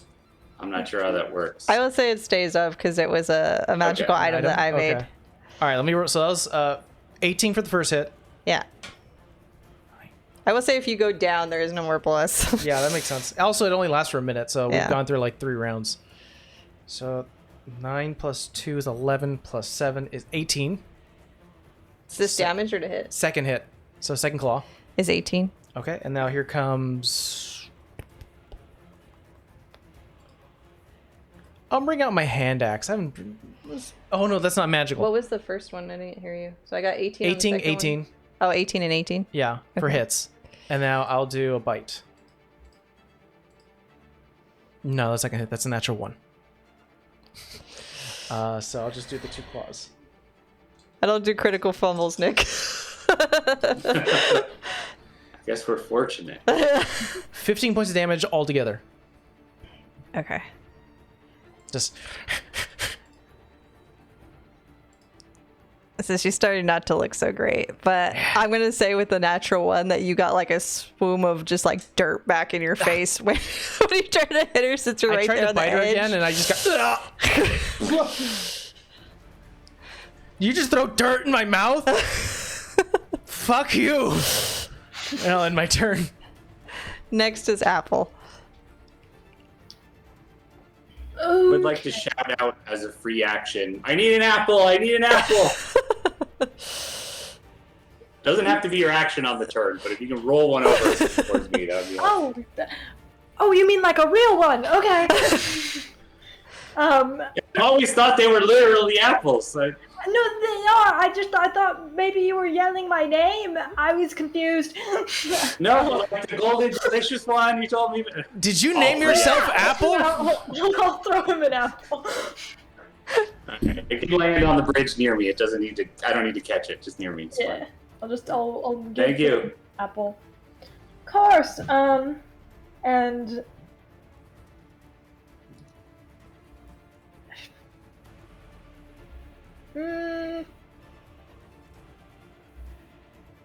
I don't know if I want to hang on to that or not. Has she been? Like her? It was a whale earlier, right? Mm-hmm. That did psychic damage. Okay.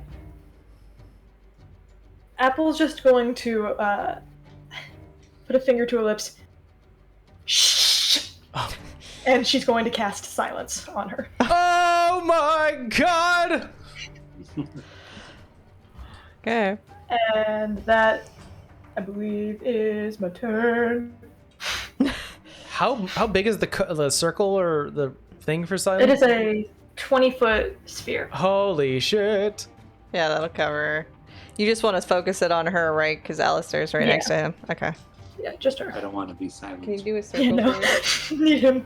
I think you could probably move out. Oh, or we could have the cone or Yeah. the circle like Centered end on right it. here. You can move it around.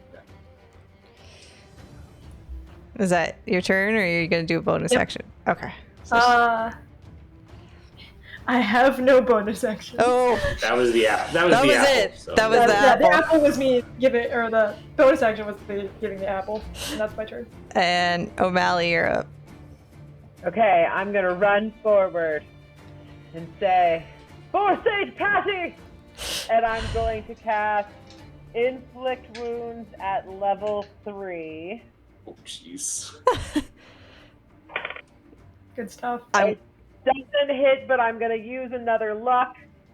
Okay, I'm gonna tell you one thing, because Yeah. Apple only asked me for her resistances. She's immune to necrotic damage. Oh shit! The spell goes off. So Is she vulnerable to radiant? I missed She's- with both she's not- anyway. But yeah. So you see her like miss, but she kind of just like soaks up whatever necrotic energy you did like let out, and she just kind of like turns towards you and smiles. By the way, when she did her whale on her turn, because she's still within 10 feet of the Guardian of Faith. Oh, needs she has to make another dex Yeah, save? another deck save. This was back on her turn. Okay. Ooh, 23. Yeah. So she takes half damage at 10, and she has 30. The Guardian has 30 points left to deal. Okay. I'm trying to help you out, Father. Thank you. And the Acolyte will also take his swing as my bonus action. Okay. Oh, hit! So that is 1d8 plus 2. 5 points of radiant damage. Okay. She's wearing, like, you probably see her appendages kind of hang down a little more. I don't want to say that word, but like they probably disconnect a little more. Where Oh. she was fully put together when she started, but like her joints and her bones are starting to like loosen up. All right. She's getting loose. Get her. So there's an apple on the bridge near me. The fruit. Yep. The What kind of fruit. It's a fine apple. What kind of apple? Any particulars? Okay. A red apple. This one would be like, I'm thinking Which of apple? big one. So Yeah. like, Which apple of your list would hurt the most if it was propelled into you at high speeds? big one, Jonah Gold.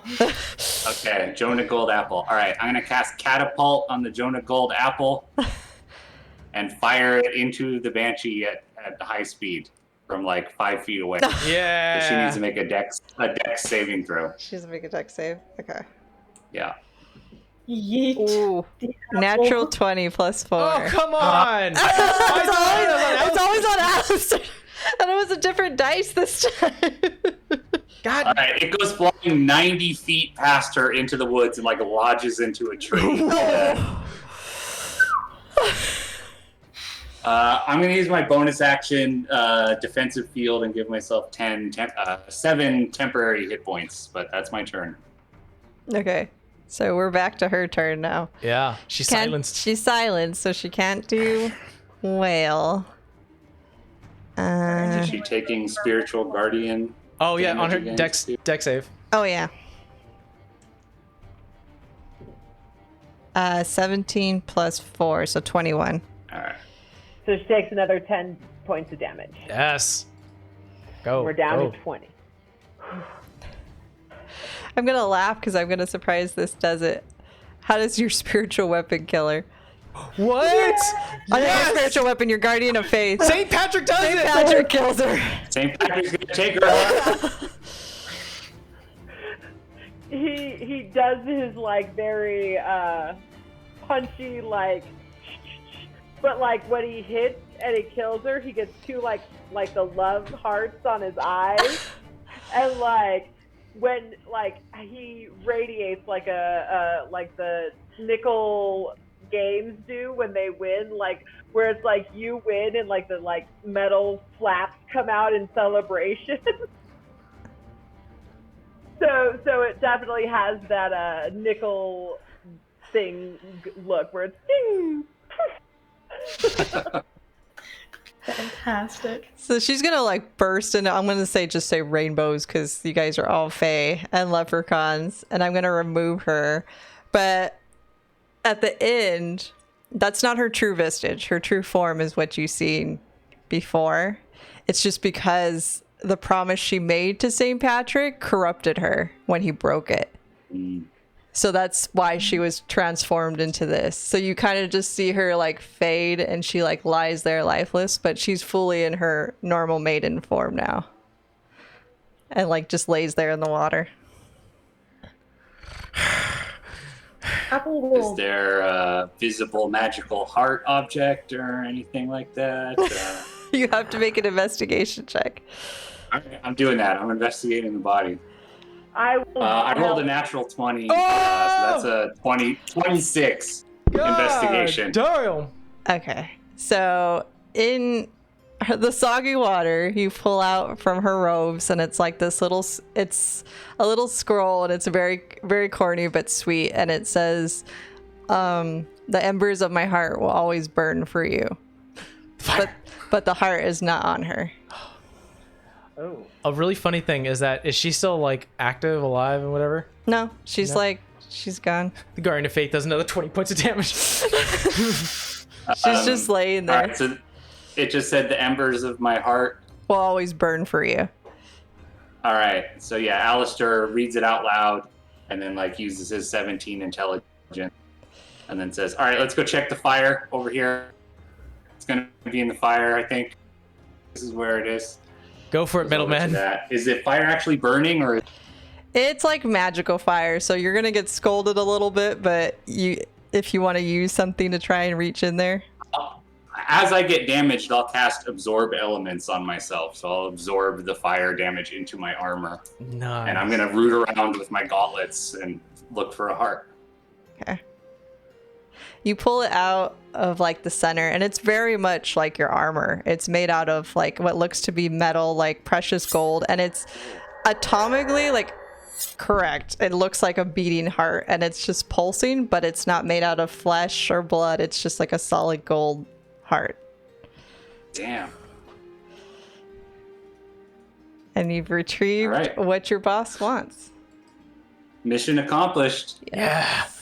It's hard to. Does anybody shit. want to do anything else? Why? I feel like O'Malley's sad. Apple's actually going to go back over to her body in the water. And she'll like drop down in the water beside her and go over. And say in Sylvan in a hushed voice, I'm real sorry for what the boss did to you. Wasn't really Aw. nice. I don't think he could help it. But still, for the road. And then she'll put a apple floating on her chest. Aw. Yeah. And then we'll climb back out of the water. her body will rot and give that apple some much needed She'll make a lot of sea moss. beautiful ex-girlfriend tree. And you don't see that there's like, she had light in her normal form or like the Deidre form, but like you see kind of like it is nighttime, but it's not as dark as it used to be. It kind of like lightens up now that her banshee form is no longer present. See, it was good what we did. Yeah. And I will It's a job anyway. move you back.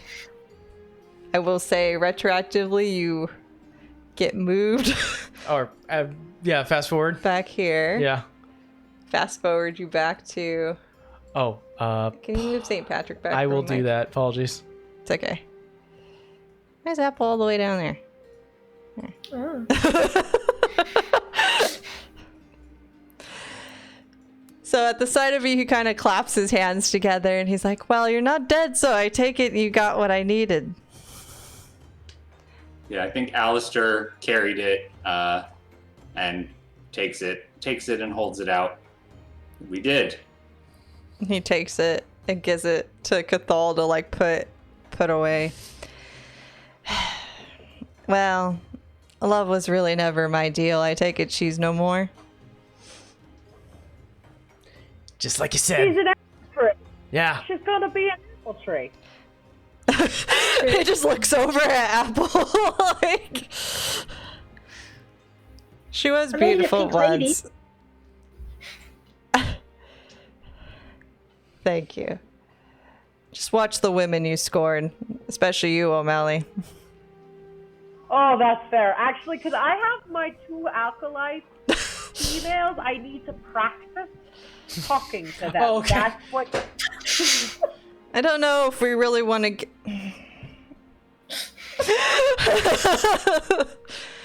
Okay, but the Cathal be other what- ones are gonna be like fact checkers of what you're doing, so sure. I think we have to find ones that sign up for the job, so it may take us a little while before. That's fair. That's fair. But the ones that sign up will know what they're getting into. That's better opportunity for me. So I want everybody to describe, because you did succeed, what your estate or what your wish essentially was, like in rank, what that is for you, or what that looks like for your character. And whoever wants to go first can go first. Yeah, I have ideas. So we get like a house. We get a nice house. You get like an actual estate, so you're no longer underground. Your like house or estate will be like behind the mansion, as like looked at as one of like the key members of the guild. Cool. All right, my estate is like it looks really nice. It has like valuables all over the place. It is nothing but Home Alone style traps, artificial traps. I live in a tunnel underneath it. I never spend any time in the estate. It's just a decoy to lure and harm my enemies. And then you loot their It's bodies. awesome. It's exactly what I've always wanted. Wow. And what does your plaque say outside? Like, what is your rank now? Like, you could be like a sergeant or a general, or like just like a general guild leader that helps task out St. Patrick's jobs for like the day or the week or the month. Yeah, I'll just complete the title I had on my character sheet. So I'm the Defender, Alistair the Defender. I help create defenses for the entire estate and the tunnels below and the lands above, and nobody ever sneaks up on it. There we go. That's very good. That's so fitting. All right. Who wants to go next? Oh, I have an idea. Sure, O'Malley. So right next to the church, there is now a lavish home, and the plaque outside says, "Most Holy Bishop of Our Lord St. Patty's cult, convert them or kill them." And it's actually kind of bare bones, like the building is built, but O'Malley spent all the money like making the church and the torch, like there's now more wine and Jameson in like the church liquor store. The torture chamber has a couple key instruments that they were all kind of written off in the building of the house. And so, like, the house is pretty much unfurnished. O'Malley still basically just lives in the basement of the church. But the torture room has some upgrades. So you're like an archbishop, kind of. Yeah. Say Archbishop O'Malley reads outside the front. Female Archelites wanted. Please apply. Happy or Apple? One of you wants to go? I can go. I can. Oh, go for it. Go for it. No, you can go ahead. All right. Happy requests a tree house to live up in the trees, like a mongoose can live up in the trees. So not only that, is that it has enough rooms for all of his family members who still do work for St. Patrick. We've got Wonderful, his mom, Strict, his father, Bold, his brother. Sometimes his sister Holy comes over. Doesn't go to the church. She knows better. My acolytes, like my servants, I requested specifically that all of them look similar or close to Cathal. Oh, Cathal. Or Cathal. And I treat them horribly. Constantly. And I finally found that mongoose that bit me, and I'm currently training it. And the new title that I have given myself is St. Patrick's Left-Hand Man. Yeah. Fantastic. Very fitting. Apple. My estate is, as you might guess, just this large house in the shape of an apple, surrounded by all different types of apple trees, and decorated like around the bottom with like really like childlike doodles and designs with little flowers on them. The plaque out says Apple the Orchardist, and everyone that works there wears little overalls and helps man the different trees and like different orchards and things like that. They're also all trained in subterfuge and in how to poison with various subtle techniques, but outwardly they're very kind. I was gonna say, have you developed a method to make the dead people into mulch yet, or fertilizer? Yeah, it's become a bit of a system. Ones that are delivered are brought up from the underground and just gently scattered, buried. They help with that. Yeah. Aww. Just a little mini orchard. And then like strawberry shortcake style house that's just an apple. That's freaking adorable. Nice. Mixed with the poisoning and the human mulch. Well, we're gonna pan out, and that's gonna end our one shot. You're just gonna end it with a wink from St. Patrick and a glare at Happy from Cathal, because you're still not friends. But you all no longer live in the tunnels. You all have new titles, just like your shiny new homes. And that's where we call it to close. You survived. Nobody died. Thank you, everyone, for playing. Thank you, Crash, Nick, Titan, for joining us for this new adventure. And props to you, Amber, for making another great one shot. It didn't go 8 hours, guys. Yeah, we only went over like half an hour. Hey, we're getting better. Success. So yes, thank you so much for joining us, guys. Don't forget that we stream here every Saturday at 2 p.m. Pacific Standard Time and every Friday at 8 p.m. Pacific Standard Time for Books and Brew. We have some brand new shows coming up in the future, so keep an eye out for that. And we're going to take a month break from our next one shot. So go ahead and expect a new one shot, I think in May. Probably. We have a brand new one I've been cooking up. So yeah, thanks again for joining us. Thank you to our amazing players. And we'll check you guys next week. Bye. Bye. Hey. Bye.